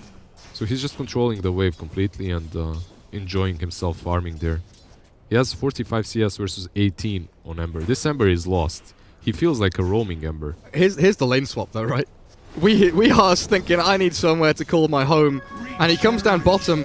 Is that his home? Level 5.5. Yeah, you just said it. Level 6 has been delayed, so the puck from Limp has a Dream Coil, while Weehar has pretty much nothing. A killing spree for Limp. It continues. The onslaught, it's relentless, and Chaos are on the wrong end of the stick. Yeah, not even a Waning Rift committed there, so... Right now, if you are Wii, if you are Chaos, you aren't feeling too well. Well, nice little cancel on the stomp with a boundless strike, and there's 4 stacks of Jingu for Miracle to find the kill. Honestly, they are playing a draft that's supposed to do this because of the Monkey versus Streak 4, and it's now on Chaos to turn this around somehow. It's now on them to make these proper rotations in which they're gonna commit multiple heroes into getting a single kill. Perhaps a kill on this Monkey. That would be huge for them, but... But is it gonna be off the back of a Lifestealer with a Hand of Midas? I mean, on the back of who is it even gonna be? Because Tavo is still not 6, like he's 5.5. He needs that 6 at least. The Miracle is rotating top. Misery might fall here. Death. Do we have a duel? No. Still shy of level 6. Treants doing a decent job blocking, but now they're blocking Miracle on his way through. Misery does still drop, and HFN will have to dip back into the jungle for a bit of safety. Bottom lane. Are they going in on Weehar? Oh no. Still, what is that actually? 601 out of 620. 19 XP off of level 6 and potential safety. I mean, he's just pushing it to the limit. He's trying to get that 6. And they're capitalizing on that. They realize what he wants to do and they just kill him every single time. It's a sad life for Wii. It really is. Does he have... He's got boots. He's got boots. Come on, I mean, that's always my question. It's like, someone's really struggling. Do they have boots? If yes, then they're not really struggling. At least you have boots. This is a good move. They found the Monkey King. Tavo's in with the Rolling Thunder. That pressed the attack, though, onto Miracle. Maybe he gets the 4 hits, and the Jingu with the Boundless turns around and fights. Miracle, can he get himself out of this sticky spot? Mischief not going to buy enough time. And a swashbuckle from Tavo finishes him off. Defense of Chaos in the top lane. Bot lane, we did get that 6. He's going on Limp, but he's gonna have to go back. Oh, Limp has the Dream Coil. Lacking damage, though. Another Remnant forward. There's a chains. There is. He snaps the coil in Sleight of Fist, but he's fine. Maybe not fine. Oh, but another... Oh, the Waning Rift just out of range. That was, I think, some debates by Wii. I don't think he was gonna die there, but overall, Limp maybe could have dove with 15 sticks. Could have been a bit more aggressive, but it's so hard. You're diving on the tower versus someone that you're already crushing. Why die for level 6 Ember when you're a level 9 puck? You force him back to base, you know. Yeah, you just send him back home. Just send him to the fountain. That's good enough. Is he actually buying Medallion? Weehar has a Q. Yeah, I mean, it's one of those old builds, right? With Medallion on Ember. When you're suffering this hard, you get some armor. It's not too bad. Sounds like an Eternal Envy build. It's still not a pipe, don't worry. He's not buying a pipe. Never forget Slark Pipe. Slark Pipe, Drow Pipe, Void Pipe. Some big stuff. It really was. And what do we see? Lifestealer has the Hand of Midas. So does Monkey King, though. With Phase Boots up as well. Complexity. Looking to keep that economy booming. Weehar's given a little bit of free room down bottom at long last. Fresh air. He needed this. He needed this. And this is one of those heroes like Ember. Yeah, it doesn't matter how hard you crush him. He gets that level 6, 3 remnants. He still bursts you down. So if you're a Complexity, you do realize that you have won the lane hard, but you have to be careful. And top lane. Oh, that damage. Tavo picks up his first Javelin. Moving towards 3-4-3. Dances around him, but will finally get the kill. Yep. If you aren't careful, that happens instantly. If you're Complexity, you're not too saddened by that. It's just your position 5 that died, so it's alright. Could have been worse. This puck is going to be absolutely massive, though. Lizard, look at a boot to travel, triple null, bottle wand already closing in on 6,000 net worth. And the map belongs to Complexity, so these bots are going to get so much value jumping from lane to lane. You have travels, you have Prophet with the port and the ultimate, and then you have duel on one lane. You basically have a guaranteed kill every time you duel, if you obviously duel away from the Wyvern. So the map is looking really dark and really small if you are Chaos right now. And there's no way that they can bring the numbers to defend that top tier 1 anymore. And they've even brought the puck up with the Boots of Travel. Miracle to kick things off onto Misery. Talvo holding the high ground, and 343, I believe, looking for a ward spot. I'm not going to put one in. In fact, just decides to bail off to the west. I mean, they can do this because it's so easy for them to rotate the Furion out bottom or anywhere they want to. So they can commit all five men top and still come out on top when it comes to economy, right? So yeah, right now Chaos really only have the lifestealer of HFN out on the map doing anything. We and King Ao dual jungling. He's not doing horribly though. Like this Nyx is gonna get that decent timing on the Radiance if that's what he goes for. So they still have to rely on that. You have the Ember that cannot go for Radiance build. Obviously, we haven't seen many Radiance builds on Ember recently either. But with the Ember, with the Infest Bomb, with the Flame Guard and Radiance, they can blow up any single target on the side of Complexity. So Chaos right now, they lost the lanes, but they just have to keep calm, collected, get that Radiance up on Nyx, and then actually try to make some fights. It's so far away though. That's one of the big issues with that lifestealer. Yes, he's strong, and when he hits these timings, he's incredibly... How is he far away? He's gonna get it in 5 seconds. So comparative to what the Radiant have, right? They've got Midas on the Legion, yeah, Monkey, Midas, sure, but it's the Nature's Prophet, Vlad's Medallion, and this puck with the blink in 800 gold that I'm incredibly fearful of. Yeah, because that tempo is just going to snap into action from Complexity, and the Furion is like the big thing. Yeah, like Vlad's Medallion is going to destroy people. He has so much already. It's going to be problematic. At the same time, I honestly feel that if Chaos play their cards right, there are no BKBs on the side of Complexity. If you initiate properly, you can definitely take a fight. You can blow up any single core on their side. Again, if you initiate properly. Ember straight onto the high ground, into the middle of two of them. As Death considers the duel and actually goes for it now. Ember caught inside, but they're lacking damage, even with that Nature's Prophet ulti. Now Talvo with the Rolling Thunder, caught in the coil. He can't move. Puck has him trapped and stuck, and now out comes the Macropire. Limp still on the front lines as HFN arrives. Will not commit for that. Limp will just walk down the river. Don't you just love how Leash acts with interacts with Rolling Thunder? It's just the stupidest thing, honestly. It just ruins the hero. Leashes, Soulbinds, whatever touches this Pangolier, he's just useless. At least he doesn't cancel his ulti any longer, though, so there's that. But overall, this Pango... busted. Yeah, busted a little bit. Overall, though, that is... I wanted to say that space created for HFM, but he joined that fight for some reason, wasted a little bit of his time, so wasn't really farming. But he's getting closer to that Radiance. So as a team, they are buying more time for themselves to hit those timings and actually hit the items that they need to fight. The Legion still up towards top, keeping that wave pushed in.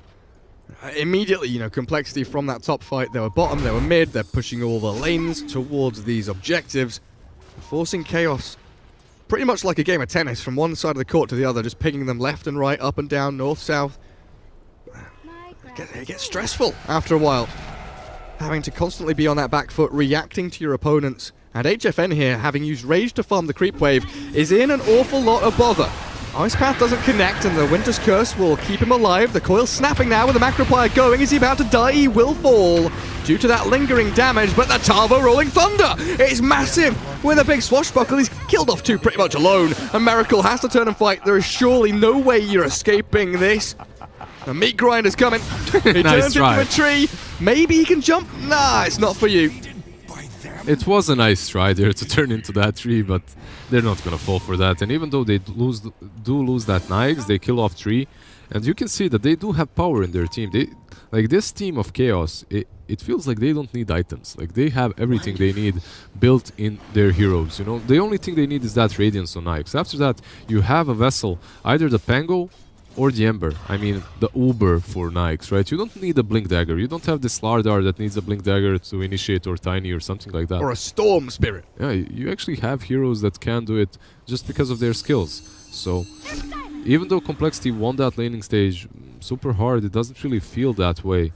If you look at the game from distance, it feels like there's definitely ways for Chaos to come back and bounce back into this one. It hasn't really manifested in a large amount of momentum at all, really, here for Complexity.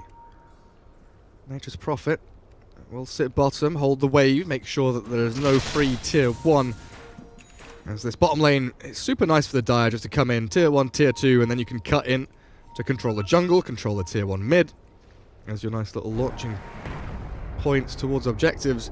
But if this bottom tier 1 stays standing, it's a reasonably big deal here for the Dire team, that they can't just cut into this Radiant side of the map, as Puck is just split pushing relentlessly.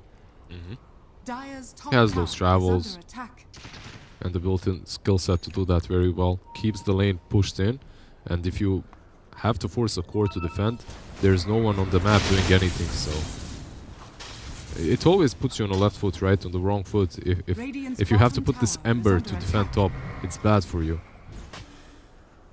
You're showing your core, and it is an Ember though, and he is porting bottom, so yeah, they're committing now. The mirror movement's going to be here. Complexity looking to secure the tier 2. Yeah, that's much better for them, right? A tier 2 against the tier 1 on this bottom lane. This tier 1 is usually supposed to fall around the 10-minute mark. Yeah. Maybe a bit later, not at 20, so. Easy money for them. No contact. 100 gold for Tavo this game. Oh. It's over. Poggers.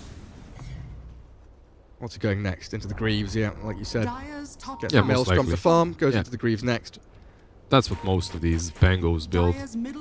Some damage and farming that you get from Maelstrom into the utility for your team.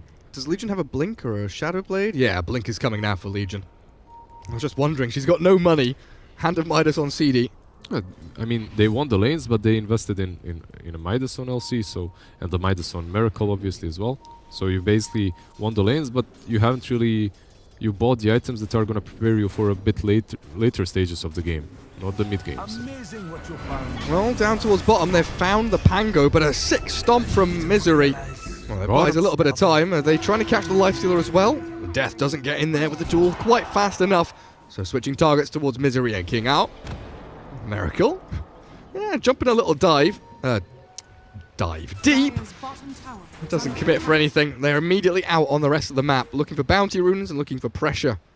HFN, can you check what he has on Nyx? What is he building? He's building 1, 2, 3 more Midases. I mean, I heard that Midas is broken currently, but I don't know if you need to buy 4 Midases in one game. He does have that Radiance completed, however. It is coming. And there's an Illusion Rune top as well, which is always super nice for these Radiance carriers. I think Weeheart will have that one in his sights as the jump from the Puck in onto the Illusion Rune steals it under the nose of Wee, who remnants into Limp again and then walks it off. These two players, Limp and Weeheart, seem to have this real deep mind game between the two of them. Yeah, it's the heroes as well, right? You have mobility skills, you can jump in and out, so they're basically playing with each other. It's quite fun. Complexity feels like they're waiting for BKBs at this point. I mean, Monkey King is like too squishy. Oh, look at that. Nyx is in a golem. And he's... How do you handle me? Nature's Prophet. You're going to put Medallion on me? Ah, this isn't happening now. I'm just going to Radiance. I'm an ancient, you fool. Can't touch me. However, if Monkey shows up... Ooh. And Legion too. He wants to clear the wave. No aggressive play. Puck very quickly, shifting up to top. Freshly purchased Yule Scepter now. Do you remember when this was the play? Basically, you would go same build, Midas Radiance, but then you'd... Every single match, you'd see like Nyx in a Dragon or a Golem just running across the map, destroying you. It wasn't fun, to be honest. Nope, it really wasn't. And then there were the people who did the Pudge thing as well, right? Oh, yeah. You eat him, right? The Pudge, and then you infest into the Ancient, and you got Rot Radiance. Rot Radiance, Ancient. Wow. Good stuff, good stuff. Real sick stuff. And this Ancient is just not dying right now. 500 HP and in comes Wee. Says hello to 343. Down you go as a stomp. Not connecting quite onto death. Turns with a bit of a whack. And now silence. To never stun, of course. The duel is there. And you might just be done. The Boundless Strike connects, but the Cold Embrace keeps Wee alive as the Winter's Curse arrives onto the Legion. And a sick jump from Tavo. In with a Pangolier and down you go. Complexity. Drop 3. And Chaos. Can they continue moving forward? Tavo's deep. They've got Misery and King Owl both lurking in the shadows, and Complexity buyback on the Legion to gain nothing. And they're still around. Chaos is still here. The tier 1 push is still happening. Perhaps they're gonna fall back now. Yeah, they leave the Nyx in, as he has Rage to work with. He's not super scared about this. But overall, though, that's what we were talking about. You're picking Legion into a Wyvern. This is bound to happen. If you duel anyone else and if Wyvern is close enough, he's gonna completely counterplay that, saves Ember there, turns you against your own teammates, forces you to tilt and buyback. Rage buyback right there. It was a bit of a rage buyback, wasn't it? I mean, he thought that they were gonna die further, but honestly, even if you buyback, there's not a whole lot you can do about that. Yeah, with no duel, you are just a tanky body in the fight. Tavo, though, Yule's up by Limp. Sprout keeping Limp inside, gets the Dream Coil off. He's Tavo has a mech. He's got no teammates coming in, though, so the duel will be a win for the Legion. He's fine. Easy, easy. I mean, he survived just long enough for Legion to get there and get that duel kill. For her first duel, by the way. 24 minutes in, first duel win. Not great. Limp cursed up. That's quite a bit of damage coming through from the Monkey King onto Limp, and they will try and blow him up as HFN arrives, rages forward and clears through Miracle. Monkey down and 343 about to follow.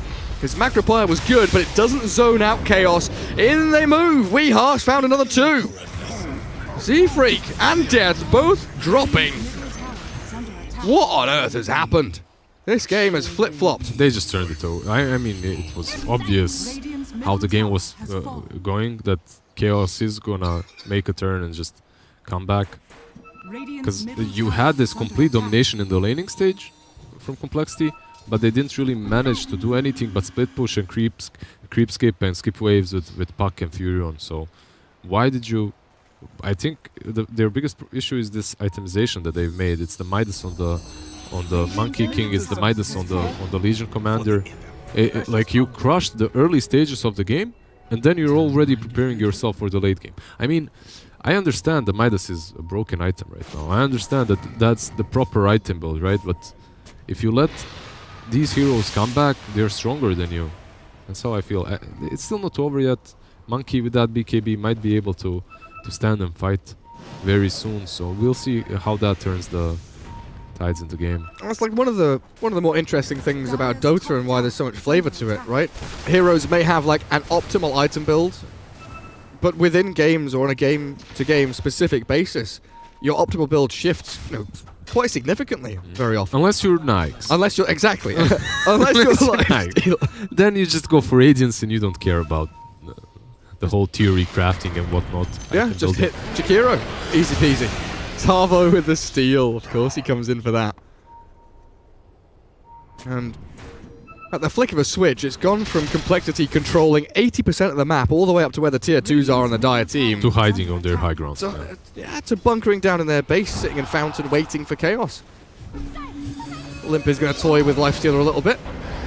He's got himself a Rage and the full Guardian Greaves behind him. They have a lot of mobility. They have a lot of scouting spells with Monkey King jumping from one tree to another, so they can scout someone out, they can duel him, but only if they find a single target and only if Winter Wyvern is not around. Puck. What's going on here? Puck, where have you moved to? Limp shifts northwest, has a Yules and a Dream Coil, throws it in onto HFN and Tavo, and this could be a good turn for Complexity if they can get a fight going, but King Owl and Misery, they're holding this high ground ramp, and it is spooky for Cole. They do not want to breach the ramp with no vision. They're defending Radiant Shrine. That's what they're doing right now. Chaos. It's their shrine now. It's their shrine, indeed. Is that a Radiant Shrine? Yeah, it is, but you can't approach that high ground. It's very difficult. You don't have the Dream Coil anymore from Puck, so you can't stop Pango from ulting. You have to be very careful.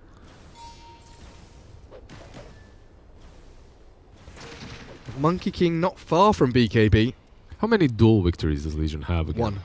Alright, if this Legion gets more than 5 more duels, so if she has 6 duels, I'm gonna give everyone in the chat a cookie. Okay. Everyone. See, you've made these promises before. Yeah, but I've not seen you hold a cookie in real life ever. Well, I don't eat cookies in real life. I'm on low carb diet. Okay. But there are those Twitch cookies that I can give away. No, the chat. Oh, I see how you bait people in with the promise of cookies, and then you pull the whole chocolate chip, oatmeal raisin switcheroo debate shit on people, basically. Yeah. I see your plan. What's wrong with oatmeal raisin? Nothing delicious. wrong with it. It's just not very good.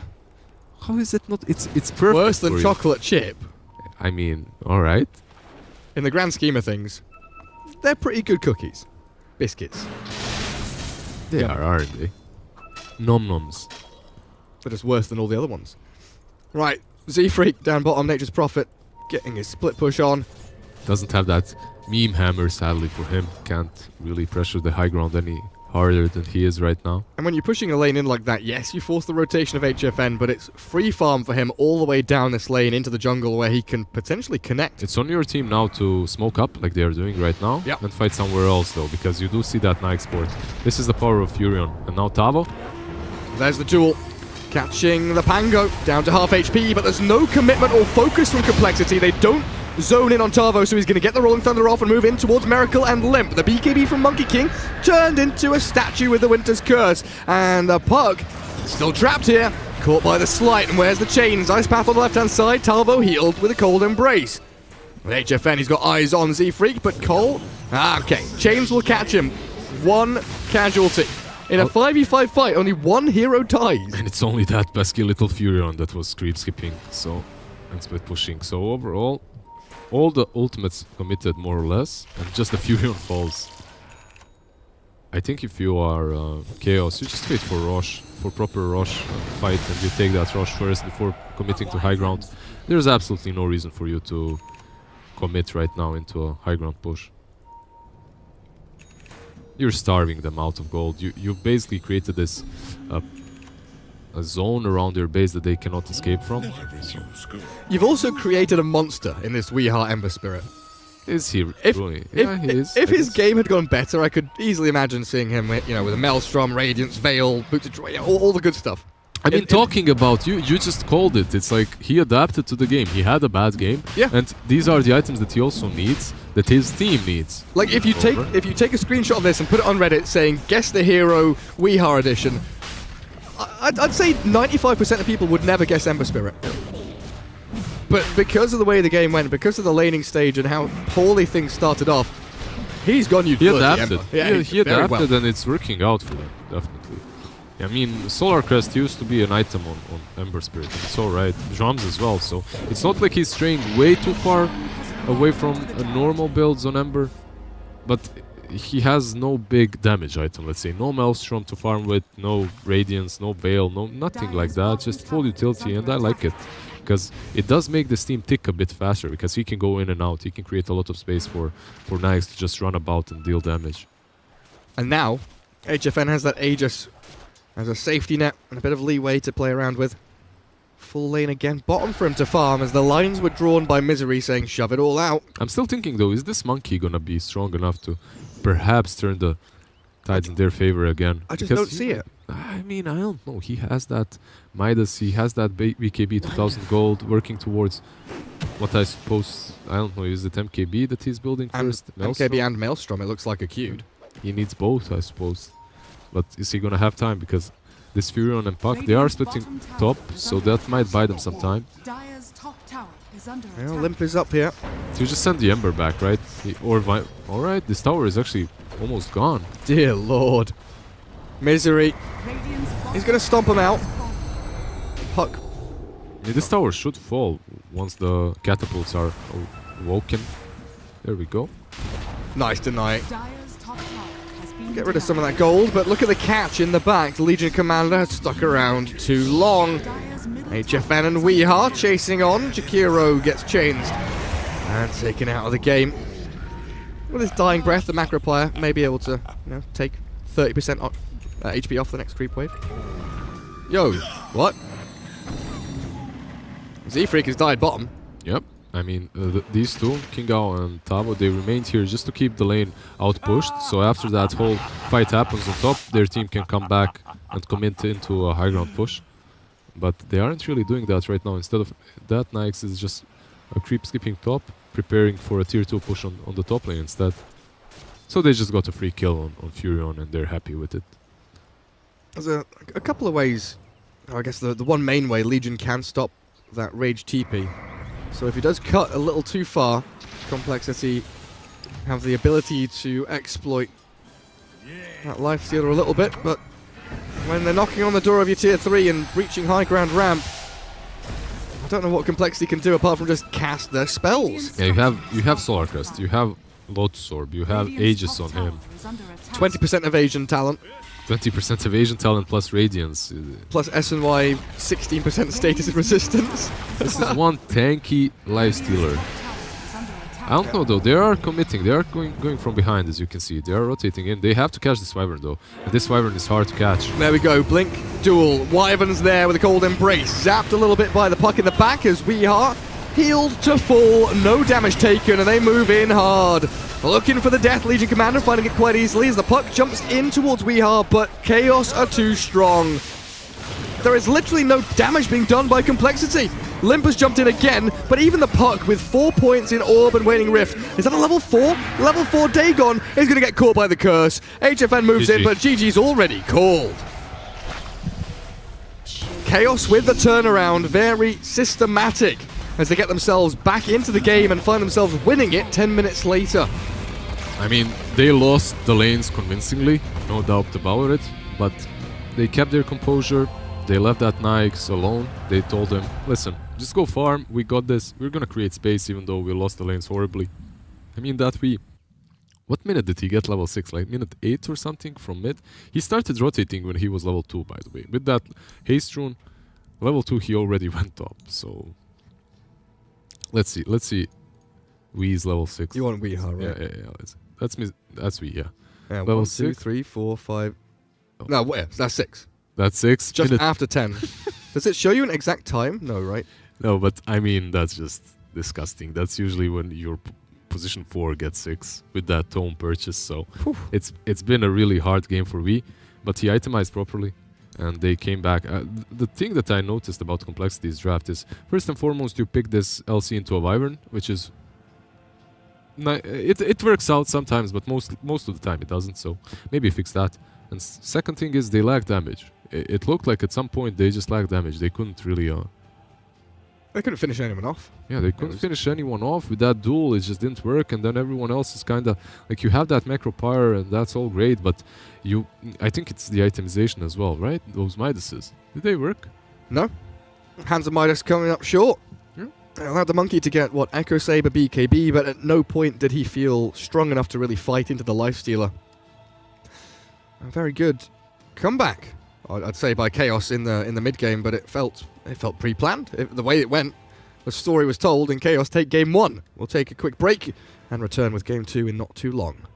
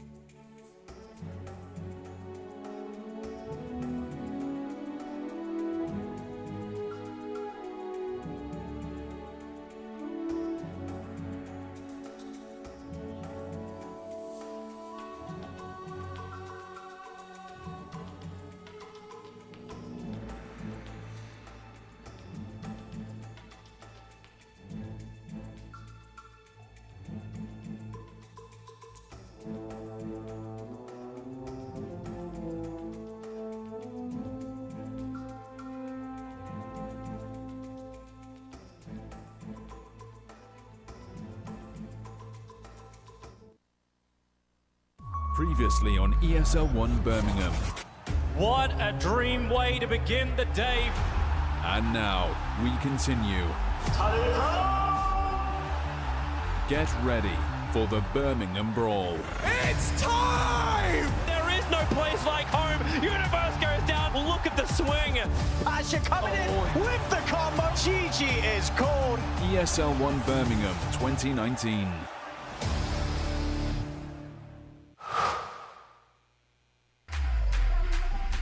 Think he can't shine through the dark? Stream a Roshan steal in high resolution? And record a play for the history books? Watch this. Think he can't make a victory go viral? Watch this. Think a support can't be in the spotlight? Watch this. On Intel Core i7, a legend can rewrite his own legacy. Game, record, stream without compromise on Intel Core i7.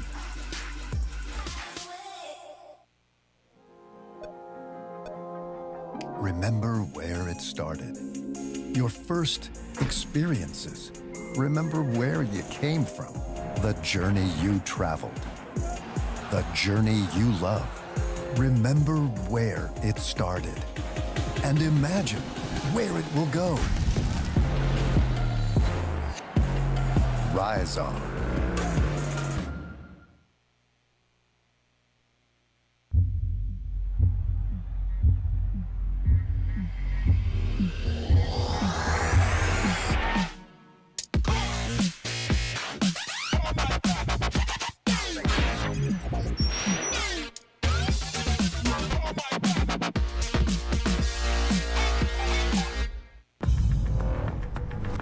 No matter what your passion is, soccer, rugby, racing, or esports, become a part of the experience with the moments we deliver.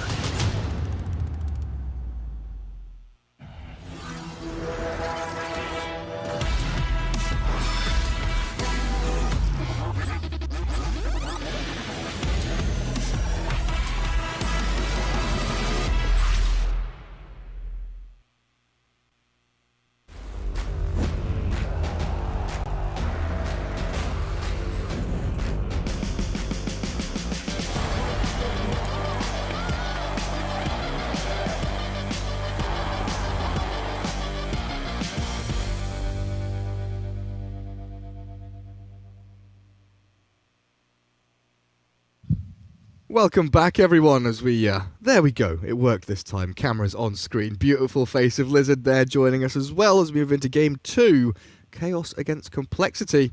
Game 1, Chaos, I mean, they brought it all. They definitely did. I mean, they didn't bring it in the laning stage, but who cares about the laning stage? It's about the throne. Which throne is going to fall first? That's what matters. And honestly, I mean, Chaos, they could have played the laning stage a bit better, but they were in a pickle a little bit because 3 melee cores versus Monkey, not that great. This time, however, they get... Did we see a hero? Oh, now we do. We saw a bounty hunter. This time they go with the bounty hunter, and honestly, that's hype. Like, basically what this tells me is, listen guys, last game we let you play with us in the early game. We let you win versus us on the laning stage. This time around, however, we're gonna fight you for that laning stage, and we might even win it. We're not gonna give it up so easily. Yeah, because bounty hunter, if you lose the laning stage right now with that bounty hunter, it's not great. It's definitely not great for you, as I mean, the hero has to snowball a little bit. You have to be hitting people all the time with that Janada. You have to be stealing their gold away, and you have to be a core, I think. I know this is a strong statement, but honestly, if bounty isn't a core, like, what is a bounty even right now?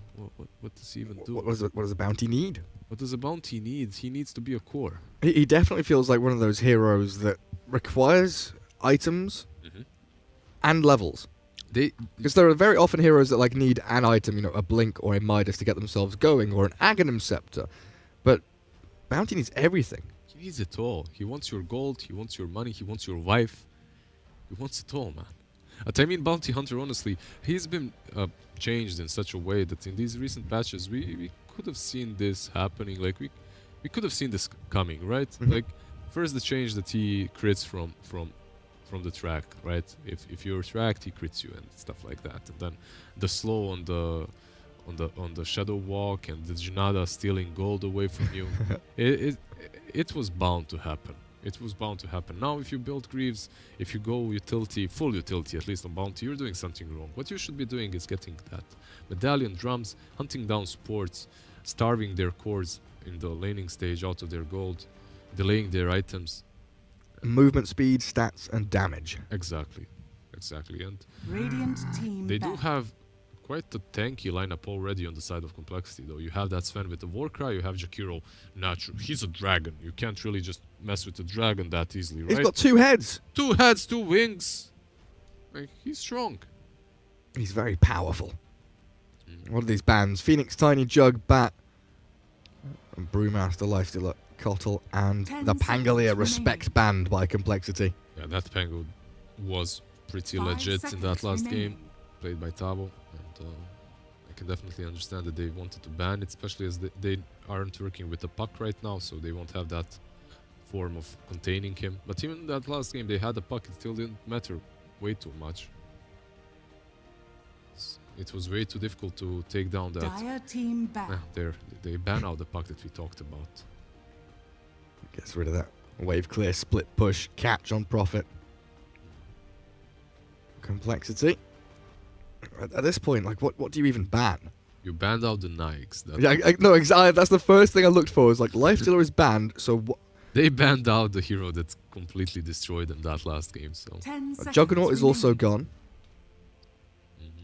So a lot of these very safe carry heroes are gone. You have what? You have your PA, you have your TB, you have your Troll, that are, and the Morphling that are the most casual carries right now. Another way that Complexity can go is full YOLO into the meta picks with the Luna, and then you have the Luna Sven combination. Ooh. Radiant team pick. Darkseer. I mean, honestly, we should have seen this coming, because you have Darkseer, Jakiro, Sven combination. These 3 heroes alone force you to buy BKBs early on. The trio of doom. However, they pick the Darkseer when Enchantress is in the pool, when Oracle is in the pool. And Oracle in this game would be great, but we most likely won't see him because we are seeing a Crystal Maiden instead. Iron Maiden, alright. I mean, Radiant team. Are you going to run for the hills? It's a Naga Siren for Complexity. We didn't see it in the last game. But we bring out potentially the Miracle Special. In that last game, Naga definitely wasn't that great, because you would be dealing with the Nikes with Radiance, so Naga's illusions would just evaporate. If you are Chaos right now, you can still go for some Troll or something like that. You have the Bounty Hunter, you have this early pressure with Fury on Bounty. See what they go for. 5 seconds remaining.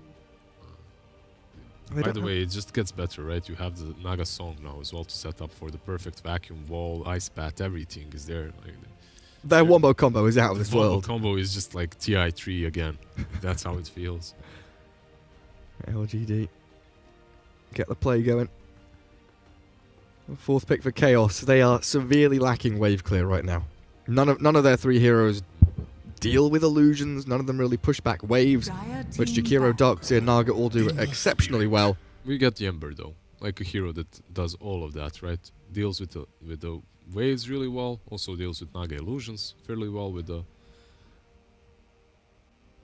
So, yeah, Ember is alright here. And there isn't really any guaranteed catch. Stormhammer and Snare both have a projectile. Ice Path has that delay time. So Ember Spirit can remnant out of pretty much any initiation apart from Song Ice Path. 5 seconds remaining. It's a pretty simple Ember game right now, unless they pick some Monkey again. Is Monkey banned out? Ban out Monkey, please. Here comes the Monkey ban, hey. We can't have too many circles in this game. If you have Naga Song, Vacuum, and Wukong's Command, too many circles on my screen, we can't be having that. What we're looking for as the final pick for Complexity even. Is it just that laning matchup against the Ember? Or just that one mid hero for Weehaw? 10 seconds. Not for Weehaw, for Limp, sorry. It's something that crushes Ember and also goes mid, I suppose. They're going to be looking at it that way. something. I mean, there are some other heroes. You don't have to go the Monkey King way. There are many heroes that can crush Ember in this game, but at the same time, do they have the last pick, right? Do they? They do. A call do. Yeah. Complexity. They do have the last pick, so they have an advantage there. Now Chaos Esports, they have to pick something that can switch lanes with Ember. They have to be thinking about it that way. If we pick something that's melee, let's say for us, they're gonna get either a Razor or a Monkey. They're gonna crush us. So we need to get some hero that's gonna be able to lane versus anything, so that we can switch up with Ember. Maybe put him safe lane. And can they pick Razor themselves? If they ban out the Monkey now and pick Razor, I mean, one way or the other. They could do something like that, and they wouldn't even have to ban out the Monkey in that case then too. And then they can leave that the Ember Spirit in the safe lane. Maybe they just have some crazy plan, right? Maybe they just have some hero of their own that they want to pick, and now they're just thinking about the best ban for them, because you can see they're burning very deep into the reserve time. So. Well, what other HFN heroes do we have? Is this Bounty Hunter going to be It feels like a Tarvo hero. The Monkey, which means the Ember is going to be mid, right? And they're going to pick a... Okay, no. A Zeus! Is this... How are they gonna lane this? I couldn't tell you. For the life of me, I couldn't tell you. I was trying to work it out in my head before the 5th pick comes out. And then it's just like, nah, forget it. Wait until laning stage starts. I mean... You don't want the Ember versus Darkseer plus Sven, I think. So you're gonna put him mid. 5 seconds and you can put Zeus or Bounty Hunter on that safe lane. We'll see which way they opt to go for. I think Bounty versus Naga is probably optimal for them to slow down the Naga to steal as much gold as possible. Do they tri-lane the Ember? Like, do they Maiden Ember Prophet and then have Zeus mid and then Bounty solos the safe lane? I'd still rather put Ember mid. He needs those levels. He does not want... I mean, according to last game, Ember does not need levels. And now, I mean, I really like Complexity's draft, even more than in that last game. And it's a Miracle Naga, man. It's like legendary Miracle Naga. It's going to be HFN Prophet. A legendary Miracle Naga it may be. His signature hero for, a decade now, pretty much. Wait, so this means Bounty is position 4? It sure is. You don't like it. I'm not the biggest fan, no. Chaos have decided that's what's happening. Not the biggest fan of this Chaos as lineup right now, to be honest. In that last game, they had that Nyx to just come back, to make that comeback, right? To actually win them the game. This game, however, I'm not feeling it as much. Like, 10 seconds remaining. I think we might see a 1-1, even though Chaos, they've been crazy in that last game as well. We didn't expect them to win after that crazy laning stage, and they did, so... This definitely feels much less of a, we hit the timing with Lifestealer and we flick the switch and we go and play. It looks like they have to just be aggressive all the time. Yeah. That's the thing. But then you're being aggressive into this massive wombo combo when Complexity defend high ground or defend a tower. First and foremost, you exactly that's what you said. And also, you're supposed to be aggressive coming out of the lanes that aren't really that favorable for you either. You're going to have this Darkseer Sven versus the Furion, which should win, should be quite easy for them. You're also gonna have the Kunkka versus Ember Spirit, which is Kunkka favored, and then you have this Zeus, which I don't know what he's gonna do because I haven't seen Zeus on offlane in ages, so we'll see. Zeus helps out Bounty though. You can always scout for sentries. You don't have to invest. So there's the synergy. The big synergy. Well, before we get into the game, get yourselves ready and prepped for the MVP by Mercedes. Quick little video. Get your votes in as well.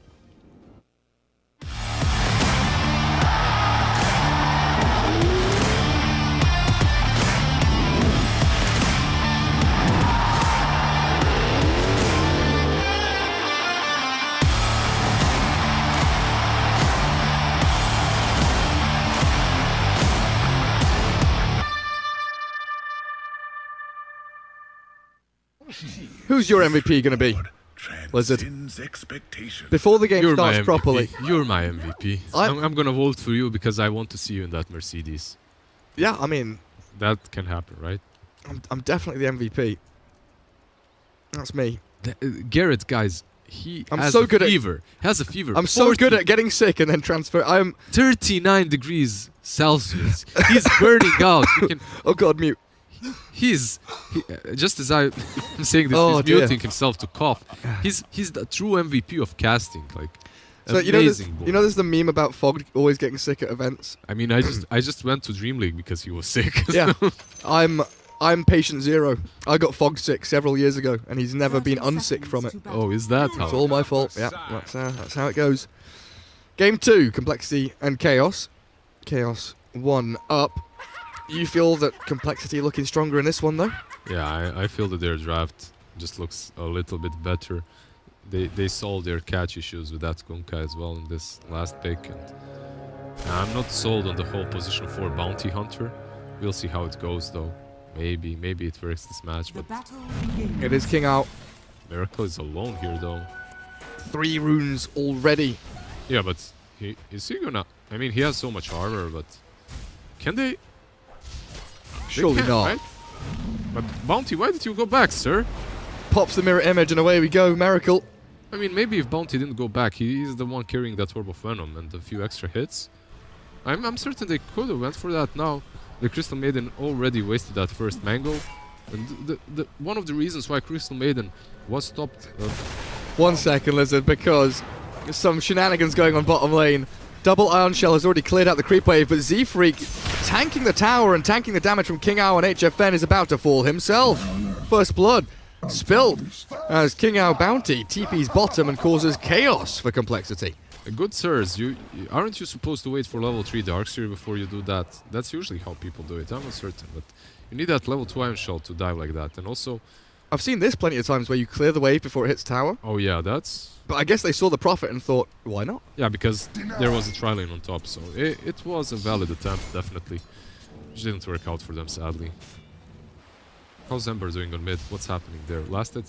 7-1. He's doing quite fine, isn't he? Yeah. Early levels against Kunkka. Kunkka needs, level 4, level 5 to really start slamming that mid lane.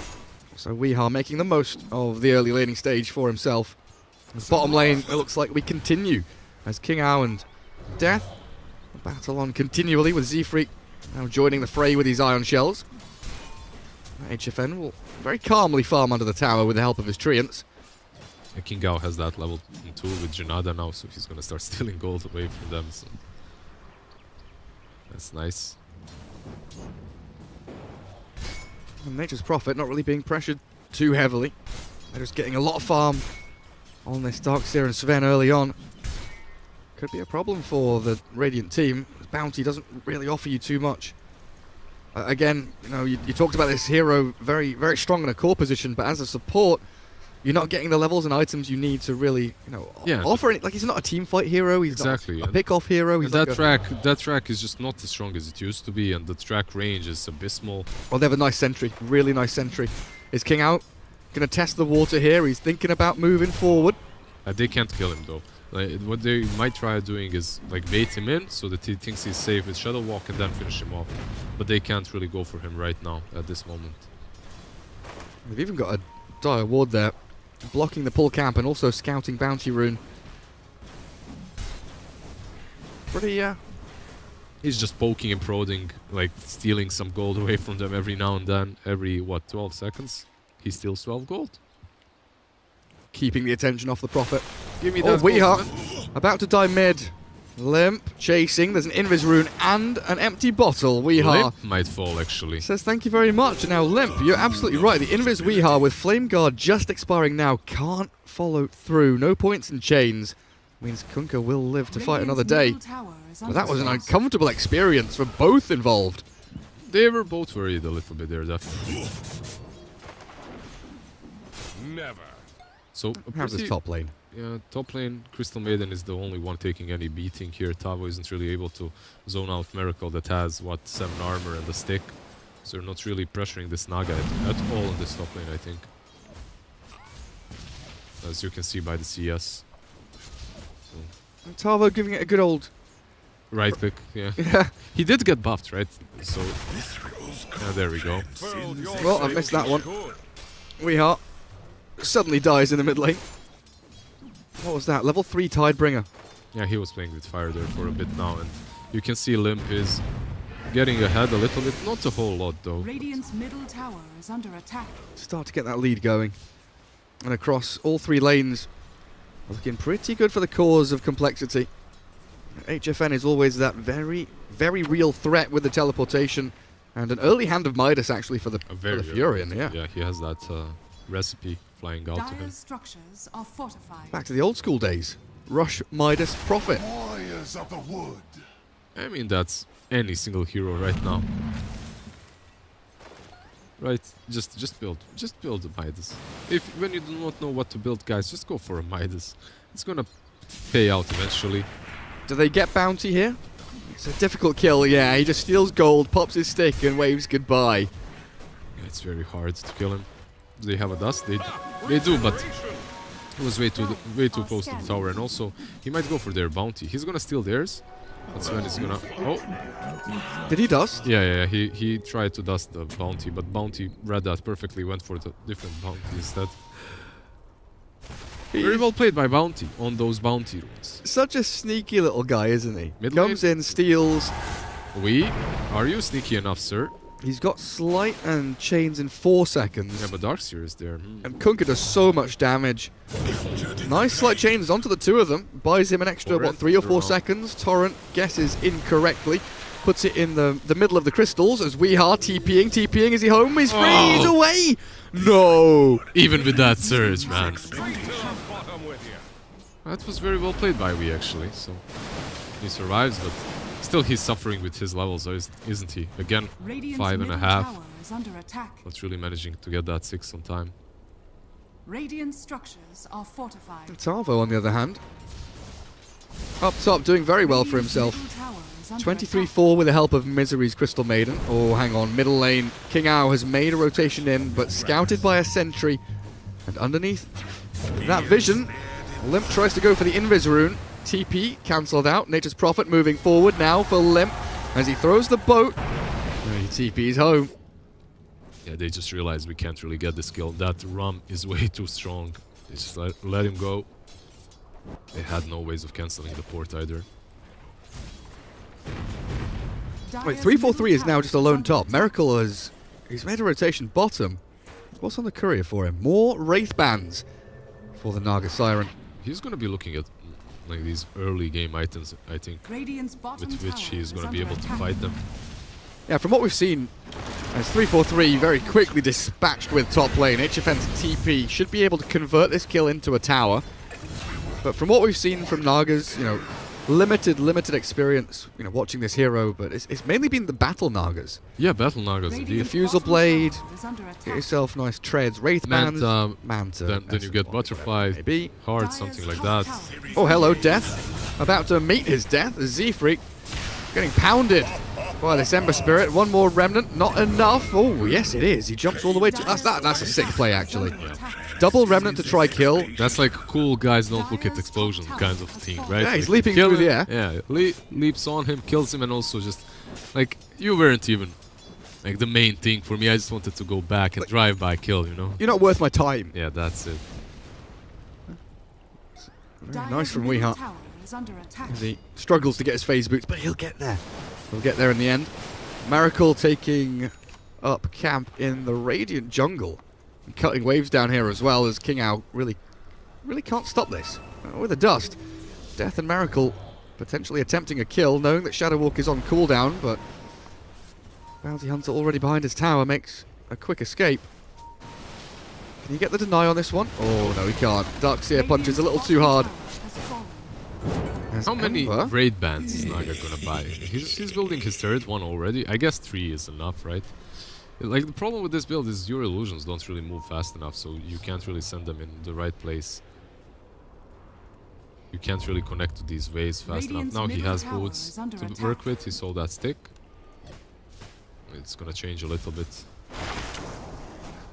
On the side of Chaos, though, we've talked about their... Oh, Death. There we go. Full Nature's Wrath with a Remnant as well. Weeheart on a killing spree after that reasonably poor laning stage, and top lane, Complexity. They will take down Misery, but that's just a lowly position 5 support CM. They did take down this tier 1 on the bottom lane, But it's not like they crushed. It's not like this Darkseer has a lot. It's not like he has the Helm of Dominators and he's gonna start pressuring you right now. Instead, he's going for that hood, which honestly is alright. You are playing versus a lot of magic damage. But we'll see if it's gonna be enough. Medallion again for Weeha. Even though his lane didn't go as poorly as previously, still opting for that kind of itemization. It is a decent build. It gives you armor, mana regen. It's not that bad. Zeus for Tavo. I wonder if he's gonna go for Radiance this game around, because he is playing versus Naga after the Medallion. I don't know though. We'll have to wait and see. They do have the Zeus as well versus Naga Illusions. They aren't really useless versus her. Like they do have spells that work really well versus Naga Siren. Radiant But if you get caught in that call, into that song, I just want to bring your attention to the Crystal Maiden and her dreams and plans for the year 2052. Hand of Midas, yeah, it is queued. I mean, sure, why not go for that Midas early on? You can queue up whatever you like. That's the great thing about Dota 2. You know, you can put rapiers in there. You can have big dreams. That's what matters. Yeah. Dream big. Put an Aghanims and a Blink in your quick buy. And it's a position 5 Maiden as well, going for that Midas. So they think that this Naga is gonna farm a lot. They think that Complexity isn't gonna take any. Top lane. We found the Sven. Weeha and HFN. Prophet stuck a little bit in the trees, but Tavo is there. Secured. Kill secured. Make damn sure he dies. Bottom lane King Ao is chasing death. He's tracked, but can he catch him? He has 5 seconds to hit him one more time. I don't think he can. That's not happening. Yeah, he's dusted, so he's not really fast either. If they had the Prophet TP, then maybe that's a kill. Yeah, but he ported top to get the other one. Oh, they do catch Bounty. Yeah, they get the dust onto Limp. Pop it out. Quick little kill on King Out. Secures them bottom lane, but in the meantime, you're being pressured mid and top. There's no real way to catch this Weeha Ember Spirit right now either. Z-Freak and 343 will try just to push them away from these objectives. But with the catapult still going, I can see Chaos just coming in here with numbers and finishing off this tower. They're really trying to defend it. You can see they're basically dishing out everything into destroying this catapult. So they do defend that tier 1. They value their map control a lot, as they do need it. They need space for this Naga to still farm. She's not there yet. What does she have? Travels, actually. Alright. Well, not really something I expected.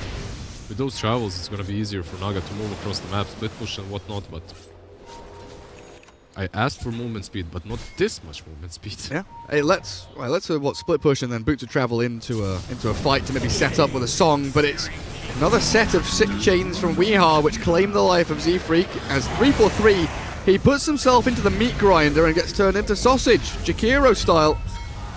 In the middle of all of them will fall as Limp finally arrives to take down Tavo, so something in exchange for Complexity to write home about, as HFN still deep behind enemy tier 1. Getting caught by the X mark, but no torrent just now. The song from Miracle, are they going to set up for a big boat and torrent here? Limp throws it in, nice remnant up, but it's a good storm hammer and torrent to connect as Let it go. Freezing Field kills off Death and maybe can save the life of Weeha. Oh. If that had cleaved onto Ember Spirit and killed him, I would have left. I'm out. I mean, he did a nice ulti there with Crystal Maiden. He did save Ember. He did pay the price. He died, but Ember was X-marked and they needed some zoning tool. So you do get that zoning effect by your ulti. It's not really the greatest effect ever, but it's good enough. He saved his score. How many Midases are we seeing this game? Right, so we have one Midas on Crystal Maiden coming up shortly. Certainly. Oh, most definitely. Most definitely. We have a Furion with a Midas since minute 5 or something. Well, that's it, right? It's just the 2. So Complexity this game, someone's had a word.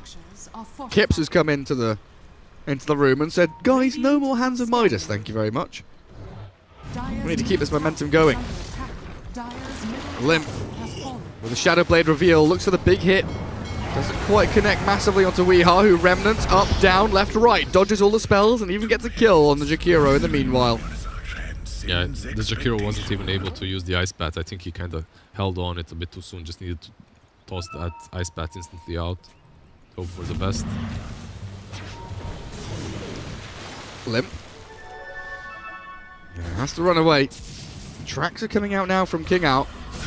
Into the Shadow Blade we go with the Kunkka as Death sprouted. Kunkka battling into Wheat. And a quick Storm Hammer to keep King Out back, but it is still a grab onto Darkseer and Complexity back foot again. I mean, Wee is just crushing this game after having such a rough matchup that last game. He didn't have a much easier matchup on the lane this game either, but he's back into the game. Like, if you remember, he was level 6 around minute 11 last match. He's minute 14, level 11 right now. So that right there, guys, is why Miracle is considered one of the best all-time Naga Siren players in the world. He's just farming the wave with 4 illusions, and he just, you know, from an outside perspective, randomly sends one up this way. Okay, he's scouting, okay, whatever, but he feels the gank coming. They just Prophet falls for the bait, follows the illusion. Real hero. Walks away safely. Not something that Misery can do. Unfortunately caught here inside the Ice Path. Macropire, sick combo, down goes Tarbo. And Weeha still aiming to try and get some collateral. I don't know if he can find 343. And he does have to toy around with this X mark that Limp has moved in, but he held... Oh, has he dodged that completely? Yeah, he dodged it again. What a god. This is the second time he does that. I've missed a kill on Jakiro. Where's Jackie Boy? Oh, King Out found him. Actually, this bounty is doing quite a lot, considering he's been on position 4. He's finding these kills.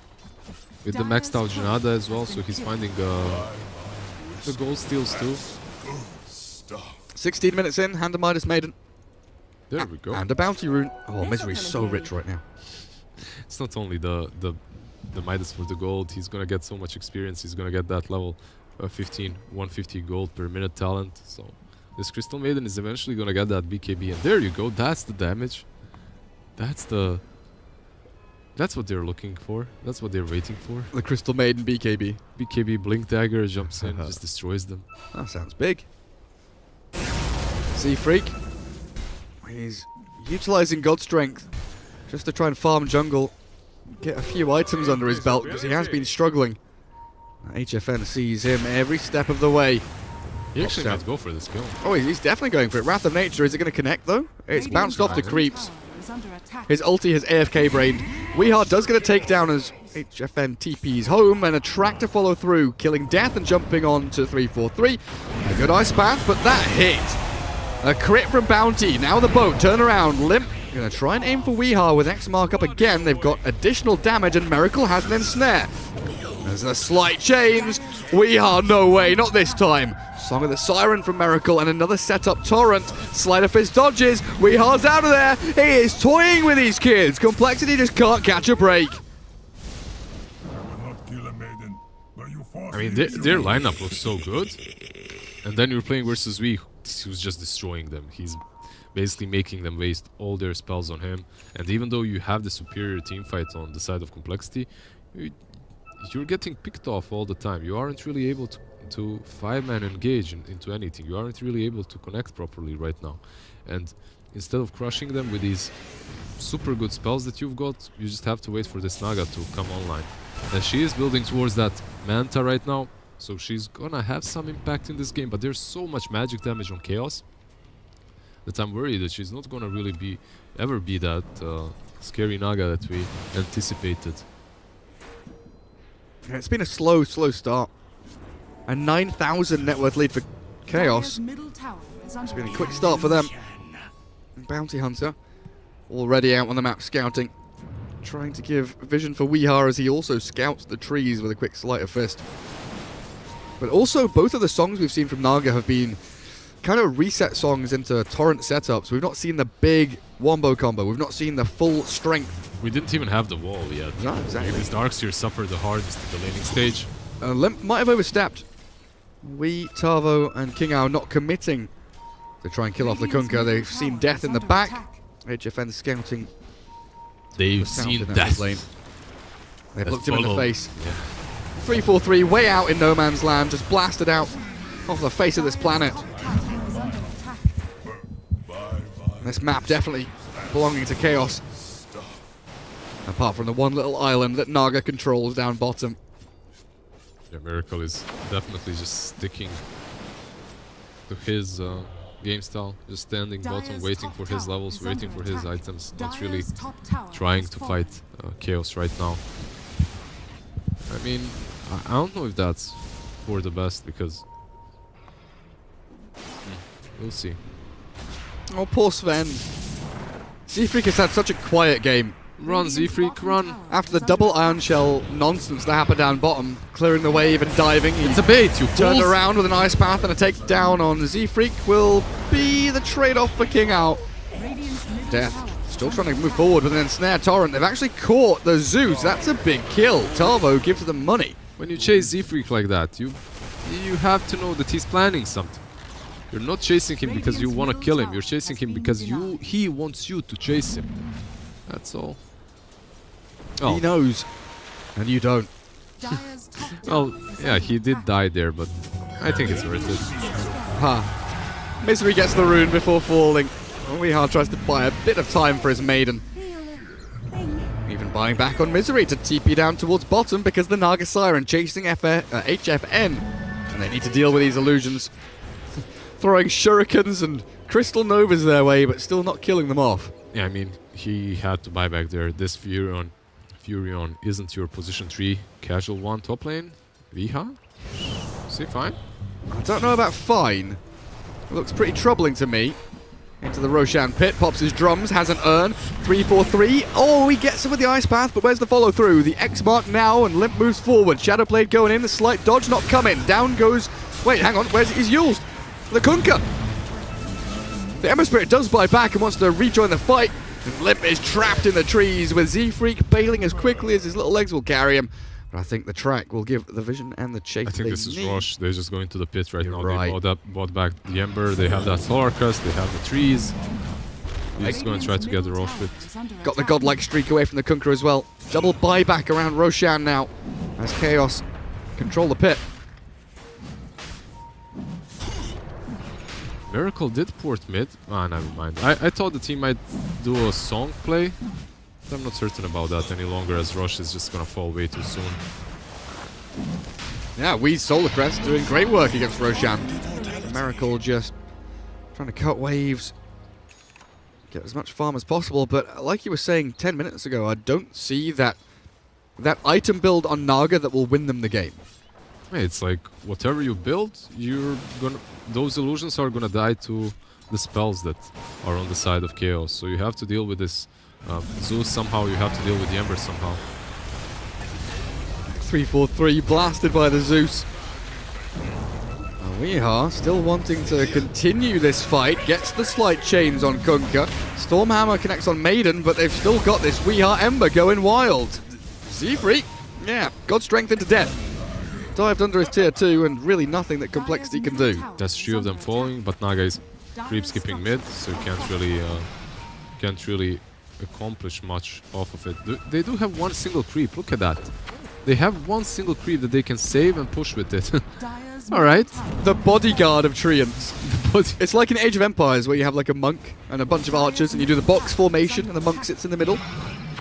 You never played Age of Empires? I played, but can't say for sure that I remember that strategy. But alright, I'll go with it. You put him in the box, you make sure he's nice and safe, surrounded by his buddies. But it is the first lane of barracks. Nearly down, so they go in with a song. Kunkka buys back, they're setting up. This is it. Big wombo combo. 4-man Ice Path with the BKB from HFN. Allows them to turn until Stormhammer from Z-Freak with the vacuum. Amazing! Down they go. Easy peasy for Complexity. Another one added to the tally as Tarvo drops. And a triple kill for Miracle. Wait, huh? Oh dear, huh? What have you done? You've been caught up in all sorts of nonsense. Netted and snared. The sleight of fist buys a couple of seconds, but there is no escape from that prison. Let's just call him dear, huh? I mean, that was... Well, how did he get in there? Oh, well, overall, this is the first time that we see Complexity properly utilize their amazing team fight, amazing combo wombo, and they instantly wipe Chaos. So I'm wondering, what were they waiting for? This whole time they had the skills necessary, but instead they're just being picked off one by one by one by one. Go do what God has made you to do. Use your spells. Just cast your spells. As Ice Rog Almighty has intended and envisioned. They literally waited for the high ground push. Yeah, that's true. But you had to buy back for that. You bought back Limb. That's true. Which isn't like great, but it's definitely worth it. His BKB will still come at a reasonable time. Complexity back out on the map. But King out in position to scout them all moving forward now. Misery, Hand of Midas, no sentries. A quick track from King out. Do they have any reveal up here? They've got some sentries on the Jakiro. But HFN's arrival quickly take down the Sven, and I think 343's a goner. Look at that damage. Yeah, that crit is just ridiculous. Easy. Crit with the track, it's just so much damage. And this, it's just rinse and repeat. And honestly, Chaos, this time around, if they start pushing high ground, they aren't gonna stick together like they did the last time. They were just caught off guard. Dire's top shrine is under attack. Man, this Nature's Prophet is monumentally... Isn't he? Look at that beast. He's large. He's very large. He's a tree daddy. Look at that. Midas, Orchid. He is a vast organism. Full Mjolnir just done. Shadowblade, BKB, Mjolnir, Orchid. Yeah, you pop that on the Ember and you just let him go ham.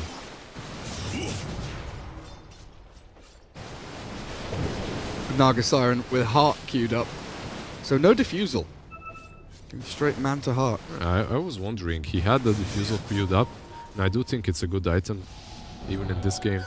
But he's just worried that his illusions are disappearing way too fast, so he goes for something like a heart. But how do you split push against the Nature's Prophet? They're gonna pick off Misery mid, sure enough, Crystal Maiden. Easy kill. Dire Courier dies to King out in the back, I believe, as they do grab Death with the quick chains, but Weeha still thinking about whether he wants to get fully committed and involved in this fight, because they've focused down King Ao's bounty. In with the remnants and out we go. Weeha takes the quick and easy pick and retreat towards the regen rune. HFN's actually taking the regen rune bottom. As Weeha just charging in towards mid. What do you think about this heart on Naga though? Is it actually the item? I just don't... I have a feeling the illusions are still gonna fall, but we have to wait and see, right? But even with the heart, I don't feel like those illusions are gonna... Like, you have plus 14 strength, talent, then you have the heart.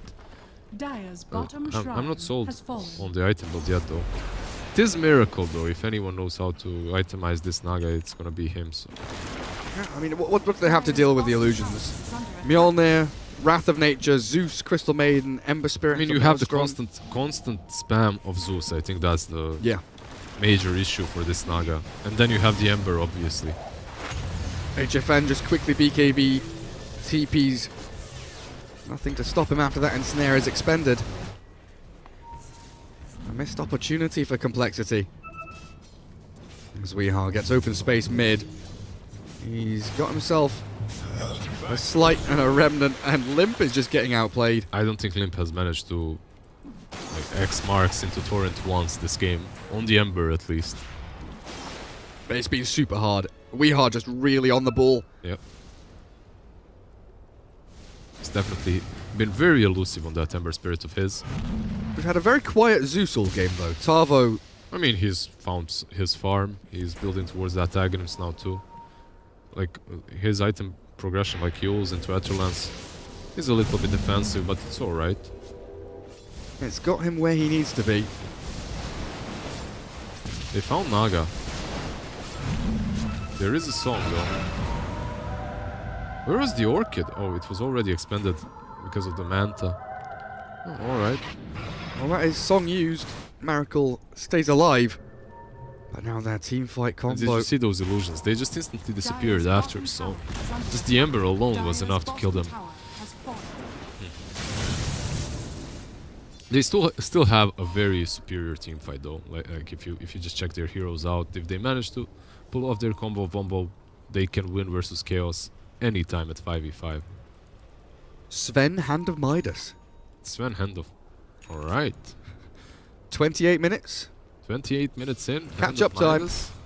This is basically Miracle saying, guys, everyone buys a Midas now. I remember playing in a stack, was it Pycat or someone? It's just some random stack, TI quals or something like that, and he was like, I'm Naga, you guys just buy Midases, everyone.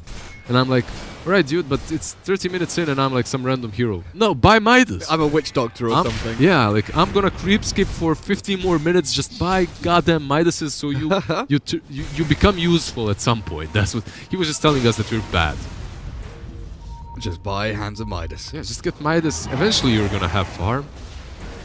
Well, the old Nimbus is out. Well, this Jakiro on mid, he's not really finding farm, is he? He did use that ulti, so he's gonna prevent them from pushing in with that wave, but... How many times did he die now? 11 times? 2, 11, 13. If you consider most of those were tracked as well. Middle tower is under attack. He's definitely not having a fun time on this map.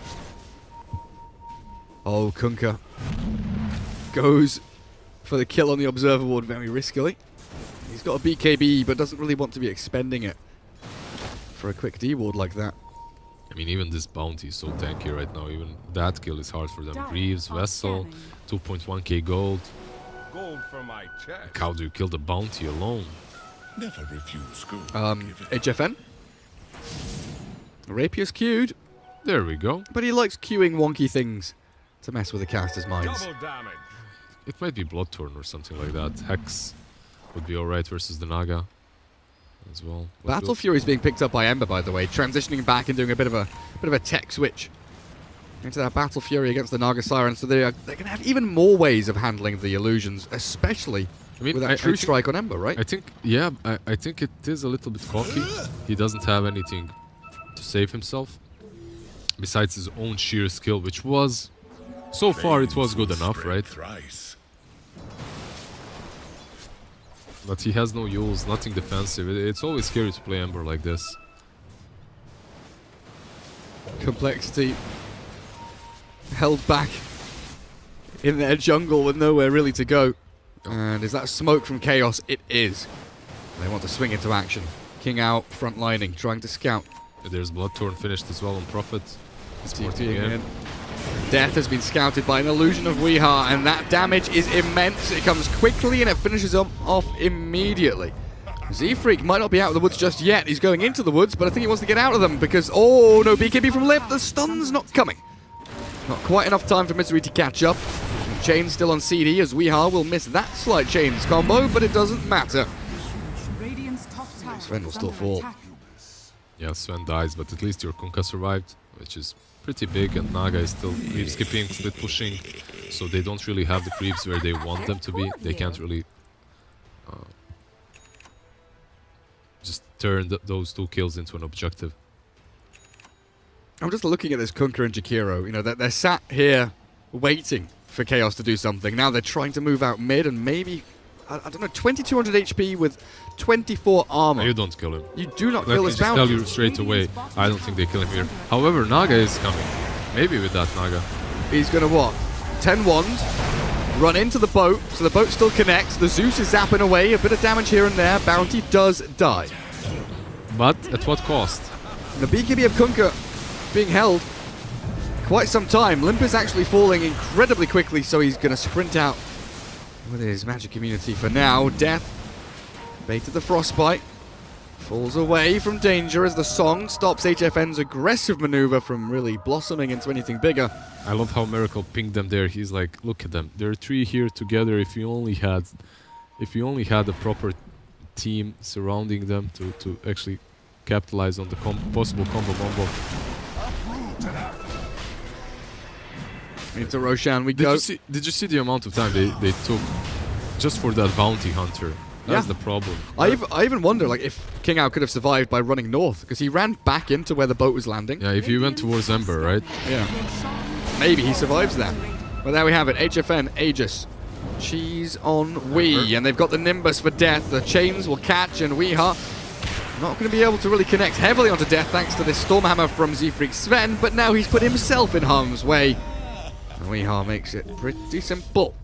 There's no song for 20 seconds, but still, pesky Naga. He is creep skipping, not allowing them to turn another kill into an objective, it seems. He's doing this really well, just buying his team space and time. HFN. This is pretty aggressive.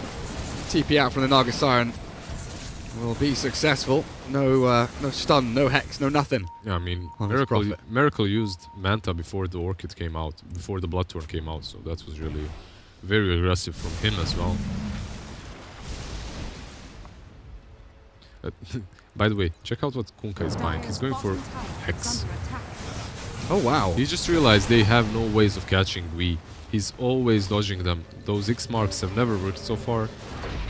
So he just gave up and went for Hex. He's not gonna be that semi-carry of yours though. He's not gonna be cleaving quite hard as he'd like to. But at least you're gonna have some catch for the Ember. 30,000 net worth on your Nature's Prophet, 34 minutes in. And a 31k lead for Chaos. They're going about a K a minute right now as the poor Jakiro is dropped like that. The song, the boat, not connecting correctly. This is not the combo that they were looking for. They missed the vacuum. Vacuum as well. They've completely whiffed. And no wall either. All of these wombo combo timings. Ember jumps in aggressively. The buyback comes out from the Darkseer, but here's the misery. BKB freezing field. Zones them away. They can't really commit onto Weehar anymore until the Ice Path. Now an X-Mark. Weehar slighting, dodging, Torrent not connecting. Would you believe it? He's actually juked them again. Death. Miracle. They're charging forward, and the wall is dropped. They're looking for a kill, any kill, one kill, HFN, thank you. Aegis popped, but Weehar pops his cheese, and he's still going pretty hard. Into the back will go, 3-4-3 is an easy pick, so they'll focus him instead as the vacuum boat, yet again, not quite perfect, but this time they will get some kills. HFN down, buyback, he's not out, TPing straight back into the fight, and looking for the swoop down onto Sven. Misery re-arriving as well, and poor little Kunkka. Davy Jones' locker awaits you. Ember died. Furion might die back here too. That's a dieback on HFN. That's a dieback. That's an Aegis. That's a cheese that they managed to take away from them. For one lane. For one lane. And how many buybacks? Z-Freak bought back. Limp bought back. That's about it, I think. Yeah, so no, actually, that bought back. 3-4-3 bought back as well. It's only Naga that didn't buy back that whole fight. So overall, it's still not worth it for them, but it's not the end of the world. You still are playing with that Naga that has 4k gold, that is building into Butterfly as well. Can they actually do anything while Prophet's dead? It's a minute and a half. I sincerely doubt it. There may be a tier 2. Maybe they can pressure the high ground a little bit, but they can't truly take an objective. There is a Butterfly completed on Naga though. No buyback, however. Limp has cleared out bottom. Mid lane tier 2's gone. Naga's going high ground. Let's see. And she's holding onto that song. Miracle loses the illusions very quickly. Instantly, right? So Zeus blows them all up. Has them again in 20 seconds, but that should be the tier 3 push. I believe that's their biggest issue on the side of complexity. Is the fact that this Naga, even though she went for heart first and then afterwards diffusal, those illusions, they never seem to matter. They just disappear way too fast. You have so much spam, so many nukes, so many AoE spells on the side of Chaos. They don't have a pipe, right? Oh, they're building one on Darkseer. I thought he bought it very early on, but he just, yeah, he remained with the hood. I think that's maybe a small mistake. Because if you have these, these big team fights, the pipe makes such a big difference. Yeah, versus the Zeus, versus the Crystal Maiden, versus the Ember, that pipe would have definitely been worth it. Weehar's Ember. Battle Fury done, so he swings into the Daedalus. Crystallis complete and in backpack. Death on the Darkseer. Please tell me that's a pipe coming out. No, it's a blink and a force. A force for the Darkseer and a blink for the Sven. Limp sprinting away from Weehar, but that's a good catch as he does get a BKB and a big ice path, but they've managed to dodge and evade a lot of this. The freezing field from Misery helps out. With the Song of the Siren going, there will be no chase from Chaos. Complexity have found their retreat. Yeah, we all spiked a little bit. That teamfight, however, even though they were the ones that initiated, didn't really go the way of complexity in the end. Kunkka did survive, so there's that. And that whole wall combo didn't work out this time. What do you do though if your biggest combination does not work? Like, it's so hard for for me to see what they have to do properly to win these fights. Especially, like, what do you do in the time your wombo combo's on cooldown? Especially if you're Naga on this bottom lane, what do you do here? I think you die. You're holding Manta as long as you can for that Bloodthorn from Prophet. But even that's not going to be enough. Here comes the mirror image. No way of juking, no way of baiting, no way of no way of running or hiding. No, nothing. Naga's dead. 90 seconds with buyback. But He's Chaos. the only one with the buyback as well, so they're going to force it now. Most likely, they're going to go uphill. There's no wall that they have to worry about for 30 more seconds. And that's about it, so... You still want to be careful. If you are Chaos, you're still pushing high ground. You don't want to go YOLO. You already suffered once when you did that, so... Take your time, send the Furion to hit, spread out. Feels like you've got to be careful with this Prophet BKB. Can't use it too early. In case you do find yourself in one of these extended team fights, but the Naga buyback will be enough of a deterrent to send Chaos packing. They're happy with that. Now they realize Complexity has no buybacks. Rosh should be up in what, like a minute or so? Tavo, as well as we and King Ao, but it's Tavo mainly that's caught 1v5. He's tanky with the help of the Greaves. Sleight of fist, he yawls up into the air, but caught by the boat. Maybe not. The force step up to the high ground. The Song catches. Where's the follow through? They're all here lined up, sitting ducks in a row. But 343 has no ice path to put into this. They do manage to bring down the Zeus. The freezing field from Misery, though, it's big, and Z-Freak feels the freeze. Miracle. If this Naga dies now, it's lights out for Complexity, but she manters and gets away from danger. The trouble is Death doesn't have the same luxury. A triple kill for Weeha continues Chaos's dominance in this series. And that mid lane was pushed in. They're going for that Naga, actually. There we go. No yeah, but that buyback, that's surely it. GG is called. 343 taps out. And our third series of the day goes the way of Chaos.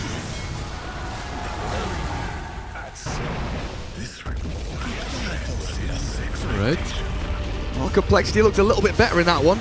They picked a very solid wombo combo, but, I mean, draft aside, Complexity don't feel like a working team. Yeah, they don't have that kind of machinery. They don't tick. Yeah, they don't tick together. Definitely, they're being picked off like a team that has just formed. Like this Bounty Hunter, I was doubting him because I've seen so many games in which position 4 Bounty just does not work. It falls off very fast. This Bounty Hunter, I felt like he was just playing with them. He was just hunting left, right, and center, creating so much space, getting one pick off after another with either the Furion or Ember connecting to him. While Complexity, yeah, you're playing the Naga. You are playing the Naga draft, right? You're waiting for her and her items. That doesn't have to mean that you have to be scattered around like mindless sheep that get just culled by Bounty and Ember every now and then. So herded into a corner and slain. Because they truly were, right? Like they were. It always felt like they are scared on their side of the map, being chased by Furion, being chased by Bounty. I don't know. Well, that was a tough one for Complexity. Yeah. It was a. It looked like they have a good team fight, right? Like, I mean, we saw it once, but their next series isn't any easier, to be honest with you. Playing up against NIP in our next series, our final one of the day. Ninjas in Pajamas against Complexity. I mean, Lizard, what do you think? NIP is going to be a little bit too strong. I think NIP is really strong right now. I expect them to win 2-0, but maybe Complexity gathers some inner strength. Kips gives them some good coaching tips, and they go and take at least one game off. The locker room pep talk. Yep. Start shouting at your players. Cast your spells. We'll take a bit of a break here. Not entirely sure when the next series will begin, but it should be in the next 30 minutes or so. So grab a snack, a drink, your dinner, whatever it may be, and rejoin us for more Dota 2, hopefully soon.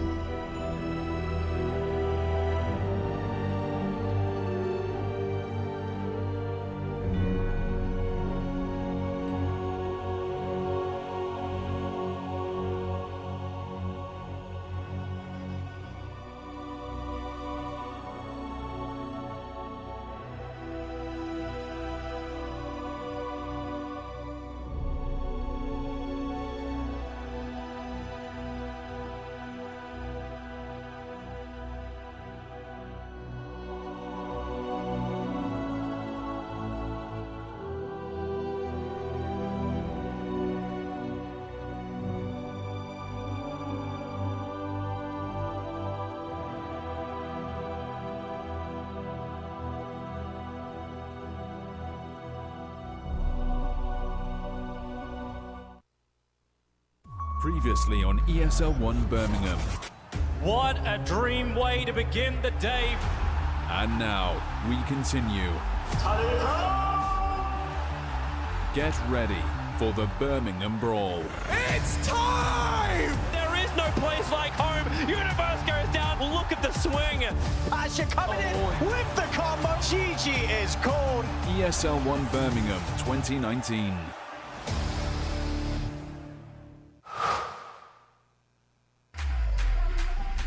Think he can't shine through the dark? Stream a Roshan steal in high resolution? And record a play for the history books? Watch this. Think he can't make a victory go viral? Watch this. Think a support can't be in the spotlight? Watch this. On Intel Core i7, a legend can rewrite his own legacy. Game, record, stream without compromise on Intel Core i7.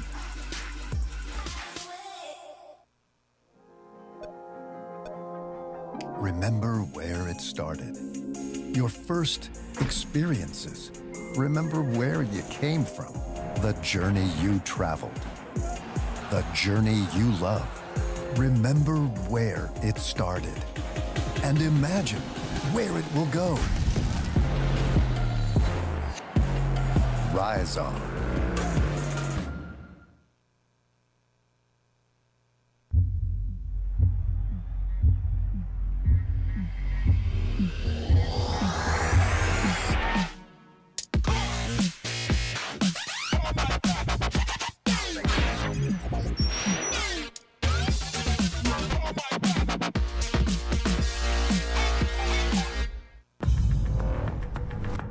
No matter what your passion is, soccer, rugby, racing, or esports, become a part of the experience with the moments we deliver.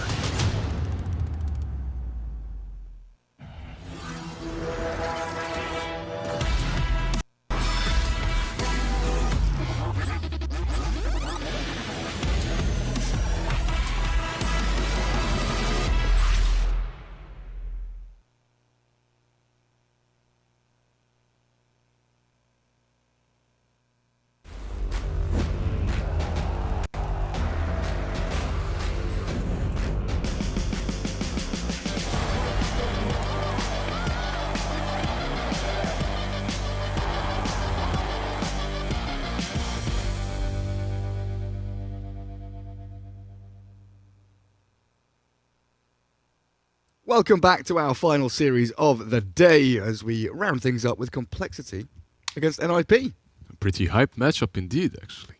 It should be. I wonder if Complexity is going to be able to step it up a bit after that last series. They have to, right? It's NIP we're talking about. They really do have to have that kind of mental reset, think about their opponents, ignore and forget the last game because the series didn't go particularly well. A few elements of, yeah, they looked all right, but maybe they get Kips there, as you said, into the booth to hype them up, to force them to think as a team, to think as one unit, instead of being scattered across the map, actually, and just picked off time after time. We'll see how it goes in this matchup. Right now, talking about bans, or are we going to talk about bans? Yes, I just had to quickly show below the screen the odds. The odds. And you dancing. For Complexity. All right. Well, the odds are nice. If you're a betting man and you bet on Complexity, you have some good odds for you at least. There's that. Some very good odds. Yeah.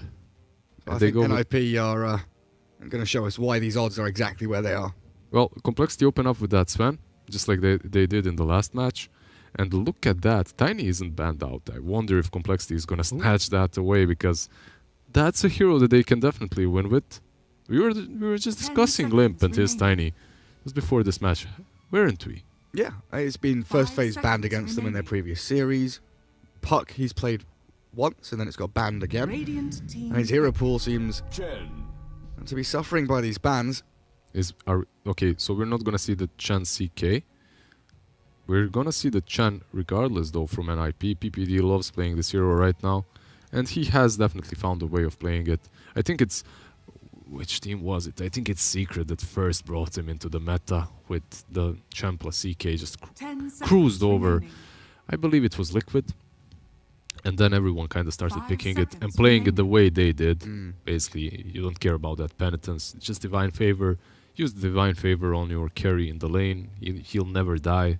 Then afterwards, you get that Catapult. Use Divine Favor on the Catapult.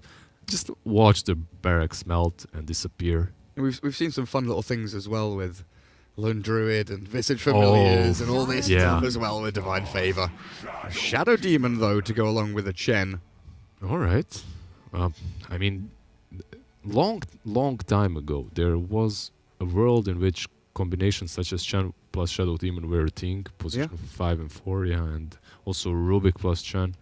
You would basically just rotate across the map as those two heroes and get kills. Now the meta has changed. The Dota 2 world is a little bit different, so I'm not certain if that's gonna happen. But you can't get the Centaur level 1, can you, anymore? Yeah, you can't. So there's no way you're gonna disrupt into stun or something like that. But it always used to be like SD Lash, SD Lina, SD Chen. Good old times.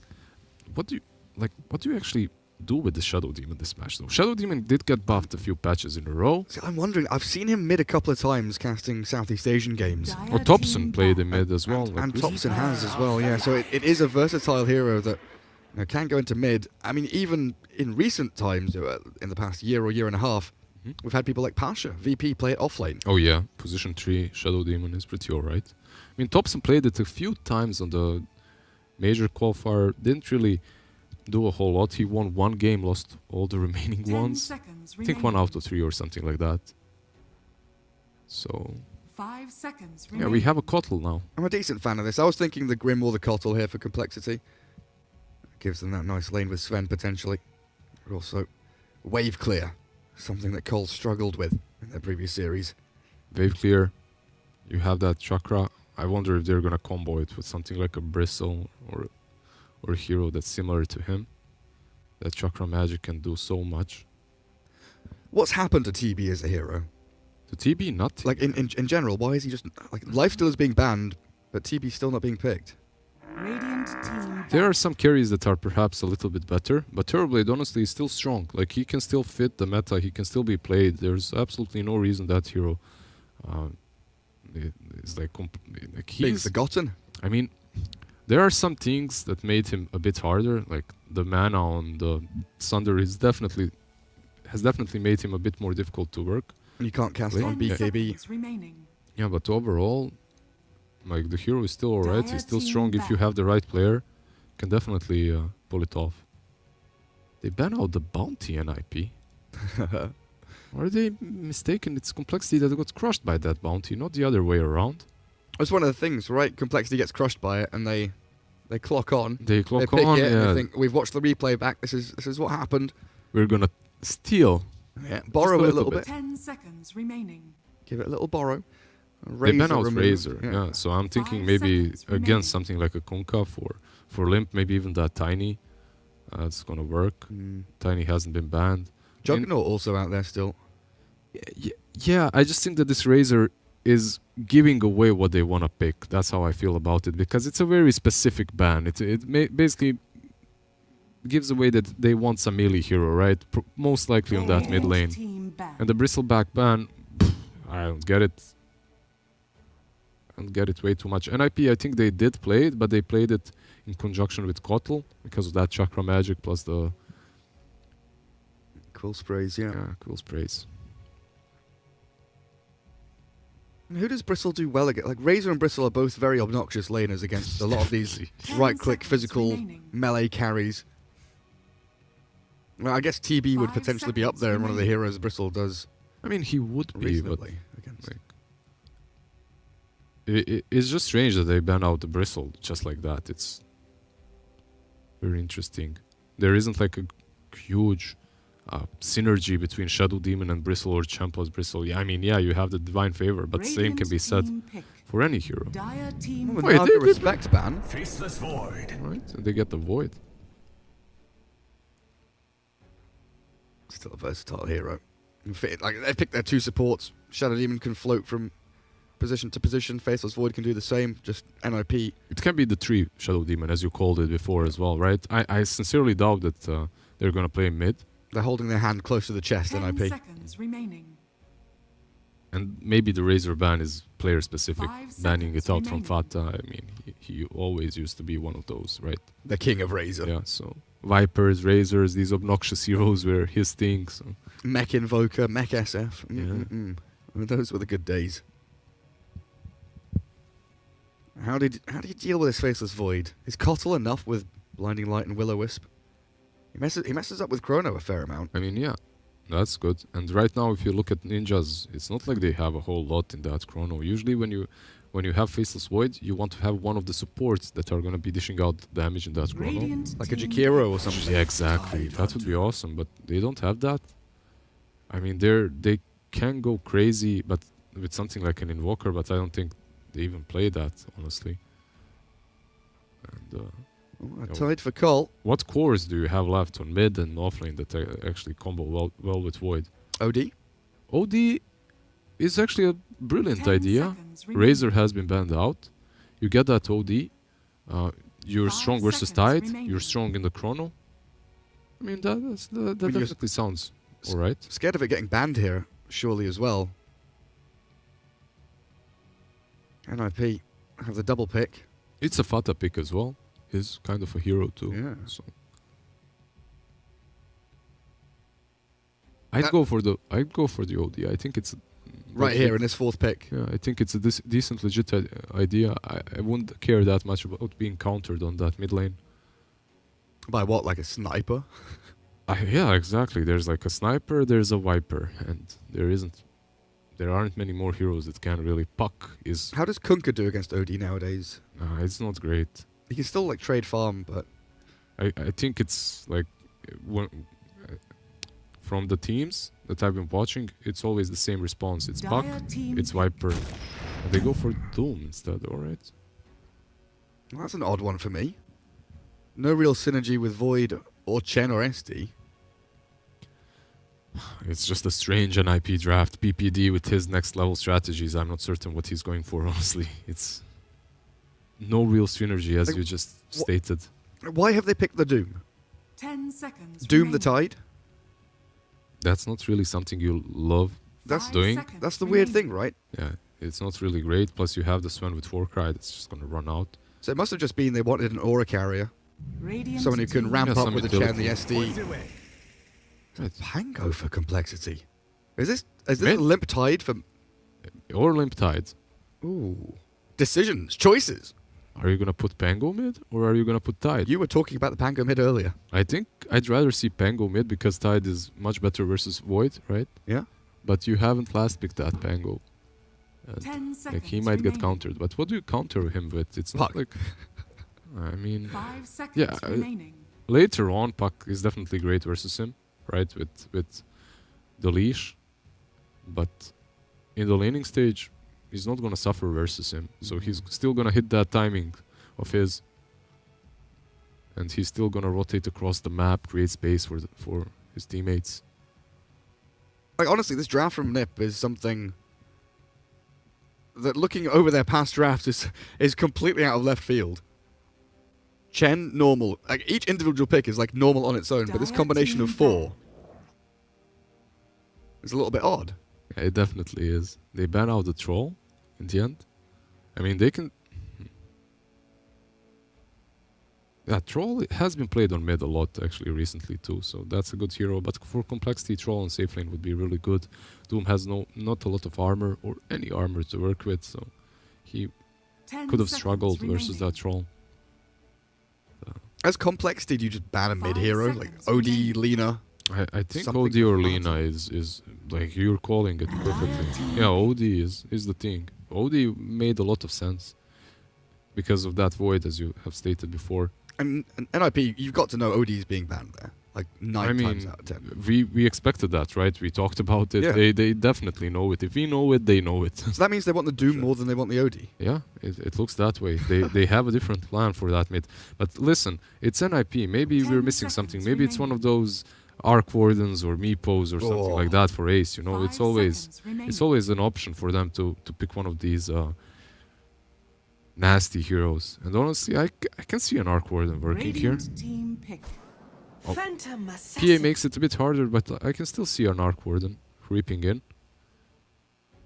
Some Ace hero basically that we're waiting for. And then you put the Fata on the Void. It can work. We put Fata on the SD. On the SD? 3-3 on the Void. Alright, I mean, I don't know. Yeah, this is like a 3-3 Doom for me. In my head, it's like 3-3 Doom. I think so. PPD Chen.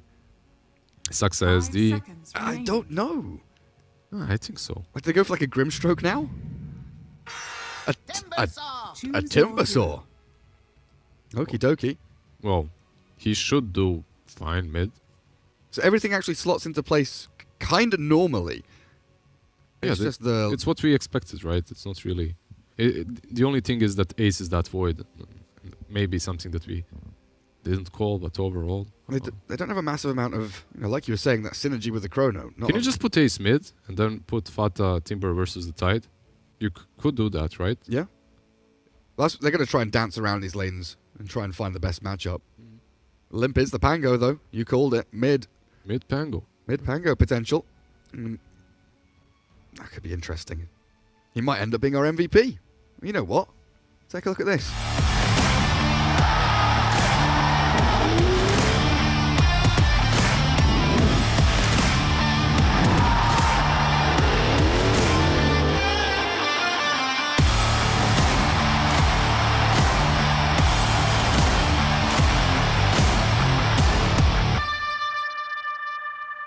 That's right, there are cars to be won.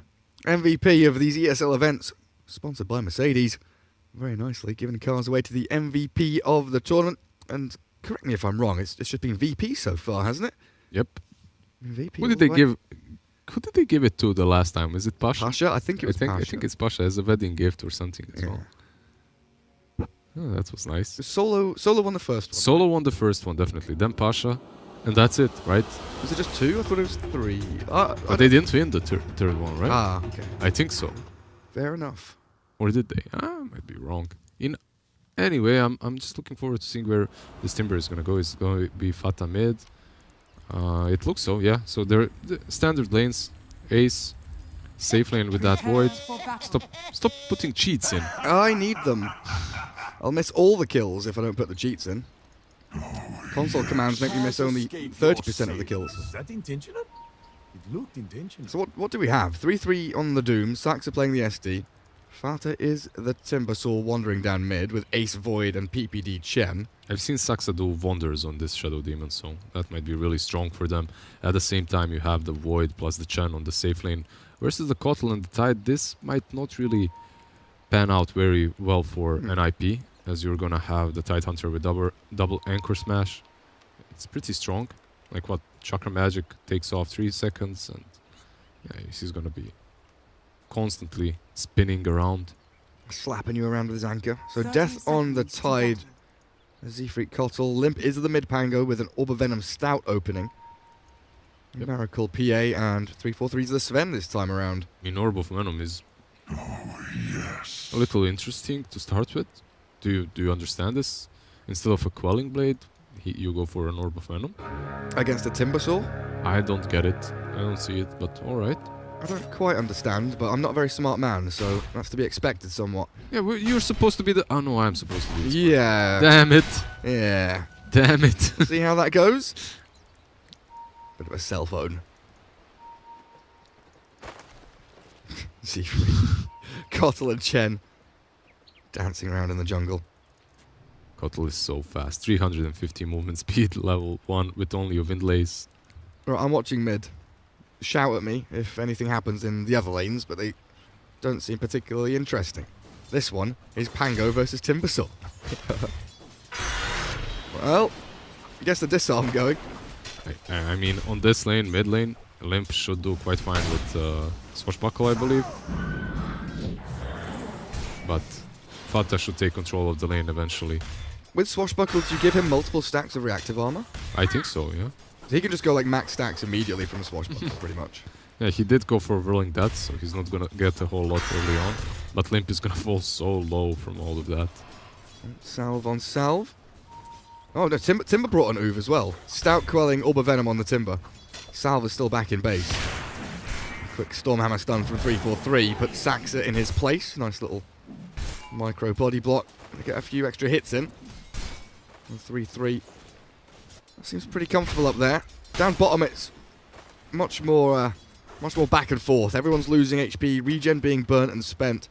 Void is doing quite fine so far, though, finding that farm and levels under the tower.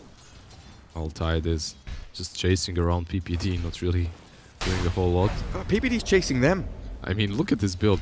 I believe he started with 3 or 4 Fairy Fires. 3, yeah. So he has a bunch of damage plus the Divine Favor. Well, Nom on one of them now. Again, getting whacked around by the Anchor Smash. It's top lane. Wave meets behind the Dire Tier 1. 3-4-3, interesting pathing there. He's going to have to cut himself out of danger.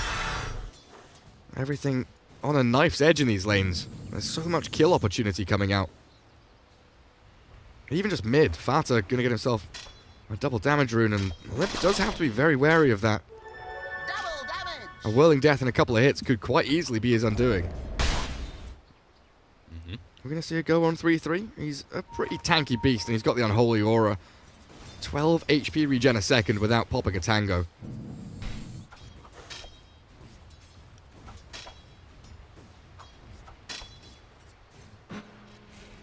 Things stall up a little bit.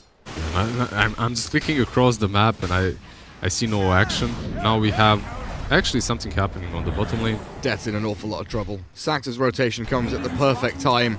I thought they had the backup of Z-Freak, but he's had to run away, and First Blood picked up by Saxa. I was just waiting for someone to break the stalemate, and Saxa ported in bottom, did what he had to do.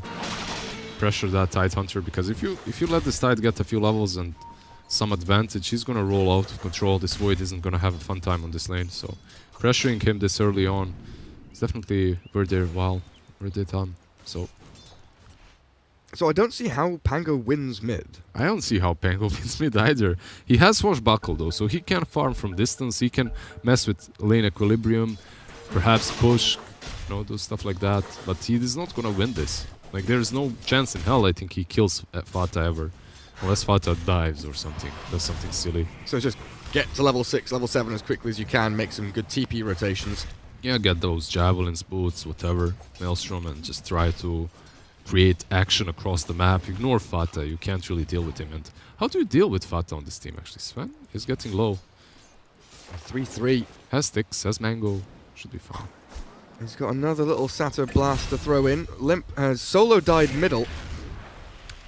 Yeah, I mean, it is problematic for Pango to survive versus Timber here. If you use that Swashbuckle to farm with it, then suddenly you find yourself the Owen like that and you die. And a regen rune. If things couldn't get worse for Limp in the mid lane, solo dies and Fata gets straight back up to full HP, full mana. Yeah. Beginning of a disaster. After, yeah. He's level 6 now as well on Timber, and Pango is level 4, so he's gonna be completely zoned out now. Oh wow, that TP gets cancelled. Death on the last microseconds of TP out there gets disrupted up, poisoned, and nearly killed, but the PA's rotation miracle joins the fray, moving forward towards Saxa, but they just don't have the sustained damage or just sustained life totals between them. Yeah, you might watch mid a bit now. Is Limp gonna survive? He should. Yeah. There's another Timber chain here, but Fata, not really enough mana to commit. Tries to move forward. Yeah, bottom lane, they're basically just going for the... He's going for it, you know. Another bottle charge, another Whirling Death. Oh, it's getting close. The Orb of Venom slows. Fata doesn't get the job done quite. I mean, I said maybe he's gonna do something crazy, this Timber saw, and perhaps Pango like bounces back like that, but Fata just do a tier 2, and absolutely no one helped the Pango out, so this game is looking very scary for Limp, and now they decided, alright, Limp, you can't farm mid, just go to the jungle, we're gonna let Keeper of the Light defend mid, and that's it. Yeah, not even a Quelling Blade on Limp, which I find quite interesting. Yeah, he started with that Orb of Venom. Even still not going back into one, maybe now with an Illuminate.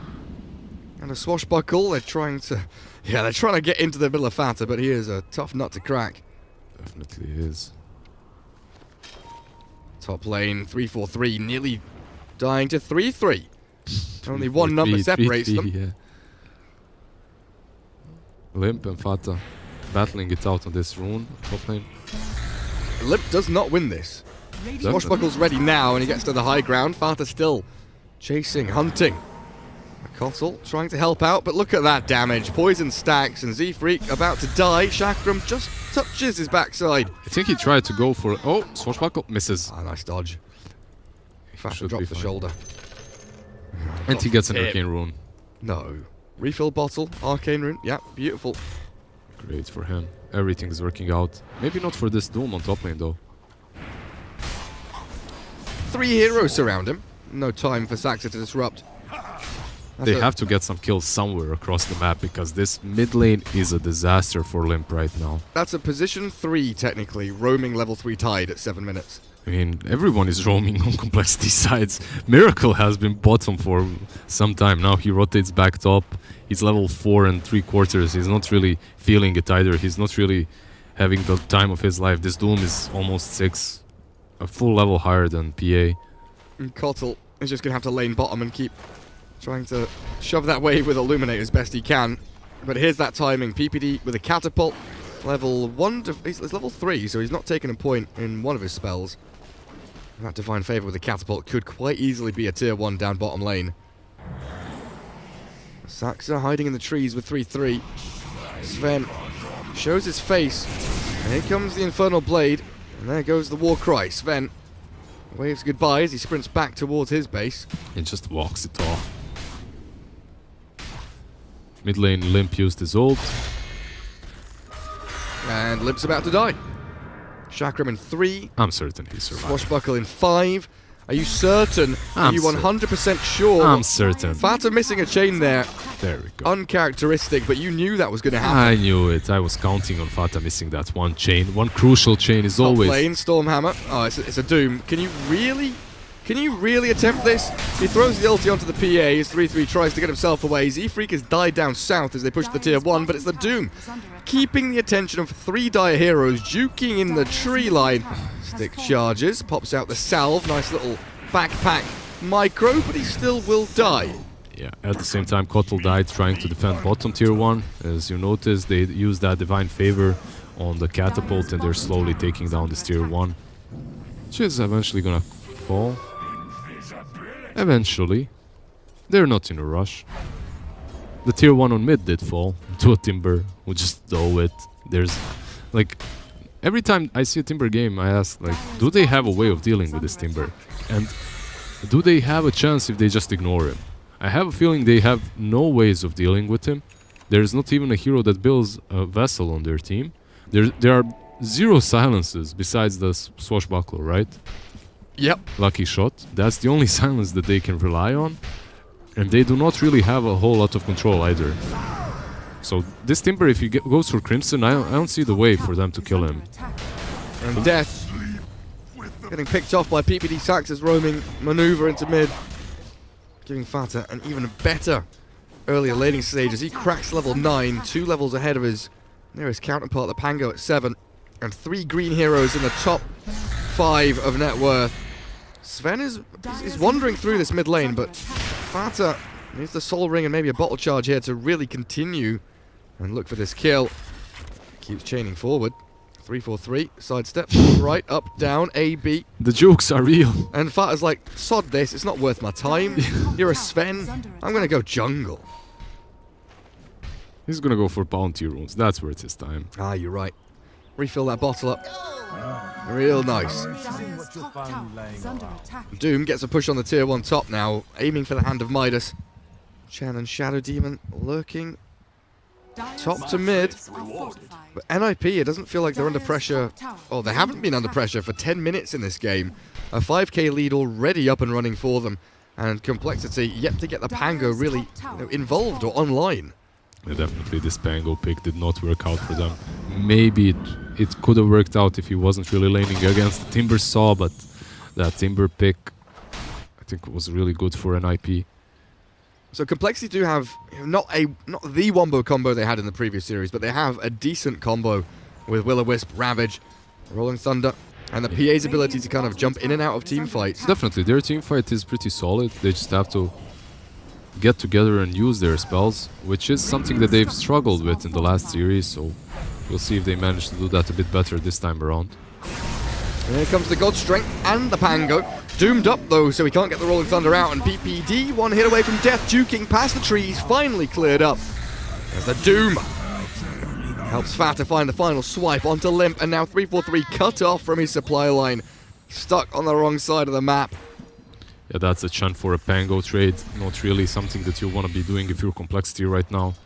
You need to find these better kickoffs. And meanwhile, the PA, 3,300 net worth with a couple of Wraith bands. 3,000 gold saved up on Ace. Closing in on that Battle Fury very quickly. He is so far ahead of the PA. Ace is definitely doing better. She's thinking about phase boots, while he's thinking about Battle Fury. Battle Fury. And what's next after the Battle Fury, as he's very close to that item. Doom, where's that Midas recipe? Back on the courier on its way out. Fata going Bloodstone. I don't know, what are your thoughts on Bloodstone on Timbersaw? I mean, it's alright. I don't think it's so... he's creating so much space and so many kills right now that I guess that Bloodstone is worth it. But overall, if you went for something like a Crimson, it would definitely... Nice two-man chrono top. Ace has found them, and with a Divine Favor, rips them to shreds. Z-Freak down, and 343 looks like he will be joining him. Body blocks from 3-3. These body blocks. And I love how he continues running the same direction. Just he's like, what else can I do? In the other direction, there's a void and a timber waiting for me. So let's just... Can't juke out that. Are they just gonna push high ground? They've got double catapult lizard. I don't see why not. I mean, and Divine Favor, right? That we were talking about constantly. So Demon Edge treads on void. Plenty of damage. Demon Edge treads, and they already feel strong enough. This is ridiculous. Here comes Pango. Beep, beep with the Will-O-Wisp. Catching 3 and the Ravage follows. They should give another tick for the Will-O-Wisp, and great disables. Catches Ace, but he's on his way out with a Time Walk, and Fata chains down to the south. As 3-3 turns to fight. 3-4-3. I don't think this is the battle you want to take. He runs into the middle of the enemy team just to try buy some time for his squad to retreat. Death will get back to Fountain, but the Sven will not have that same luxury. As Complexity still continue to struggle defending their tier 3 and high ground, and these catapults are relentless. Considering the way they itemized and that they're taking barracks right now, it's insane. Like, look at this. And they jump onto Limp. Already using that swashbuckle means he has no means of escape. And now, doomed by 3-3, hounded inside their own base. We are 14 minutes into this game, and NIP have such a domineering lead. It's absolutely insane. Complexity on their last legs, try to make this fight work out. They look for the kills, but they're not getting them. 3-3 finally dies, but in comes Fata with the sickest whirling death. An easy double kill, and he's not done just yet. Doom is coming back. They're resummoning him, I believe. Yeah, there we go. Hello, I'm Void. I'm ready. Battle Fury's done, and your melee Rax is about to drop. Complexity's PA has a Blightstone, phase boots. Can't really jump into... Can't jump into this to accomplish anything, and they've just lost a full lane. 14 minutes, 22 seconds. And the chrono wasn't there. Doom wasn't there even. Doom came like off cooldown in half of that fight. Honestly, how certain in yourself do you have to be if you're an IP to just go for that high ground push like that? They even had like 2-3k gold on Timber unspent that he didn't use. Like, he still has a 3k gold in his bank. Usually what teams do if they win like this super hard in the laning stage, alright, let's actually buy some items with that gold. Yeah. No, if you are an IP, you just go for high ground. That's how strong they felt they are after the laning stage, because they were truly dominant in it. And that's one of the reasons I was asking, is Bloodstone good for Timbersaw? Because personally, I'm not a massive fan of the Bloodstone rush. I much prefer the kind of Crimson... Oh, okay, well... I guess... solo kills. Yeah, I think the Crimson is going to be built by 3-3 eventually. So going for that Crimson... so going for that Bloodstone on Timbersaw makes sense. And it's just they didn't need the early sustain, they didn't need the early team fight damage mitigation, because Complexity has no damage they need to mitigate. Exactly. Very well put. After that Ravage passes, you basically fear nothing. Ravage, Will-O-Wisp, you get the perfect chain of the ticks as well. And still, a team fight going the other way. Smoke up from Complexity. Not catching Miracle, though. They have that Ravage again, so perhaps they can make a move. And the Will-O-Wisp. Onto PPD they go. Should be quick and easy. Down goes the Chen, but in comes the Chrono. Nice grab. The Will-O-Wisp will buy some time, and in comes the Pango. Dodging the Chrono, and the Ravage connects, but Fata's so tanky with Ace jumping away. The Ignis Fata just dissipates. And Fata's got so much left in the tank. I don't see Complexity escaping with their full squad here. They're going to lose at least one. 3-4-3 should be a sacrificial little Sven. As Fata will quite happily eat him up. Yeah, you're happy with that. If you are Complexity, at least you lost only the Sven. Oh, if that Whirling Death had landed limp, may have been in for a world of hurt. Are they gonna go for Rosh? Are they gonna pressure high ground again? What's NIP gonna do? That's basically the only question, as they're fully in control of this match. Imagine being this Void, 9k net worth nearly up, Yasha Battle Fury done, your Doom now has a Vlad's. You've got to feel incredibly strong as NIP with a 13k lead. What is there a way that they can mess this up? Is there a way that they can... There's always a way. There's always a way to mess things up in Dotes. I've been taught that lesson the hard way many times, but honestly, if you're NIP, and if you're in this kind of a situation, it's very hard, and it's very unlikely. And where are they off to now? 3-4-3. I guess Rosh. You have the Vlads almost finished up on Doom. He has it actually, finished up Vlads on Doom. Just go take that Rosh, get that Aegis. After that, you just continue pushing high ground. With all the Karties that PPD is bringing with him. So we can have another one when Roshan dies. If he takes that third point, get the 3 catapults going. Yeah, I wonder if he's gonna do that or Divine Favor. Whatever he does. I don't think it's gonna matter a whole lot. Timbersaw coming forward. No. Yeah, there he is. Fata joins the party. Shadow Demon doing a great job shoving out mid lane as well. Complexity, no angles of attack towards the Roshan pit. They know what's going on, they just knew they didn't Z-Freak have a chance to contest. Hello, sir. He has Blinding Light import, perhaps. Oh? Bash. Oh, God. I shouldn't have said anything, I'm sorry. You shouldn't have said it, seriously. Poor Z-Freak. So sorry. I just have to. Every time I see someone TPing in front of someone with a bash. With a bash or a root or something. Bash, root, bash. You just root. have to say it. That's true. Now they have the Aegis, the Kotl is dead for 30 seconds. This tier 2 on mid is definitely gonna fall. Do you have that in Dota as well? Like, let's say you're queuing for a game and you're waiting 20 minutes, and then you don't say anything, but as soon as you say, why don't I have a game, where's my queue? Da, da, da, da, da, da, the queue pops. That's not how it works for me. For me, it's usually if I go to grab a snack or to piss or something like that, it instantly pops. Oh, that's Sod's Law. And I missed the game. That's how it works. Oh, unfortunate. Now, for me, if I'm playing, you know... I've learned to measure my piss time so that I can always kind of go back. No, if I call for a regener in bottom, I'm getting a regener in bottom. If I call for, you know, an AK-47 in PUBG, I'm getting that. Jump in, 3-4-3, already got strength and a good Ravage. Connecting on 3, but here comes the Void with the biggest chrono you've ever bloody seen. Can't enter it though. Stopping him from doing anything though. With the Will-O-Wisp there, Void's been zoned out and they've killed off Saxa in the back. Let's Ignis Fata's still doing a good amount in this fight, keeping Ace and Fata locked in place, and they've lost the 2 supports. With no Doombringer here, this is a big dive from NIP to try and force Complexity to capitulate. And they will take down the Sven on the left-hand side as 3-3 gets the solo kill. But this 3v5 is not how things are meant to go. NIP are 3v5 in Complexity, and they are not breaking a sweat. Ace maybe now is... There's so much regen and damage mitigation between the 3 of them. Ace with the time walk, then you have 3-3 with just base regen from Doom and Devour. Then you have Fata, obviously, he's a Timbersaw. So even though they're fighting 3 versus 5, it's NIP they are the ones that are hunting. They aren't really scared. They do not take high ground though. So. There's that, and that Chronosphere with the Rolling Thunder, that was funny.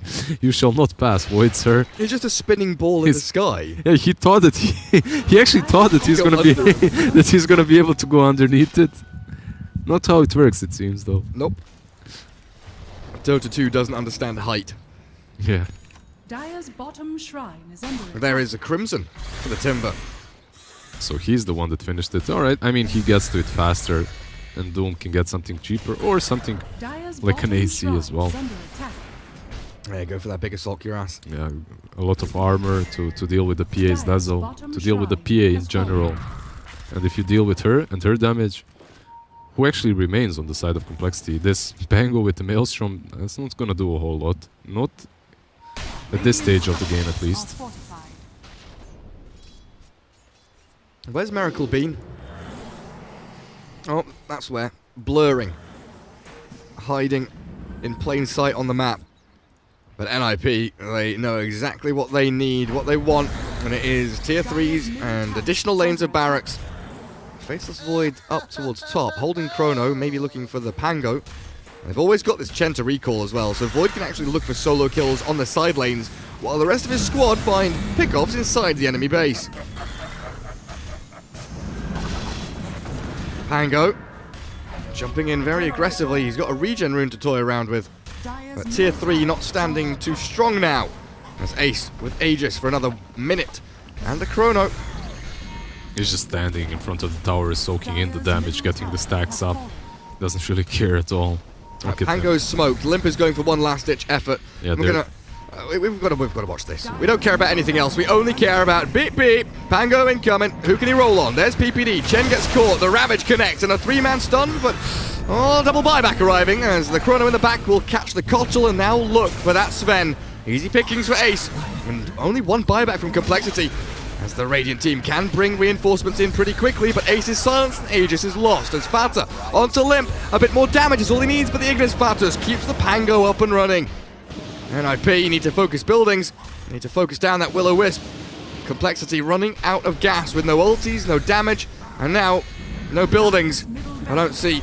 Meanwhile, really Doom is just chasing Tide on the other side of the map completely, but yeah. Welp. Dead Tide. For 30 seconds, though. He has buyback, but no Ravage, so I don't see really the point. They'll lose this Rax regardless. NIP maybe could even think about shifting down towards bottom and taking the entire base. Oh, he actually bought out, so he doesn't have that buyback any longer. But he's up in 10 seconds, so he should be fine. Limp. Again, hyper aggressive with these swashbuckles.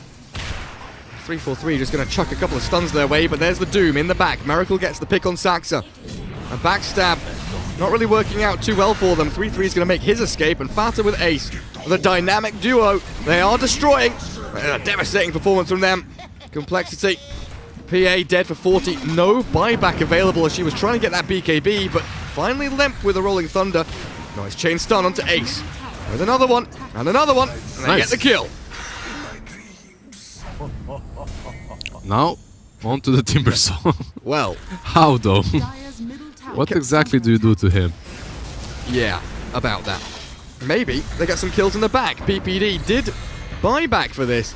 So a dieback on the cards for him. The trouble is, Fata and 3-3 are big tanky boys and they are not messing around. I mean, they're just running away from them. They're just ignoring them. You can't really deal with these two beefy guys. Like, look at them. Like Vlad's, drums, AC completed on the Doom. Now you have the Fata with... I don't even know what he's gonna buy next. He actually has AC and quick buy as well, but he should realize that Doom has finished it. Honestly, they can kill the Void as they've demonstrated, but they can't deal with Doom and the Timbersaw. As long as they maybe juke them somehow, ignore them. Oh, Saxa? Well, Miracle gets a quick and free pick on the SD. That's that MKB on Void now too, to deal with the PA. My goodness. I was wondering why he didn't have Manta finished. Yep. There it is. Full MKB. Fata with the bounty runes and 3-3 with 2 bottom. Completely choke out Complexity even further. As Limp has been relegated to Javelin Purchaser. A Maelstrom, a Javelin, aiming for Blink. His net worth 7,400. Struggle City as he is half of that of any of the Radiant heroes who are starting to hit 15k. Are we gonna see some smoke action perhaps? They do have the Ravage, they're all clumped up here, so Does PPD have any catapults? Because bottom lane, there is a catapult. Why aren't you taking Carties? Come on, PPD. They're waiting for Rosh instead. Rosh might respawn in 10 seconds, but he might respawn in 3 minutes and 10 seconds too, so... I wonder if they're gonna be patient enough to wait for this. So far, they didn't really show perfect display of patience and discipline on the side of an IP. PPD can send a creep in, can't he? Yeah, that's true. And then they'll know exactly when the big man returns. So now we have Manta on Ace. That makes him close to unkillable now, as you can get out of silencers, dodge storm hammers. Yeah, it's much harder to kill this Void. Oh, what's this here? Ravage onto 2 with a Rolling Thunder.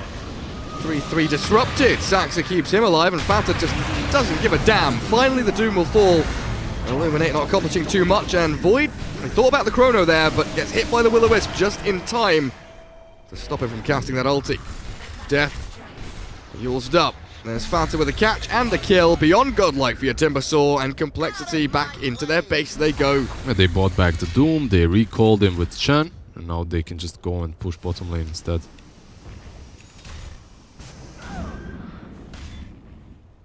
Well, Tide Hunter does have that buyback. He's a big part of their teamfight. He has Lad's medallion, but he might have to buy back. They're losing megas here. This is something they cannot handle. PA did go for the 25% cleave. There's the buyback on Tide, what, with 15 seconds remaining? 3-4-3 from the back, getting a catch with a Stormhammer. Saxa, though, helped by the mech. That's PPD with a save, and now a 3-man Chrono. This is going to break some ankles. The BKB of PA completely wasted in the duration, and dead for 50, 75. The PA and the Pangolier. Death will follow them, and GG is called. Game 1 goes the way of NIP.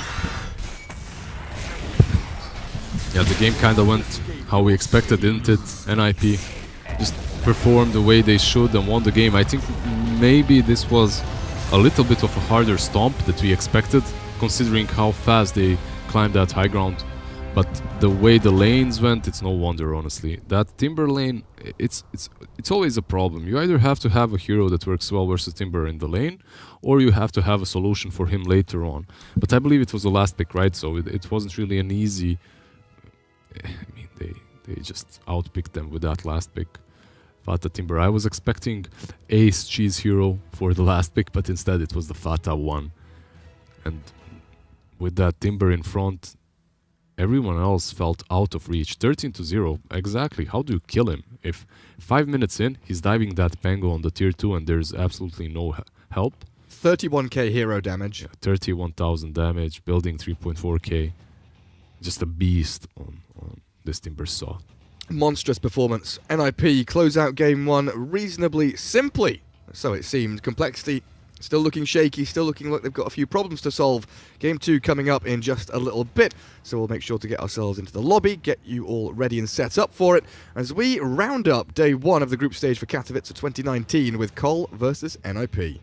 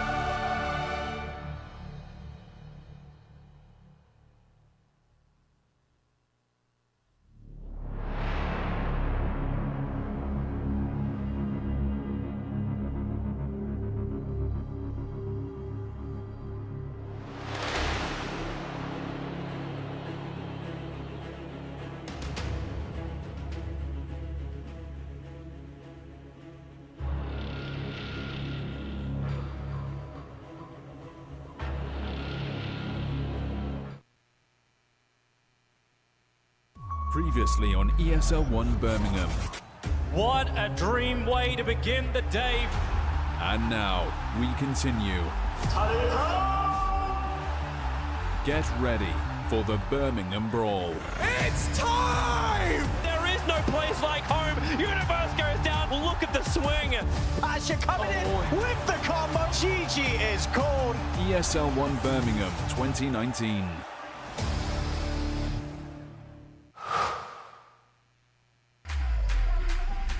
Think he can't shine through the dark?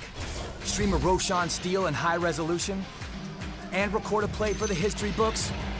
Watch this. Think he can't make a victory go viral? Watch this. Think a support can't be in the spotlight? Watch this. On Intel Core i7, a legend can rewrite his own legacy.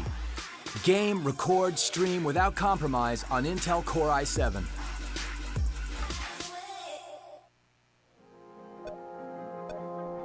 Remember where it started.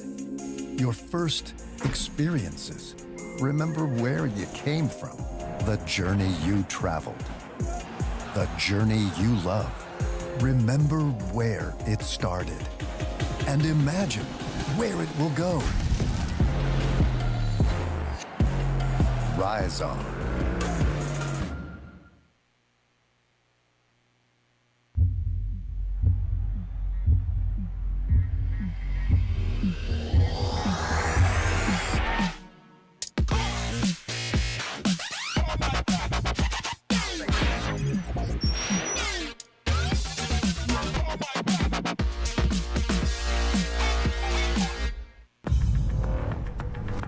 No matter what your passion is, soccer, rugby, racing, or esports, become a part of the experience with the moments we deliver.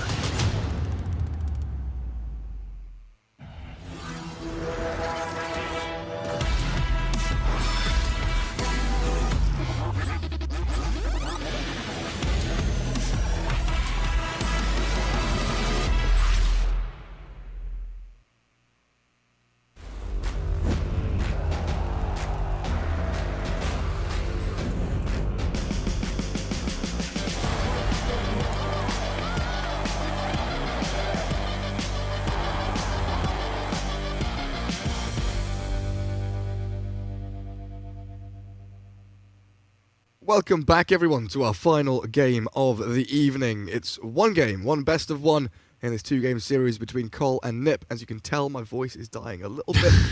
So, do you want me to take over a bit here? Blizzard, please, what's happening? All right, so I'm guys, going to press some buttons over here. Just press some buttons. Or pretend. Act like you're doing something. We have NIP versus Complexity Gaming, the last match of the series, the last match of the day for the two of us as well. And Complexity, they didn't look so hot in the last couple of games, not only versus NIP. NIP really did style over them with that Timber pick, though. That Timber pick was amazing. Is he banned out? He's not banned out right now, is he? No? He's left in the pool. 10 seconds remaining. He's left in the pool. Completely what do we see? different. Like Chen banned by Cole. 5 seconds Brewmaster remaining. Rubik opener from NIP. Yeah, we have that Rubik versus Enigma again. A hero that really loves to steal those black holes, and it just forces Enigma to play in a completely different way. There were a few patches in which basically what you do with Enigma is you wouldn't care. You'd get Dominator, you'd get Greaves, Vlads. You wouldn't use that black hole once in the game, and it wouldn't really matter. But Rubik is much better right now, and he's in a better state. He doesn't really have to even steal that black hole. Has other spells to steal. And he's like a double counter as well, right? Because you've got the Fade Bolt against the Eidolon push, and the steal. The steal is big. Black hole. That steal, it's not even that. I mean, it's his presence. It just makes you completely paranoid. You have to approach those team fights completely different if you're Enigma. Where's the Rubik? Where's the Rubik? And eventually, if you crack like that Enigma did today, you just don't. You just have to use it sometimes. You use it on a core. He steals it, use it on 3 of yours. And what do you do then? So Morphling ban. Yeah, alright. Tiny still not banned again, and Tiny still not picked for complexity. I think that might be their trump card. It's what they might have to pick up for Limp. Get a win under their belt, at least one. It's a hero that used to carry them.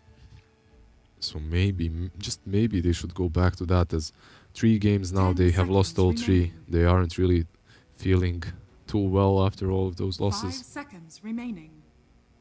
So what did we have? We have Brewmaster first pick, Undying Enigma into Rubik, Jug, Morph, Band, PL taken out, as well as Lifestealer, Chen, Bat, Phoenix, Furion, and Kotl. Yeah, we see a lot of these carries are banned out. PL, Nyx, Jug, Morph. What's left? There's TB, there's Troll, there's PA. Yeah, so there's Anti-Mage as well in the pool.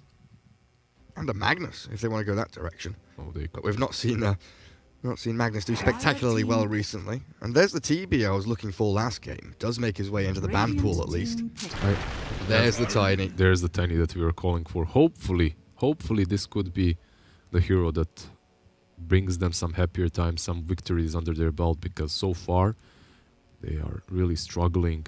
Terrorblade ban, I mean, I understand the TB ban, I think because of the Morphling ban from Ninjas. Even you said like Morphling ban, what's one hero that he crushes? It's TB. I mean, Morphling overall is decent enough, but he's not super great. 5 seconds remaining. But he's really good versus TB, so... Dazzle. This Dazzle can basically go anywhere on the side of NIP. Most likely gonna be that mid Dazzle, right? Against the Tiny. No armor, physical damage. Tiny gets destroyed. Yeah, you get that Dazzle mid, Poison Touch, Shadow Wave. Shadow Wave is physical as well. Most people do not know that, actually. Like, Shadow Wave is physical, right? Yeah. It should be. And same with Diffusal Blade damage. Yeah. That's why the medallion on Dazzle is so good. If you get someone medallioned up, yeah, it's physical. So you get someone medallioned up, you use that Shadow Wave, you destroy him. I mean, I definitely don't miss the days where Beastmaster and Leshrac had multiple damage types. Oh yeah. On Axes and Edict. That was always fun. Trying to figure out what you need to buy when they've got multiple damage types from one spell. Good old Dota 1 days, just buy Blink, Boots of Travel on Leshrac and run after people with stats and Edict. Nothing more is needed. No stuns, no slows, nothing like that. Just run after people. Anyways, complexity with that TB ban and Tiny opening, they might be looking to picking... I mean, they might look to pick some position 4 right now. I'm wondering if it's a Z-Freak Pos 4 Enigma. You think so? I know it's something that he's done in the past, and it's one of those kind of, maybe not a comfort pick, but it's something that he knows how to fit into a team potentially.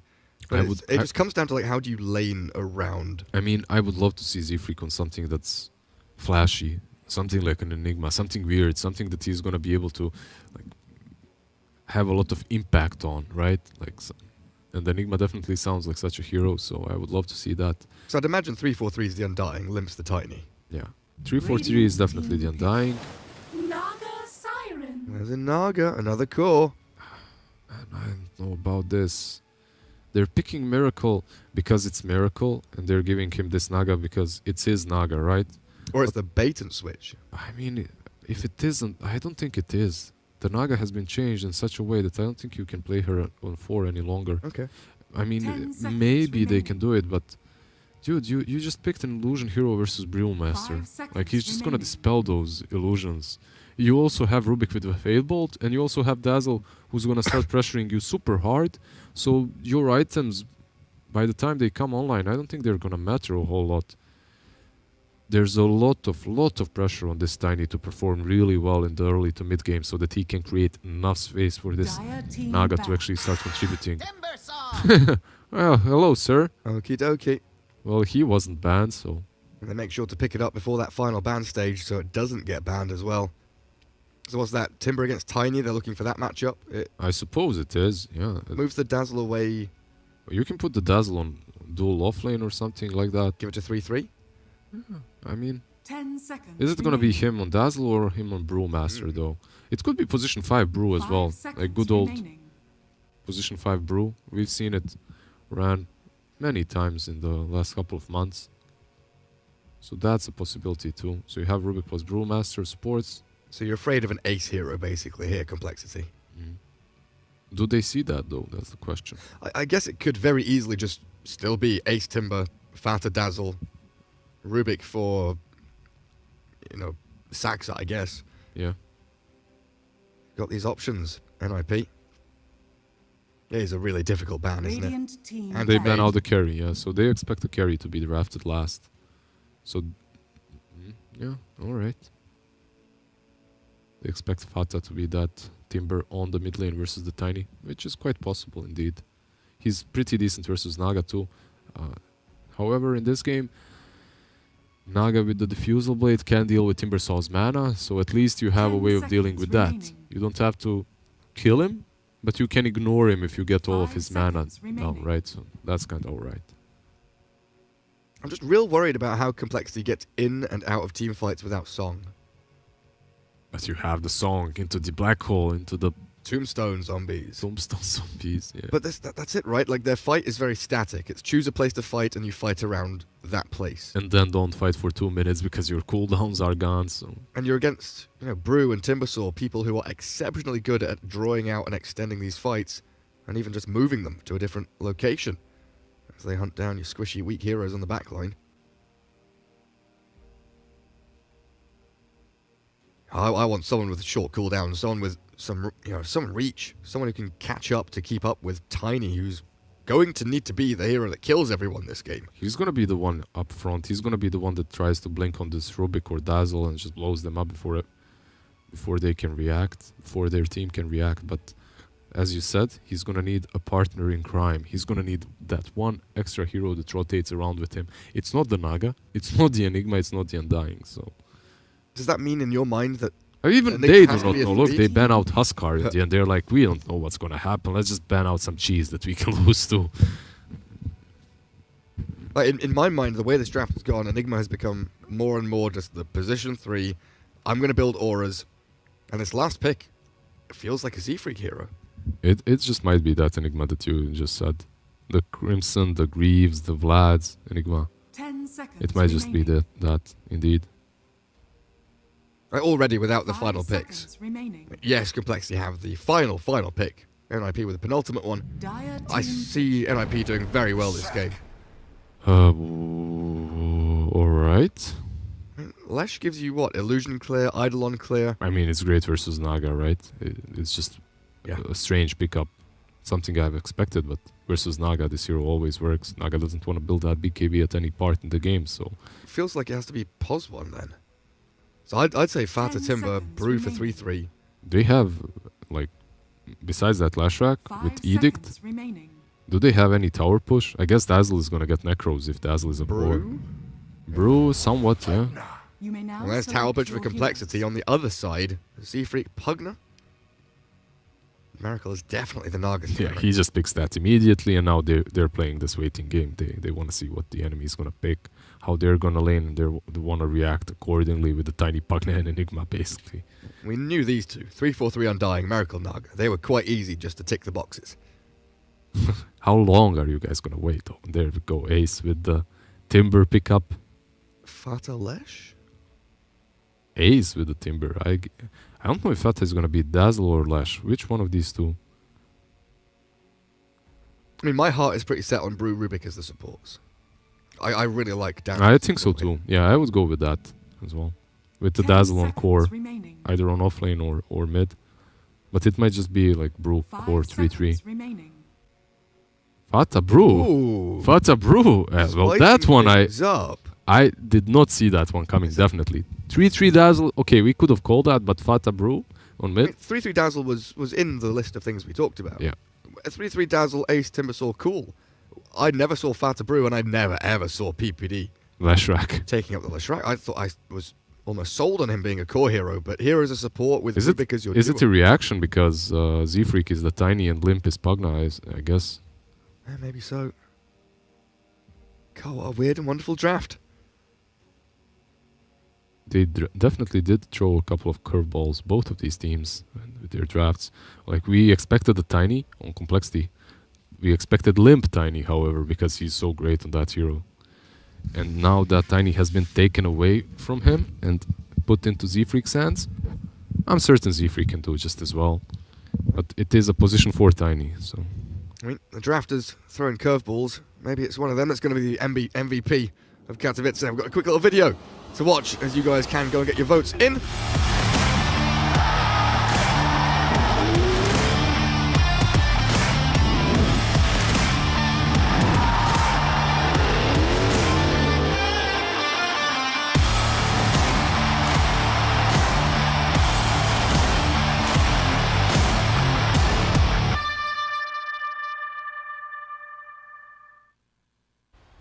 Another ESL 1, another Mercedes to give away to the best player of the tournament. Get your votes in, get your favourite player up with a new car.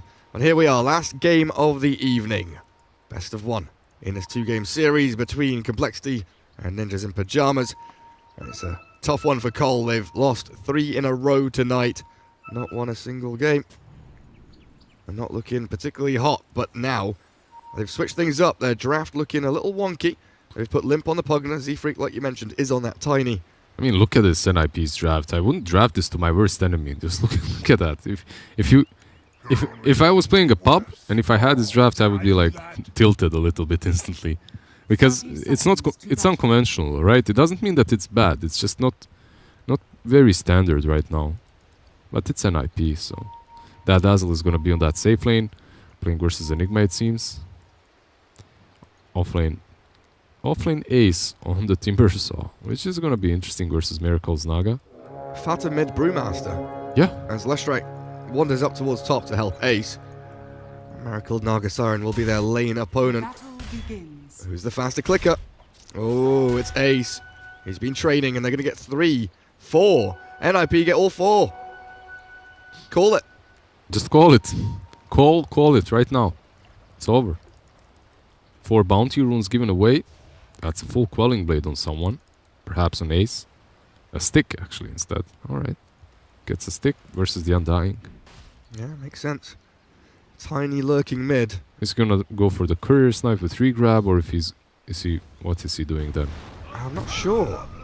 Maybe some toss back onto the next creep wave or something like that. We're looking for a play, whatever it may be. I think it might be the toss back, yeah, to the next creep wave. Dead up top. Whirling Death takes the Undying down. Mid lane, are they making the play now? Fata getting body blocked. Toss already expended, gets himself out of danger, and he will not suffer the ultimate penalty. Z-Freak might. Look at that damage from the tower.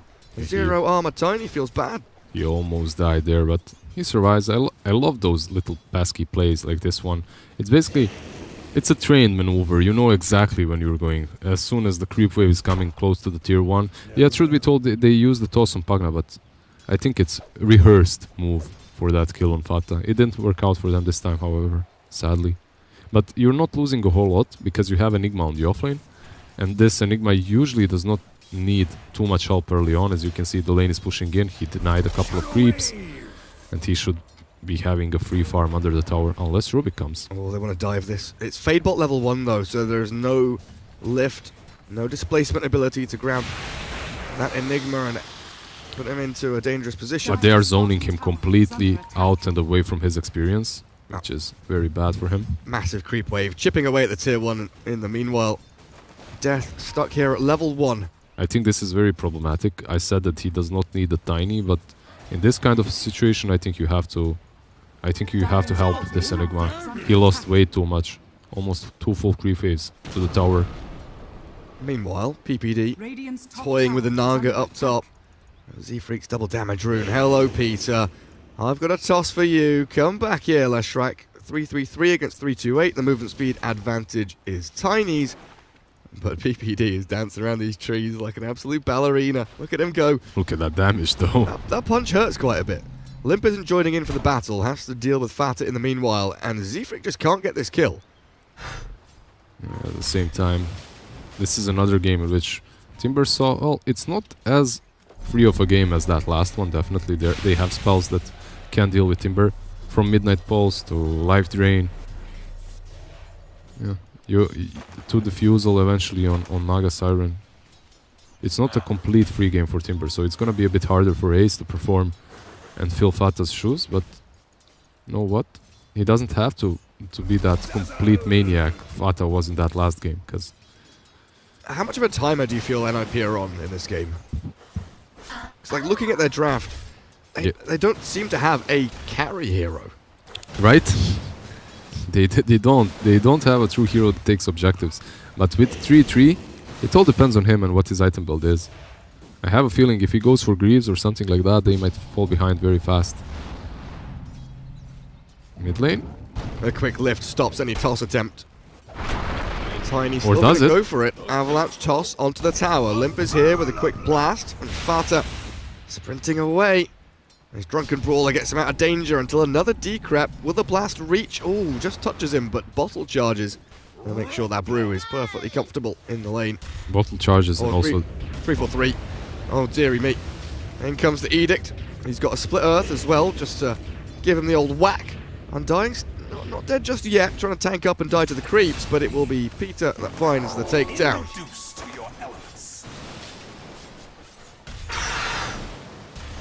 Ace just chasing Miracle back as well. Miracle is hanging on when it comes to last hits, at least he's on top, right? So he's not really suffering way too hard so far. PPD might. He's found himself a nice little hidey hole here, and Z-Freak, that damage helped out by the Soul Rip, but PPD is just going to hunt him down. Level 2 Edict now up on your Leshrac. I haven't seen this build in such a long time, like the Edict, and just chase them down, run them down. I love it. I love this build on Leshrac. Oh, what can the Undying do? Literally nothing. Yeah, he can decay you and hit you, but... He's got it off cooldown as well. Yeah, he's gonna go for Undying now. This is another kill for PPD. 3-4-3, maybe he can grab the bounty rune on his way out. Yeah, but there's a split turret to work with. And there it is. And the bounty. Gets the bounty, gets the kill, another tip arrives for PPD. I haven't seen PPD have this much impact since TI4, I swear. Yo, he's 3-0-1. He's destroying them. What's net worth that, actually? Where's Leshrac? He's 1800. He's ahead of the Naga Siren, who's been free farming top of the CS for the That's a position 5. That's a position 5 PPD. Like he is doing very well. This Leshrac is having a blast. He's gonna have Arcanes now. So look at that. 900 gold. I doubt he's gonna be buying boards. Oh, he goes for Soul Ring instead. Alright. That's fine too. Tanks him up a little bit. Eidolons. Nice deny from death. Still losing them very quickly. Like he pops Eidolons and they get blown up immediately by a quick Poison Touch and Fade Bolt from the duo down bottom. 3-4-3's maneuvering down here as well. He's spotted out by the Radiant Obs Ward, and Fata with a Drunken Brawler. He's going to meet him halfway in the river. 3-4-3 will have to sink his grave, and a double damage rune for the Brew to fit his bottle. Honestly, like it feels like 3-4-3 is... Oh, bottom lane? Is this trouble for Dazzle? It is. Midnight Pulse and a quick toss up. All these guys with numbers in their nicknames keep on dying. There's something wrong with the numbers. 3-4-3, 3-3, just feed. If they change the numbers, will that help? I don't know, maybe.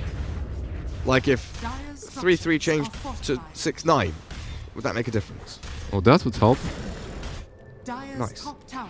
Easy tier 1 top, Edict and Timber, so they tank and they kill, and a tier 1 is slain. Yeah, I mean, Leshrac was there with the Edict. He takes down towers so fast, it's ridiculous. Now that Naga is gonna have to be relegated to the jungle to farm those creeps once again. Just like in the first game that we saw. And this opens PPD up to just roam from lane to lane. It looks like they attempted to go on Fata again with a 2-man rotation to help Limp's Pugner, but they don't get the job done. Look at it. Death is under this vision. Enigma is completely spotted. 3-3 could maybe make a play here with Saxa backstabbing. Is this Undying dead again, I wonder? Where is PPD might chase him. Let's see. Well, Naga gets shoved out of the lane. Well, Limp's TP. They were trying to amass numbers there and make a play around it. Bot lane? Yeah, I'm watching this one. They've got that ward right on his head. And Death, even with the Midnight Pulse, doesn't really get too much done. Losing Eidolons on the way out as well. Yeah, he's not really having the greatest time on this lane, I see.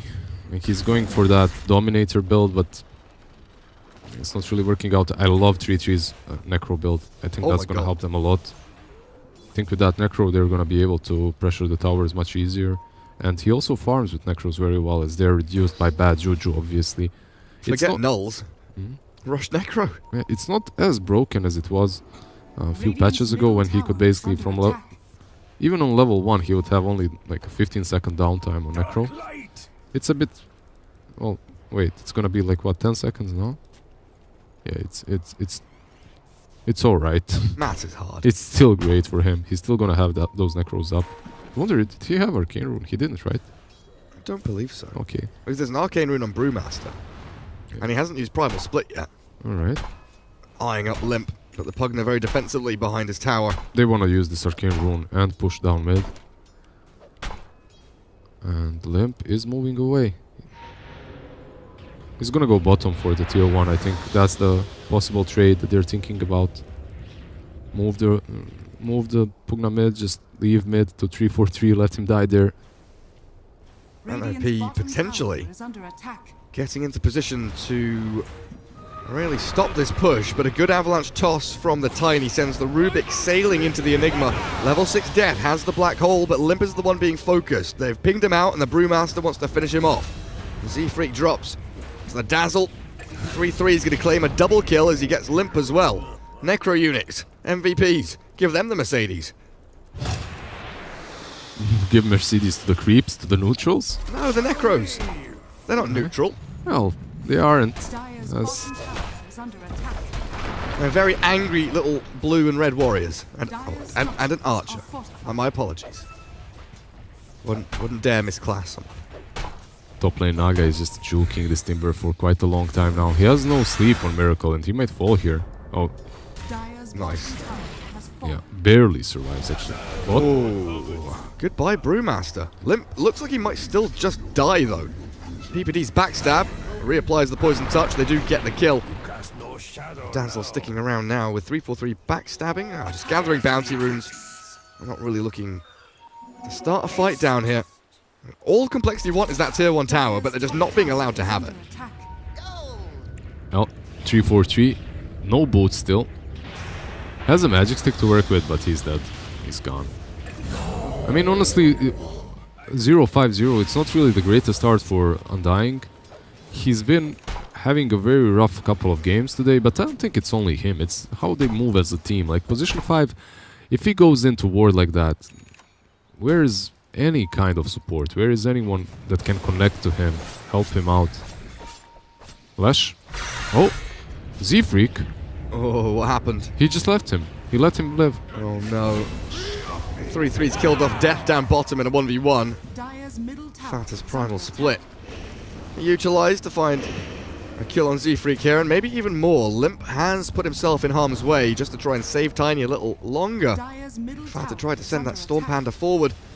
We should have a setup into a split earth. What's 3-4-3 trying to do here, actually? Like, he's lurking about. He planted that tomb on the cliff, but baiting them into Tombstone. Yeah, I guess. Well, Tiny doesn't die, amazingly enough.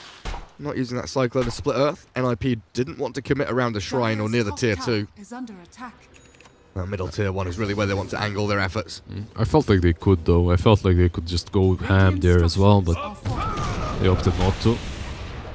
Another death for 3-4-3 as he drops to 0-6-0. And a grab on Z-Freak might be an additional bonus kill. The Edict's still going, and the split earth landing means Fatta's going to clear up a Tiny. Now it's Saxa who takes that kill. Yeah, the Edict is 5 seconds away, and these 2 kills should turn into a tier 1. They don't have ports as they ported mid. Dire's middle tower is under attack. So they're going to take this tower as well. Blackball top on the Timber. They have spells. They have ways of dealing with that Timber this game. They did cast their spells. They did. They managed to. But in the meanwhile, 3-3 is knocking on the door of your tier 2 and, well, solo killing Death again, potentially. These Necro Warriors, they are doing work. Poison Touch. The problem with these Necros, they're already level 3, and they keep on reapplying Poison Touch, as you noticed, so it's very hard for Enigma to run away. He came to lane and immediately has to walk back home. Stolen Avalanche there onto 3-4-3 from Saxa. And this looks like a pub, honestly, right now. 3-4-3, 0-6, right? 0-7-0. Not really having the best game. I mean, you can justify position 5s when they go out of position to ward to create some space for their teammates, but dying 7 times like this, 30 minutes in. Enigma. He just can't. He can't be anywhere on the map. Every time he shows up, this 3-3 Dazzle is down his throat. There's no space for them. No space whatsoever. Maybe they can catch PPD, yeah, but he's so fast. Tranquils, man. Tranquils, Leshrac. He's so speedy. Miracle does have those travels of his. We haven't really talked about the Naga Siren that much, but because this Naga has been very silent. Like, just farming the jungle, dodging the fights. Last time they played this Naga the same way, it didn't really work out for them very well. That's the thing, unless you're going for that Radiant's old school build where you split push and control the map, you can't just be silent. You can't just be that AFK split push farmer, really, as the Naga Siren anymore, it doesn't feel like. At the same time, we did say that NIP, they don't have that true conventional carry, so maybe they will fall off a little bit very soon, but... Oh, 3-4-3, out in the open again. He's walked into the Wildy and he's being PK'd. Ace and PPD absolutely slay him. It's hard to react to these kills, because any given duo on the side of NIP can form and create a kill, right? While on the side of Complexity, if you want to get the kill, you have to commit like 3-4 heroes at least. You need the Pugna. Pugna is your main source of damage. Yep. There is Tiny, but he only works versus these supports. 3-3 struggling a little bit to find these kills. He's dropping them incredibly low, but they're all TPing from under his nose. Might consider a Yule Scepter or something to cancel these TPs. He gets some kills there on Eidolons. Free gold. Easy money. Tiny, just trying to de-ward. He just wants to protect his home. He wants to be left alone. NIP, leave him be. Let him get back behind his tier 2. Maybe they didn't time the black hole properly, so they're not certain about the cooldowns. I think they did. Everyone does that. You know the exact cooldowns of big spells in the game. They get 4 bounty runes across the map as well. They managed to herd Complexity back into the pen. Did Complexity manage to take any bounties? They didn't take any first bounties. The second iteration of them, maybe. Minute 5 or 10. I genuinely couldn't tell you. I think Primal Split's gonna happen. Regardless of what Complexity wanted to do there, it doesn't come to fruition. Z-Freak sprinting back, Pugna up in the air. Tombstone's in a good position though, stacks up some zombies as they have a TP from Miracle. Naga arriving with a black hole ready after a song potentially. This is Complexity's time to strike. Fata drops, in comes Ace. The Tombstone's still going at NIP, they've just got to save face and back away. They cannot fight into Song Black Hole. Even if they do Song into Black Hole, do they have the damage? That's the question. Perhaps with Tiny and Pugna just going ham, but it's very unlikely. There's a Yasha in the base for Naga as well, so maybe that's the reason he didn't want to go in. He's building that Radiance that we talked about, by the way, so... Okay. He's going old school mode. He's like, you know what, guys, just forget about this. Tanky build up. High ground hold for Complexity at their Eastern Shrine. No vision here for the Radiant, is there? So they're actually going up these ramps blind. And they repurpose themselves, mid and top, both being shoved towards the Dire base. Roshan is open, likely where NIP want to really collapse towards after this tier 2 mid. Cole, they're actually bringing Naga Siren back to Fountain. Do they want to fight around? No, they're TPing her away again. Oh no, she is coming in. She TP's the Shrine. TP's home, Boots travels out, and here we move. Miracle holding the song still. 3-3 and PPD on the northwest with Saxa behind them. It's all about Saxa. It's all about Saxa, the way he positioned himself and steals the song or the black hole. It's so difficult to get more than 2 in a black hole right here. Malefice with a Midnight Pulse. Naga moves forward.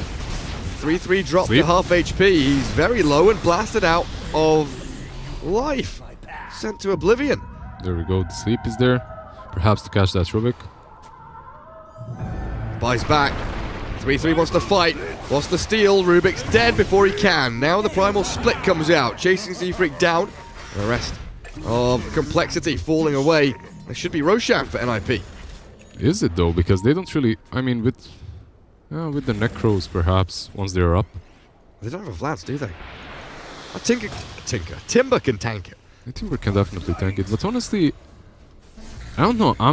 I have to say, I dare say, I'm a little bit worried for NIP, even though their draft has completely crushed Complexity in the laning stage.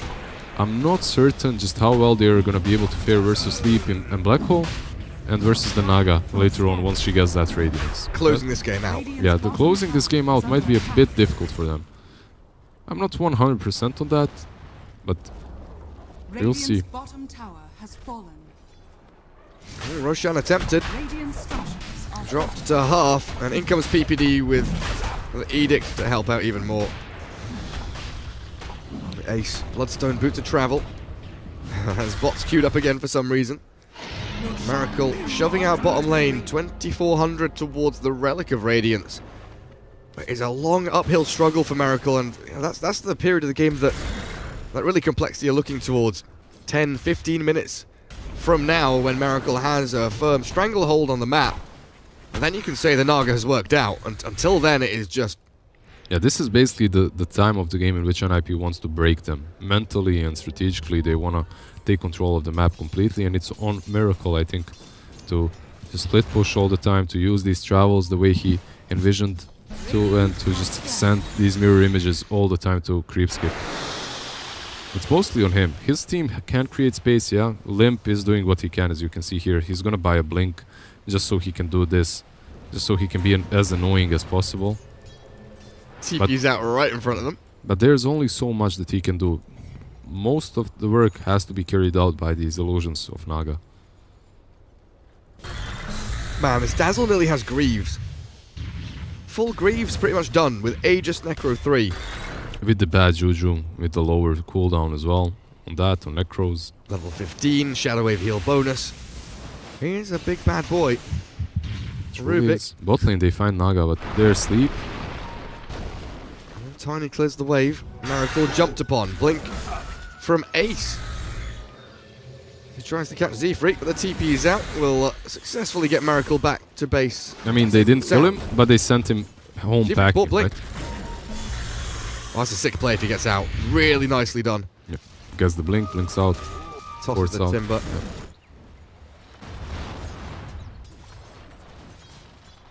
Lots of blinks being picked up. No blink on the Brew, though. He's swiftly moving into Radiance after the Vlads. I mean, he can be that right-clicker on the side of NIP, you know? Like, with his talents, with perhaps an AC after the Radiance or something like that. So he's the tower puncher. He's the tower puncher. He can definitely transition into one. Him and PPD. They can go and whack the buildings. Level 3 Edict. Up and running. Saxon now with a Blink Dagger as well, so his angles and his kind of reach into these team fights to steal Song and Black Hole, even more prominent of a place he will hold in the coming minutes. And NIP with a catapult wave. They are pushing up onto high ground with a primal split. 3-4-3 backs away from Fata. They do put a Midnight Pulse down just to try and deter NIP. Radiance Courier dying with a shit ton of items. Tome, Blink, a full Yule Scepter, I believe, for PPD. Yep, in fact, is gone down the drain. So if there's a time to strike, it's now when NIP are a couple of thousand gold worth of items down. 3-4-3 running in front. I'm not certain he wants to do that. He has Necros on him. Poison touch. Naga is coming from the back. Naga, yeah, he's there. Has that sleep, but... Oh, the fake out sends the illusion forward. They don't commit onto it. They know by now. That's not real. This is real. PPD and Fata. Oh, even 3-3. There's the blink. Avatos. Nice catch onto Peter. Finish him off. And now the Brew with no primal split. Should be simple, easy pickings here for Complexity. They kind of overcommitted there, going for that shrine without the Brew split, without the Timber who's on top lane. So that was a little bit cocky, I have to say, and they had to be punished one of these times. That Aegis is still up on the Dazzle. He's gonna lose it in a minute or so. And these kind of fights, honestly, very often feel like the gateway to comebacks. They truly do. That overcommitment, that couple of kills, Naga gets up and running, Manta style done, Radiance is still queued up, so we'll see what direction Miracle takes. But it's momentum, it's a morale boost. Cole are like, right, we won a team fight, we got some kills. Now we can go and smoke, move across the map, get some wards down, play into our deep vision. They didn't commit anything, right? They didn't use a black hole or anything like that, so no big spells were committed. And you still got a couple of kills. You have to be feeling pretty alright right now if you're Complexity. They still struggle to deal with Ace. Nice blink away from the ensnare. Gets him out of danger as Limp and Z-Freak were skirting the edges of the fight, looking for an entrance. And here we move. Limp has a blink. A little screen skeletal man will jump away. I love these blink daggers on them. Just being able to reposition themselves and farm in these areas that are a bit more dangerous and usually would be out of reach for them. Blink just enables them to do all that. So. Alright, do we sell a Wraithbound here, Miracle? No, we don't. We're keeping it. Saving ourselves for the big night. Dire's top shrine is under attack. Or again. 343 is gonna die bot, maybe. Force out. Dies. Never mind. Where was he? Next to the river, where Leshrac is. I was busy watching Ace blink out of Avalanche like an absolute god. He's completing that Shiva's, another good item versus the Naga, obviously. Is Brew finishing off Raddy? Yeah, 800 to Relic. So Miracle should finish that Radiance a bit sooner, as he has the Relic already. But... oh, and a BKB for Enigma. I mean, it's one of the steps that he needs to take. But still, if they don't catch the Rubik with that sleep, it's very hard for Enigma to use the Black Hole, even with the BKB, right? It's not... You're still gonna have it stolen from you and used against your team, so... Man, if that Radiant Courier had died again, I'd be in hysterics. Full pipe, Yules, like half a Shiva's Guard, all sorts of goodies on the Courier. It's a completed Shiva's Guard for Timber, as he has an item on himself too, so... Has that armor. So it feels like they're ready. That's what they were waiting for before. They're waiting to kill 343 first. Can he get the bounty rune? No. Ace snatches him right underneath him there. The lift up and the steal. Dazzle TPing back to his shrine, looking for Miracle. I mean, realistically, if he took that rune, it would be more worth it anyways, because his team would get more than 200 gold that they just gave to Fata. The runes are super valuable for a team so far behind. 13,000 is the deficit the Complexity have to overcome. In their high ground defense, it has to be a strong one. They have 2 creeps on bottom, but Naga already creep skipped a bit, so... We have BKB on Enigma, Z-Freak with a quick toss forward. Fata gets punted into the base, but I don't think that was the target Z-Freak really should be going on. And Naga has that Radiance, I think they're gonna be looking to fight this. There's a buyback on Tiny as well. Where's Naga coming from the back? Yeah, she is. Life drain onto Ace. He's a tanky boy. We'll just shift forwards and deal with these illusions one by one. Nice micro from Miracle, making sure they don't all get cleared out by the same AoE spells. And Fata, trying to go to work on the melee barracks, comes back just to dispel a couple of illusions. And NIP. Non-committal so far. Even with a level 20 Timbersaw, they're fearful. Back. They have no split. Brewmaster is gonna have that Radiance very soon. They do go for the Shrine again. I wonder, with the sleep... they aren't ready. Oh, they're smoked up. They're ready. They're going for this. In comes Cole. Defense of the Shrine. Sax are there with a smoke pop, though. And a Blink Dagger TP scroll to boot. He sees them. They see him. And Sax is like, yeah, what up? I'm just going to blink back to my team. That's a good positioning by him. Anticipating that smoke movement. Staying right there to just break it apart and then blinks out just in time. Where's Brew? Come here, Brew. Oh, he doesn't have Radiance yet. That's sad. Not yet. You can just bottle it by Radiance. Any second now, he's got it. Use those Illusion Radiance buddies to walk around across the map, as Miracle has been doing for the past 5 minutes. Naga.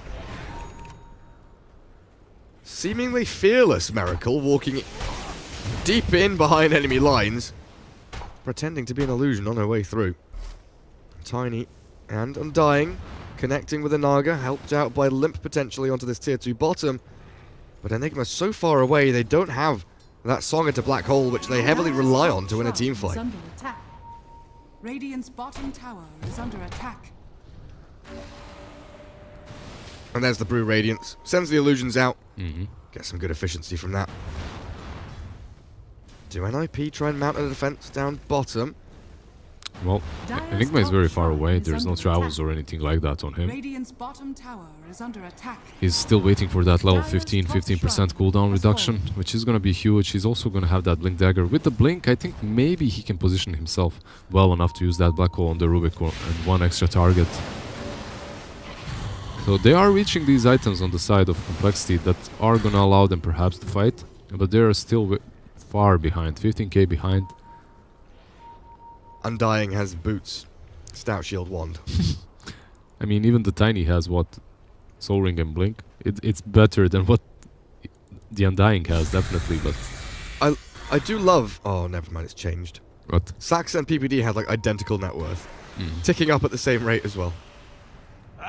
Now things are ruined because Sax has killed some creeps.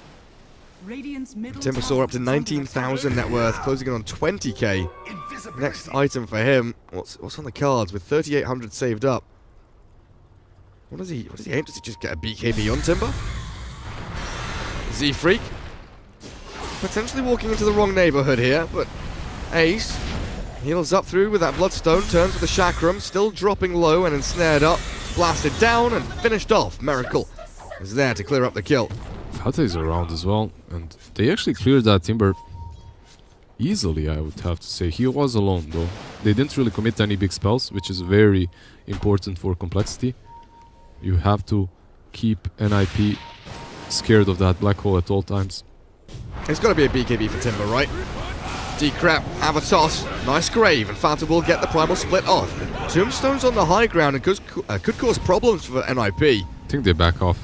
If you're NIP here, yeah, you can see that Earth Panda is moving back. They just back off here. They were forced to use that split defensively. Timbersaw is not there to dish out the damage. Strategically, this was very well played by Complexity. But yeah, with no... Yeah, there it is. Timber Q's BKB. With no pipe, no hood, it feels like that's the way to go. They do have a pipe on Dazzle. BKB, Lotus, Yules. He needed the defensive item, definitely, so... BKB makes a lot of sense. 21 charges might have helped. But we'll not talk about that, shall we? They're there for the style, you know, wand, magic wand. It's the passive. It's for the +3 all attributes. That's what matters. The attributes, man. That's what it's all about. All about the stats. Fata mid lane. Miracle and 343. They are making short work of Fata. Graved up by 3-3 on the way out. And now the Undying. Oh, where's Enigma though? Where? Well, nowhere. Well, yeah. Alright. You can see Death on the minimap moves up and then he realizes, well, you've called me to come to the song, but it's a good 6,000 units away, so there's no chance in hell I'm catching up. Yeah, but now, are they going to continue? No, they're not going to continue chasing because of the illusions that would break off their blinks anyway. So, yeah, that song, I saw the idea, but Enigma didn't, and he wasn't there. He wasn't close enough, and he also didn't go for that Blink Dagger. Instead, he's going for Lincolns. And I understand this. With this Lincolns, basically, he can pop the BKB, and then Ruby can't really steal the Black Hole. So, it is definitely a good item for him, but at the same time, if he had that Blink Dagger, perhaps he would be in position. Yeah, here comes the second Roshan as well. What do you think? Would NIP draft the same draft if they had a harder game one? I don't think they would. No, this is very much a we want to go back and play auto chess, so we're going to try and win in 20 minutes. Complexity doing a very good job stalling this game and drawing it out for as long as possible. I mean, Naga has that BKB too. Not really an item that Naga wants to buy usually, but... Yeah, but how excited are you for a 300-minute game, Lizard? You can become the new OD Pixel. We're going to have a Naga Siren just... Or I could go eat. Or you could go eat, yeah, that's a good point. He wants some doner kebab. These Spandau kebabs are pretty good here in Berlin, man, I have to say. That's the only reason you're here. You're not here for the money or the Dota or to show off on stream. You're here for the kebabs, yeah? Of course. That's why anyone comes to Spandau. Is there something else? Is there another reason you'd come to Spandau? No, that's literally it. That's it, right? Yeah. Tourism of Spandau is... Well, you can see the citadel, the castle where they held all the World War II prisoners of war, I think it was. You can go see that, but not much else apparently. Why would I do that? That's so sad. I'd rather eat some doner kebab. Well, Miracle down this bottom lane, making Ace a little bit sad. The wave just keeps getting pushed in and cut. Miracle wandering over across the map through the river. Dazzle buying that level 5 Dagon. That's what he has in store at least.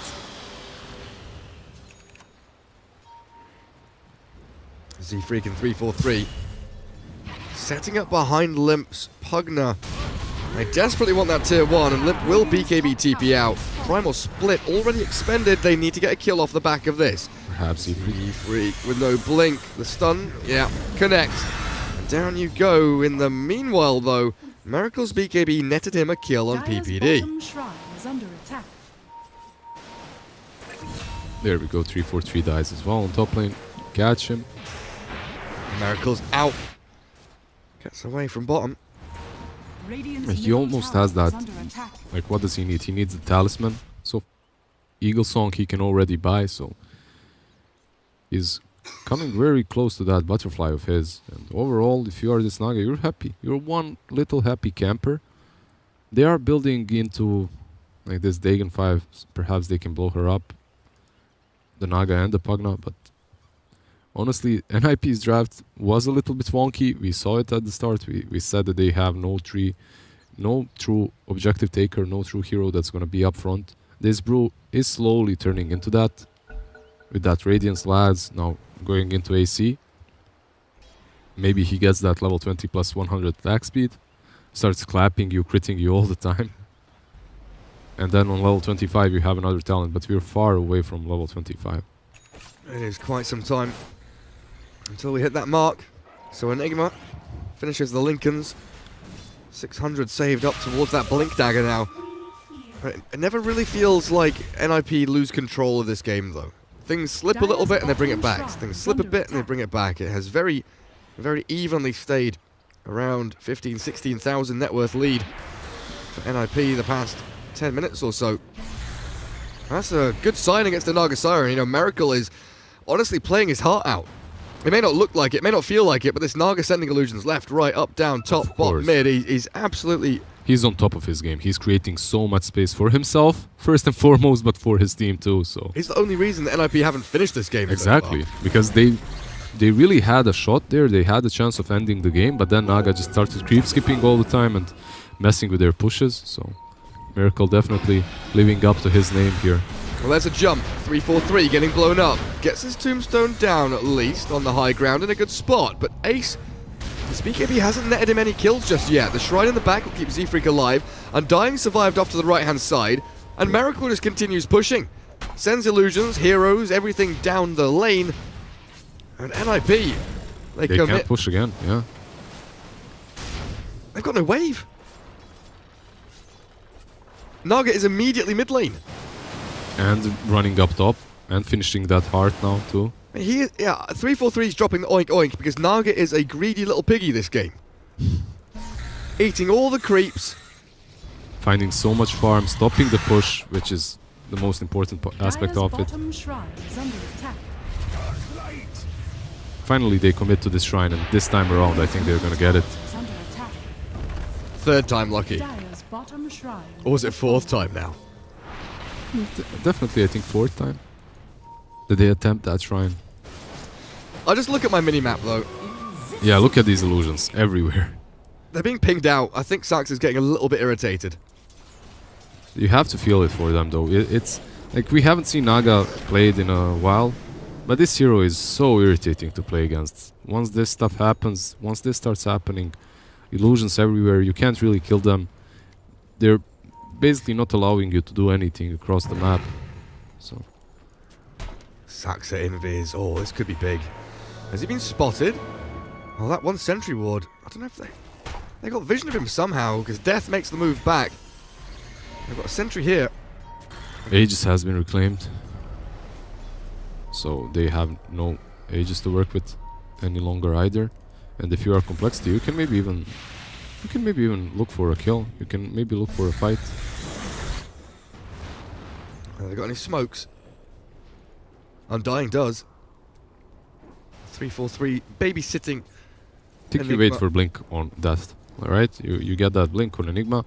suddenly you have an opening, you have a way of actually initiating with that BKB blink. Scythe of Ice now as well with the blink on Pugna.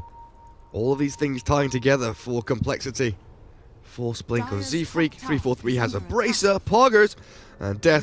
Like you're mentioning, blink, Lincoln's BKB, Black Hole with Song of the Siren on this real ripped Naga Siren. But is that Butterfly done?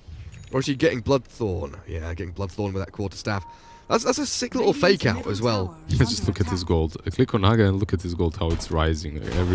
Every second there's like 100 gold added. And Miracle incredibly difficult to kill.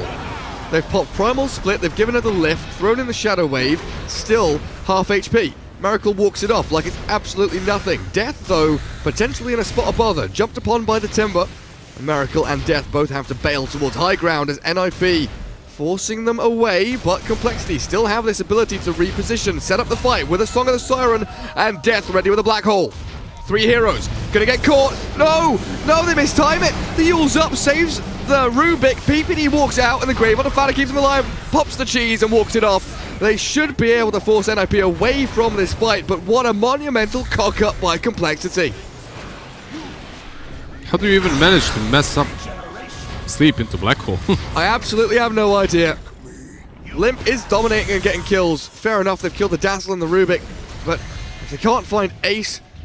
I mean, you're still fine with this. It's still a big win for Complexity. Yeah, they lose the Black Hole, but it doesn't really matter. They repelled that push. They got a few good pickoffs, and they're happy with that. I mean, you can see that NIP is struggling right now. You can see that they feel that they're under pressure. Sweating. Yeah, they are sweating. They are trying to force things happen. And PPD has a BKB to work with. He should be fine here. Yeah. He's got a BKB. Everyone's got a BKB.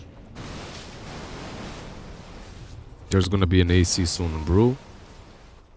I can't believe you've gone from a 3-man Black Hole into a 1-man Black Hole. I mean, because you bring. I mean, what was that? I mean, Miracle stopped the song just a little too early on. Yeah, but why? You see your Enigma. He's popping that BKB first, so I don't know. A little bit weird that he stopped the song so early.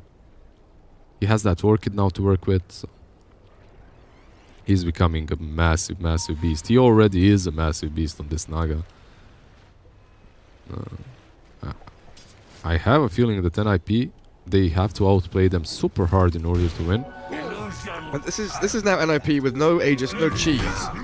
This is now Complexity with the game in their hands, actually. That's how I feel. NIP need to win like 2 or 3 fights to force buyback on Naga, kill her again, take tier 3 racks, finish the game. It's going to take them at least 3 fights. Whereas Complexity is like 1 fight at a time. They don't think further ahead than the next team fight. Let's get the cooldown on the Enigma, get that Black Hole up once again. He's going for a refresher, actually.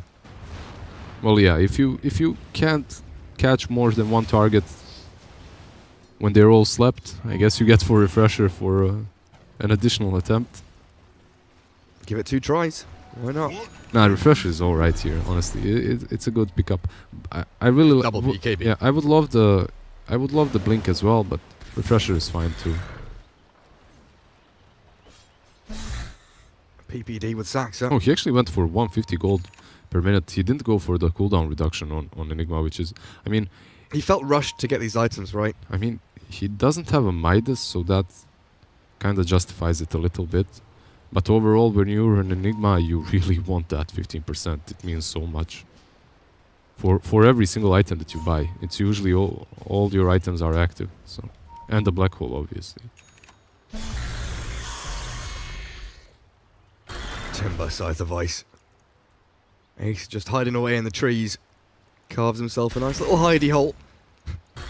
Leave the trees alone, Ace. Top tower is under attack. We catch Fata on mid, he's sexed up. There's a Grave. Nice Grave. Pops his BKB, but there's the Black Hole from Death. Catching Dazzle in the back as well, spinning him into the Midnight Pulse. And Complexity, the refresher. Death wants in, but the rest of his team looks like they want out. PPD's BKB charging forward. And dropping 343 incredibly low until that Soul Rip brings him back up. Fata bought back, Tweety bought back. But they have Black Hole again. They have Primal Split. PPD unfortunately trapped in the middle. Another Black Hole. They can't lose Fata here. He's gone. Dead for 2 minutes. And Miracle ripping forward. It's Naga Siren. Disgusting amounts of damage and seemingly unkillable. 3-3 pops the grave. But Miracle has Manta, has Song, has so many ways out of danger. A black hole from Saxa got stolen up, but the cancel from Z-Freak, beautifully timed, saves his team, and they should get ace off the back of this as well. Grave is there. He's pretty 3-3. tanky. He's kept him up. Full staff, Song, okay. Midnight Pulse, this is going to be a Break lot of the damage trees. into Ace. Break the tree so he can't get up, and down you go. 4 heroes down for NIP. Oh, what? Alright, he ensnared the Necro instead of the Dazzle. It's fine. They're gonna go back, push this tier 2, perhaps go for the rush. They can even pressure high ground, right? They know that Panda has no buyback. But they don't have Black Hole either for 100 seconds. So possibly the safest play for them would be to go for rush right now, and then after that they can do whatever. Do you not feel safe with BKB Naga on the high ground hitting base? I mean, you do. Alright, they're gonna go for that instead. Easy tier 3. Look at this. Towers just falling, buildings just crumbling. NIP's base ceasing to exist before their very eyes. Right, so they got to tier 3. Yeah, and they move back. I guess it's alright. In this kind of a situation, I always personally value rush more, because you can always come back to that tier 3 afterwards. And if you force these buybacks and they go for rush, and you have to go back because you still don't have any cooldowns, you kinda lost the big objective, and that's that Aegis and Refresher now. Yeah, it's pretty massive. You can see that they're moving now instantly there. You can see how thirsty NIP were for blood though. As that tier 3 falls, every single one of them just beelining straight down that mid lane looking for any stragglers that they could catch. They're going for that rush indeed. Still 30 seconds without... Oh, Ace. This is problematic. Has to BKB very early on. Down to the low ground, but stuck in the trees behind the Nether Ward. Pugna has somehow body blocked him in. Now the Hex comes out from Limp, but they lack the damage to clear him up. They do defend the rush. And Miracle is running circles around these other Radiant heroes. As 3-4-3 keeps his Tombstone alive with a nice little soul rip, but the Cyclone onto Naga, removing the damage, and a sustained push forward from Complexity for at least a little while, but now they move in. Peter Pan Dam in trouble. Miracle swings into action. Here's a Song, and here's a Black Hole. You can't bloody miss this one. Give it to him, Death. 3 heroes trapped inside. Timber in trouble. Down you go, NIP. A good grave, though, onto Ace keeps him up and running, but they've already lost so much. Leshrak's fallen and Timber dead for 2 minutes. With Fata, he's in the death animation already. His hero's given up. He's walking around as if he's on 10 HP. He's drunk. He's out of his mind. He's just fully drunk. Paralytic Brewmaster wandering off back to the pub.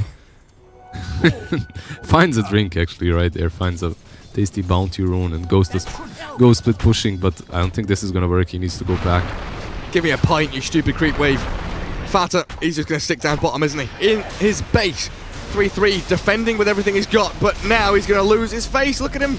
Poor little Dazzle has a grave, holding, waiting and buying time. Death with the Refresher Orb, but yet again popped. Looking for a big black hole, a bigger one than just 3-3 and Saxa. They do try and zap back and kill 3-4-3. One lane of racks about to fall. They have a tier 2 on top, so they can defend. You have to go for Throne if you want to end this, if you're Complexity. Alright. They poured back with the Naga. Oh, PPD. Hello, PPD. Yes. Hello there. Are you going to blink in, Fata? He is absolutely. Might put himself in danger. Oh, he's got BKB. Oh, dearie me. Not sure what happened there, but Death, I believe, cancelled his black hole. Yeah, he did. Nothing was in the way of him, and Naga Siren might be paying the price. She's got a BKB of her own. What's stolen? The... Oh. I was wondering. No. Z-Freak's gone in aggressively. Double damage rune. Self-fuel, so it's not going to get dispelled off. Does lose it eventually, though. This fight. Not really a fight, just a chaotic amalgamation of heroes moving into random directions. Saxa being burnt down, graved up. Saves him from Miracle. PPD dropping to Z-Freak and Death. And now, Miracle, unstoppable, I'd say. Just wanders into the middle of enemy territory, not a care in the world. Lackadaisical attitude towards Ace and 3-3. He will retreat for just a little while.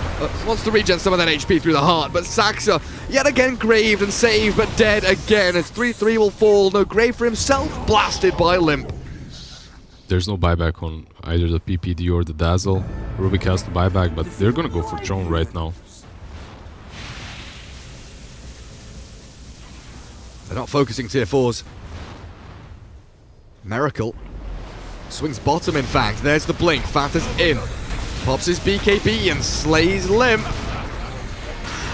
Good avalanche stolen by Saxa as well. It delays, it deters, but Limp buys back. He wants to finish the job that he started. Tier 4s thrown. Cold, exposed. Nothing to defend them, as NIP stand very far back from their objectives. They could just go for this shrine, this rush, and then slowly close out the game. They don't have to rush it. You can really see that they're bloodthirsty. They want to end this game. This is going to be their first victory of the day if they manage to get it. And they are really rushing. That's the only way they lose it, I feel, right now. Just calm down. Go for the sages. Don't do that. You can't attack him. Oh, alright. You can. As long as you're inside. As long as you're inside. Alright. Makes sense, obviously. It's Thank you, perfect. analyst. Perfect logic. Perfect logic. Don't you worry your pretty little head about it. Fata, I'm guessing you took the CDR on Split, right? Yeah, so he has that. Right, they have the cheese on Pugna. They have Aegis on Pugna. You have the tiny caught here, so you can go for... Well, you can't really go for him. How many black holes do we have, Lizard? We have many black holes. Infinite amount of black holes, actually. Wow, that's a lot. Yeah, How big is Infinite, Lizard? It's very big. How far does it go? Like from here to there? To there. You see where I'm looking at? Damn. And then a bit further away. Okay, just +1. Just +1, indeed. And just keep +1. Nice. Nullifier. Oh, Doomstick. Bloodthorn Nullifier. Let's go. Miracle is ready. He has no BKB though. And he has buyback to join the fights again. He can swap his BKB in for travels, I guess, if the need calls for it. For now, they're just setting up all 3 lanes to push into this Radiant base. And the weirdest thing for me is that Complexity only took 1 lane of barracks in a tier 4. It felt like they took the majority of these buildings. Yeah, because they're so hectic about the way they push. They don't know what exactly they want to. There's not... It seems like they don't have a strong leader. They go in, but they don't really take the objective that they should be taking. They go for the throne. They take half of a tier 4, then go back for rush. It's like very hectic. They're all over the place. But they are winning. They have a superior draft, and so far they've executed it very well. Zappy, zappy. Where are we with Miracle now? Puts the BKB into the inventory proper. Here we go. A bit of a high ground push from Cole. Chipping away at it with a few nether blasts here and there. Aegis on Pugna for 3 minutes. And killing off these primal split units as they try and push out the wave as best they can, but they don't know how. And here we go. Double catapult wave arriving. Complexity, this is your time to strike. Enigma, Refresher, Orb, and Shard. Triple black hole, triple BKB potentially on the cards. NIP hold for now. Their big issue is that they lack initiation and they lack any big AoE teamfight ultis unless Saxa can steal something. And I think that's honestly what you have to rely on now, is Saxa stealing He has Aghanim's. Song. He has Aghanim's. If he steals that black hole somehow, he's gonna have that Midnight Pulse underneath it. It might be pretty strong.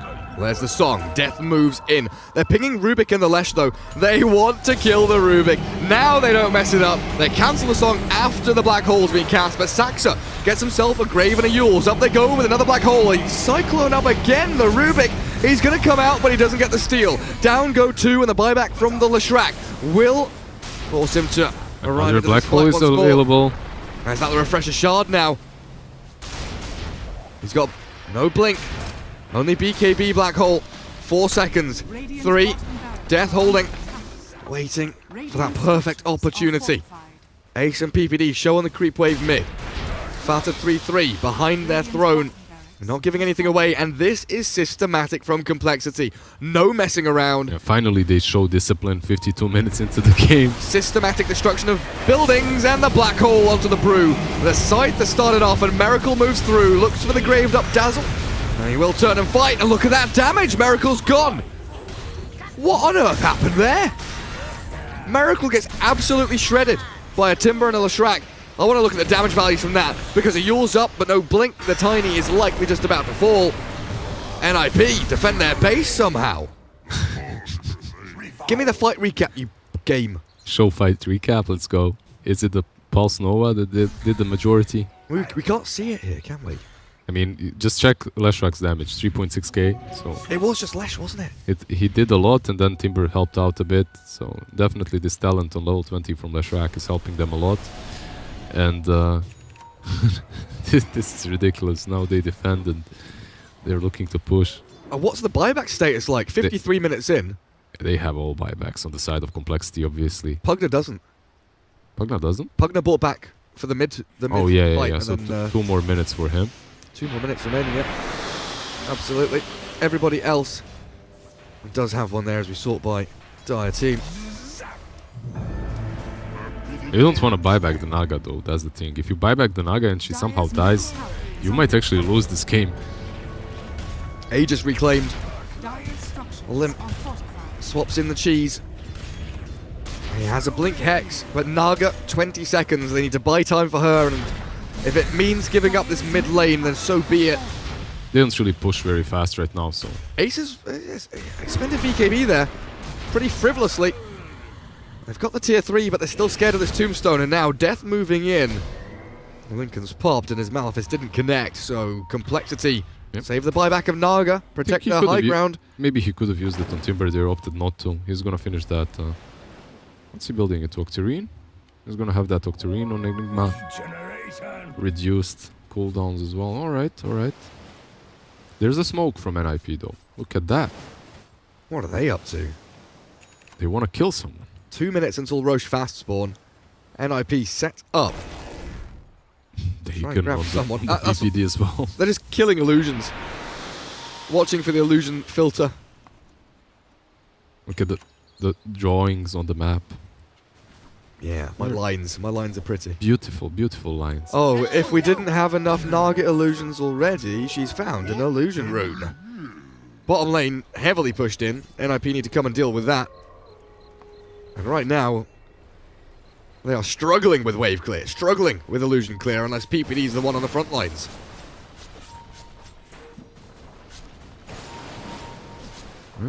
Does Naga actually have any way to spend the money she's making anymore? Buy some shards. Give everyone a moon shard. Easy. Moon shard time. Let's go. Moon shards, wards, gems. Make this Undying happy. Give him a moon shard. Give Tiny a moon shard. That would be alright, I suppose. Pretty tasty. 10,000 gold. I mean, does he have a moon shard himself? No. He doesn't, right? So, first and foremost, get one for yourself. Then perhaps you can get a refresher or something for the BKB. For the ult. NIP needing 3 heroes to clear out that bottom wave. The Necro units will help out, shove just a little bit further. But this final lane of barracks, Complexity really are setting their eyes on that final set of objectives. Naga with the push. Radiance burning away on the creeps, and NIP, if they leave their base, they are susceptible to getting picked off.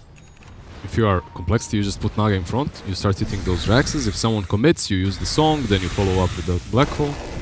It's quite an easy fight for them, especially considering the buyback status on Radiant.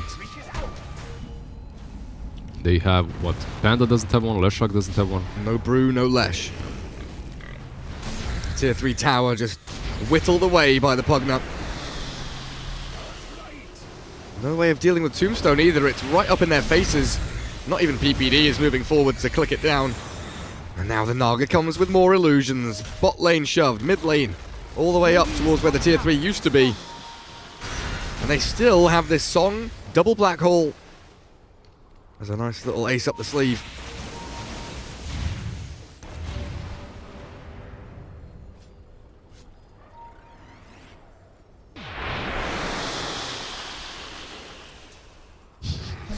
biding their time. No need to commit. There is a smoke from NIP. It looks like they want to do something about this before they lose their access completely. It is such a struggle. PPD smoked up, getting Radiance burned by an illusion, but he does clear that entire creep wave. And he's buying that Octarine core as well. Has full soul booster too. He deals quite a lot of damage, yeah. We're getting into this endgame scenario where everyone's buying Dagons and massive items. And you have the level 25 talents. You have 3-3 with the poison touch plus 40% slow. Fata went with 1500 HP to primal split and the cooldown. I mean, yeah, sure, it helped them, definitely. Yeah, they got to a point where they needed primal split just to I push thought wave. the team might go full left with attack speed and crit, but yeah, that additional HP on the Panda split units definitely did help. Do NIP dare to leave their base here? Dire Observer Ward sees them coming and says no as they take the 4th Roshan of the game. And now they have to fight against 3 black holes again. So what do we have? Cheese Undying, Aegis Naga with a double damage rune to boot. And Refresher in shop as well for Naga. He can port back and alright, he's gonna just send it to the courier instead. How do we start this off? Miracle, do you song? Do you bait them in? Pushing high ground, goes up. Starts to think about hitting these barracks. Mirror image in a couple of seconds. Toss. Attempting a bait here as 3-3 in the midst of it. Z-Freak double forced and soul ripped to keep him up and running. They do get that range racks now as the melee last one standing. That Naga is so slow from the poison touch, from the lightning strike. Look at that. No movement speed, no boots either though. Boots of travel in that backpack. Here we go though, Miracle full HP thanks to the heart. Buybacks soon to be ready for the Brew and the Lesh though, so 5 buybacks will be here for NIP in the coming minute or two. Ace dealing with the creeps, getting dealt with by the life drain in the Netherward though, drops to 1/3 of his health, and this melee Rax is about to become megas for complexity. Jump in, there we go with the primal split. Have they caught the Enigma and killed him off? Death is down. Miracle with a song comes too late. Ace is healed up through the Bloodstone and Cole. They either buy back the Enigma and fight or they run the hell away. The trouble is, the Naga's been stunned up. She has no TP, she has a TP but can't use it. She's just being chain disabled and Aegis falls. Now Enigma buys back.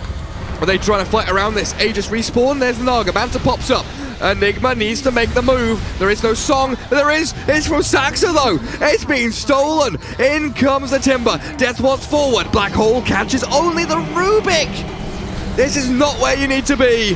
NIP could maybe hold here as Death gets another one. Miracle's there doing the damage, but he's fallen.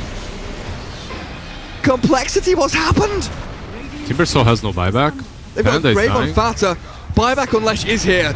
2 minutes without your Ace Timber, but you've got everybody else up and running. NIP are holding. Complexity have thrown away a monumental opportunity to end this game. It just feels that Complexity is not on the same page, honestly. I don't know if it's the language barrier or what it is, but Miracle, he's using the song and pinging 3 heroes that he captured with his song, while Enigma is dead. And Enigma has been dead for like 10 seconds already and he's not buying back.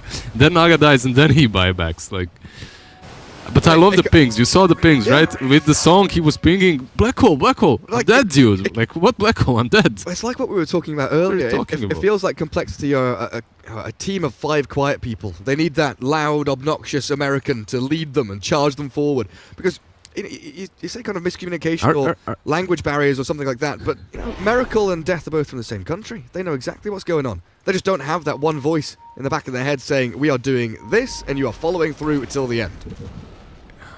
Just saying that you're dead or something, perhaps, in these situations does help out, but... It does, for sure. Because that Naga was definitely expecting a Black Hole there.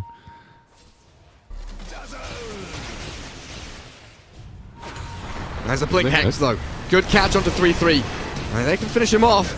They could maybe push base. buyback available. Will be forced. Instantly Panda splits, sends those Storm and Fire Spirits mid to outpush.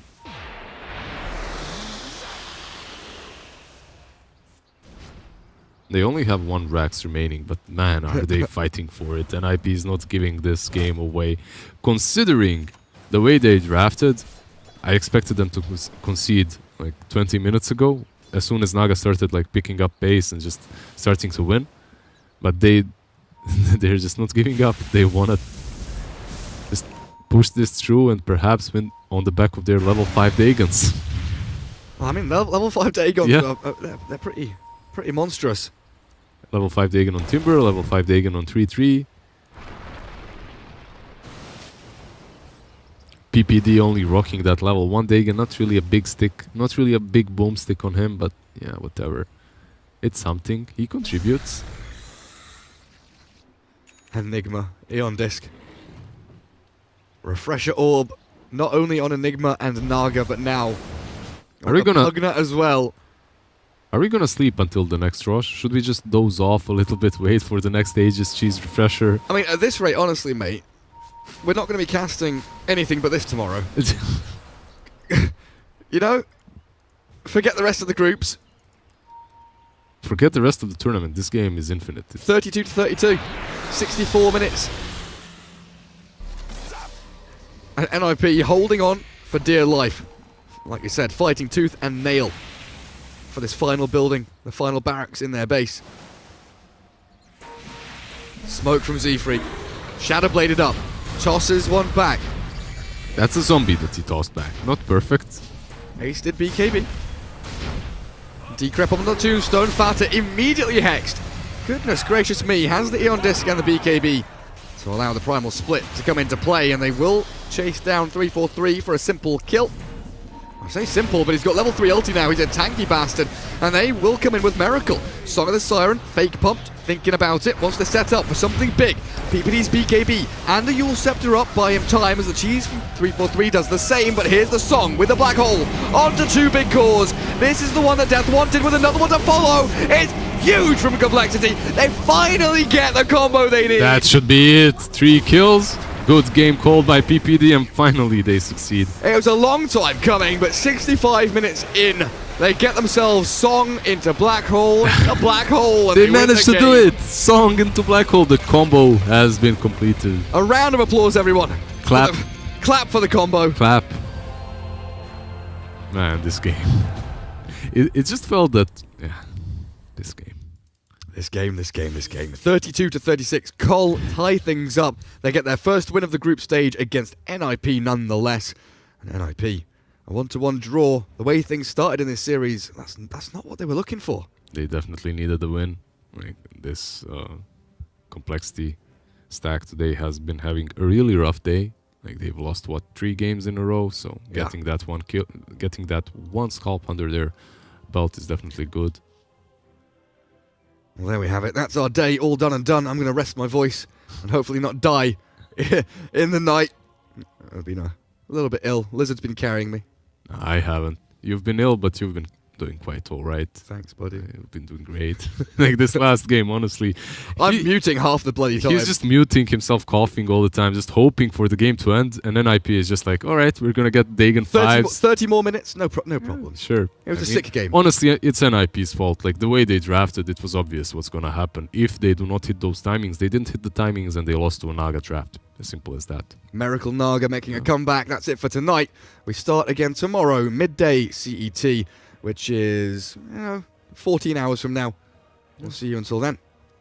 Have a good evening. Bye.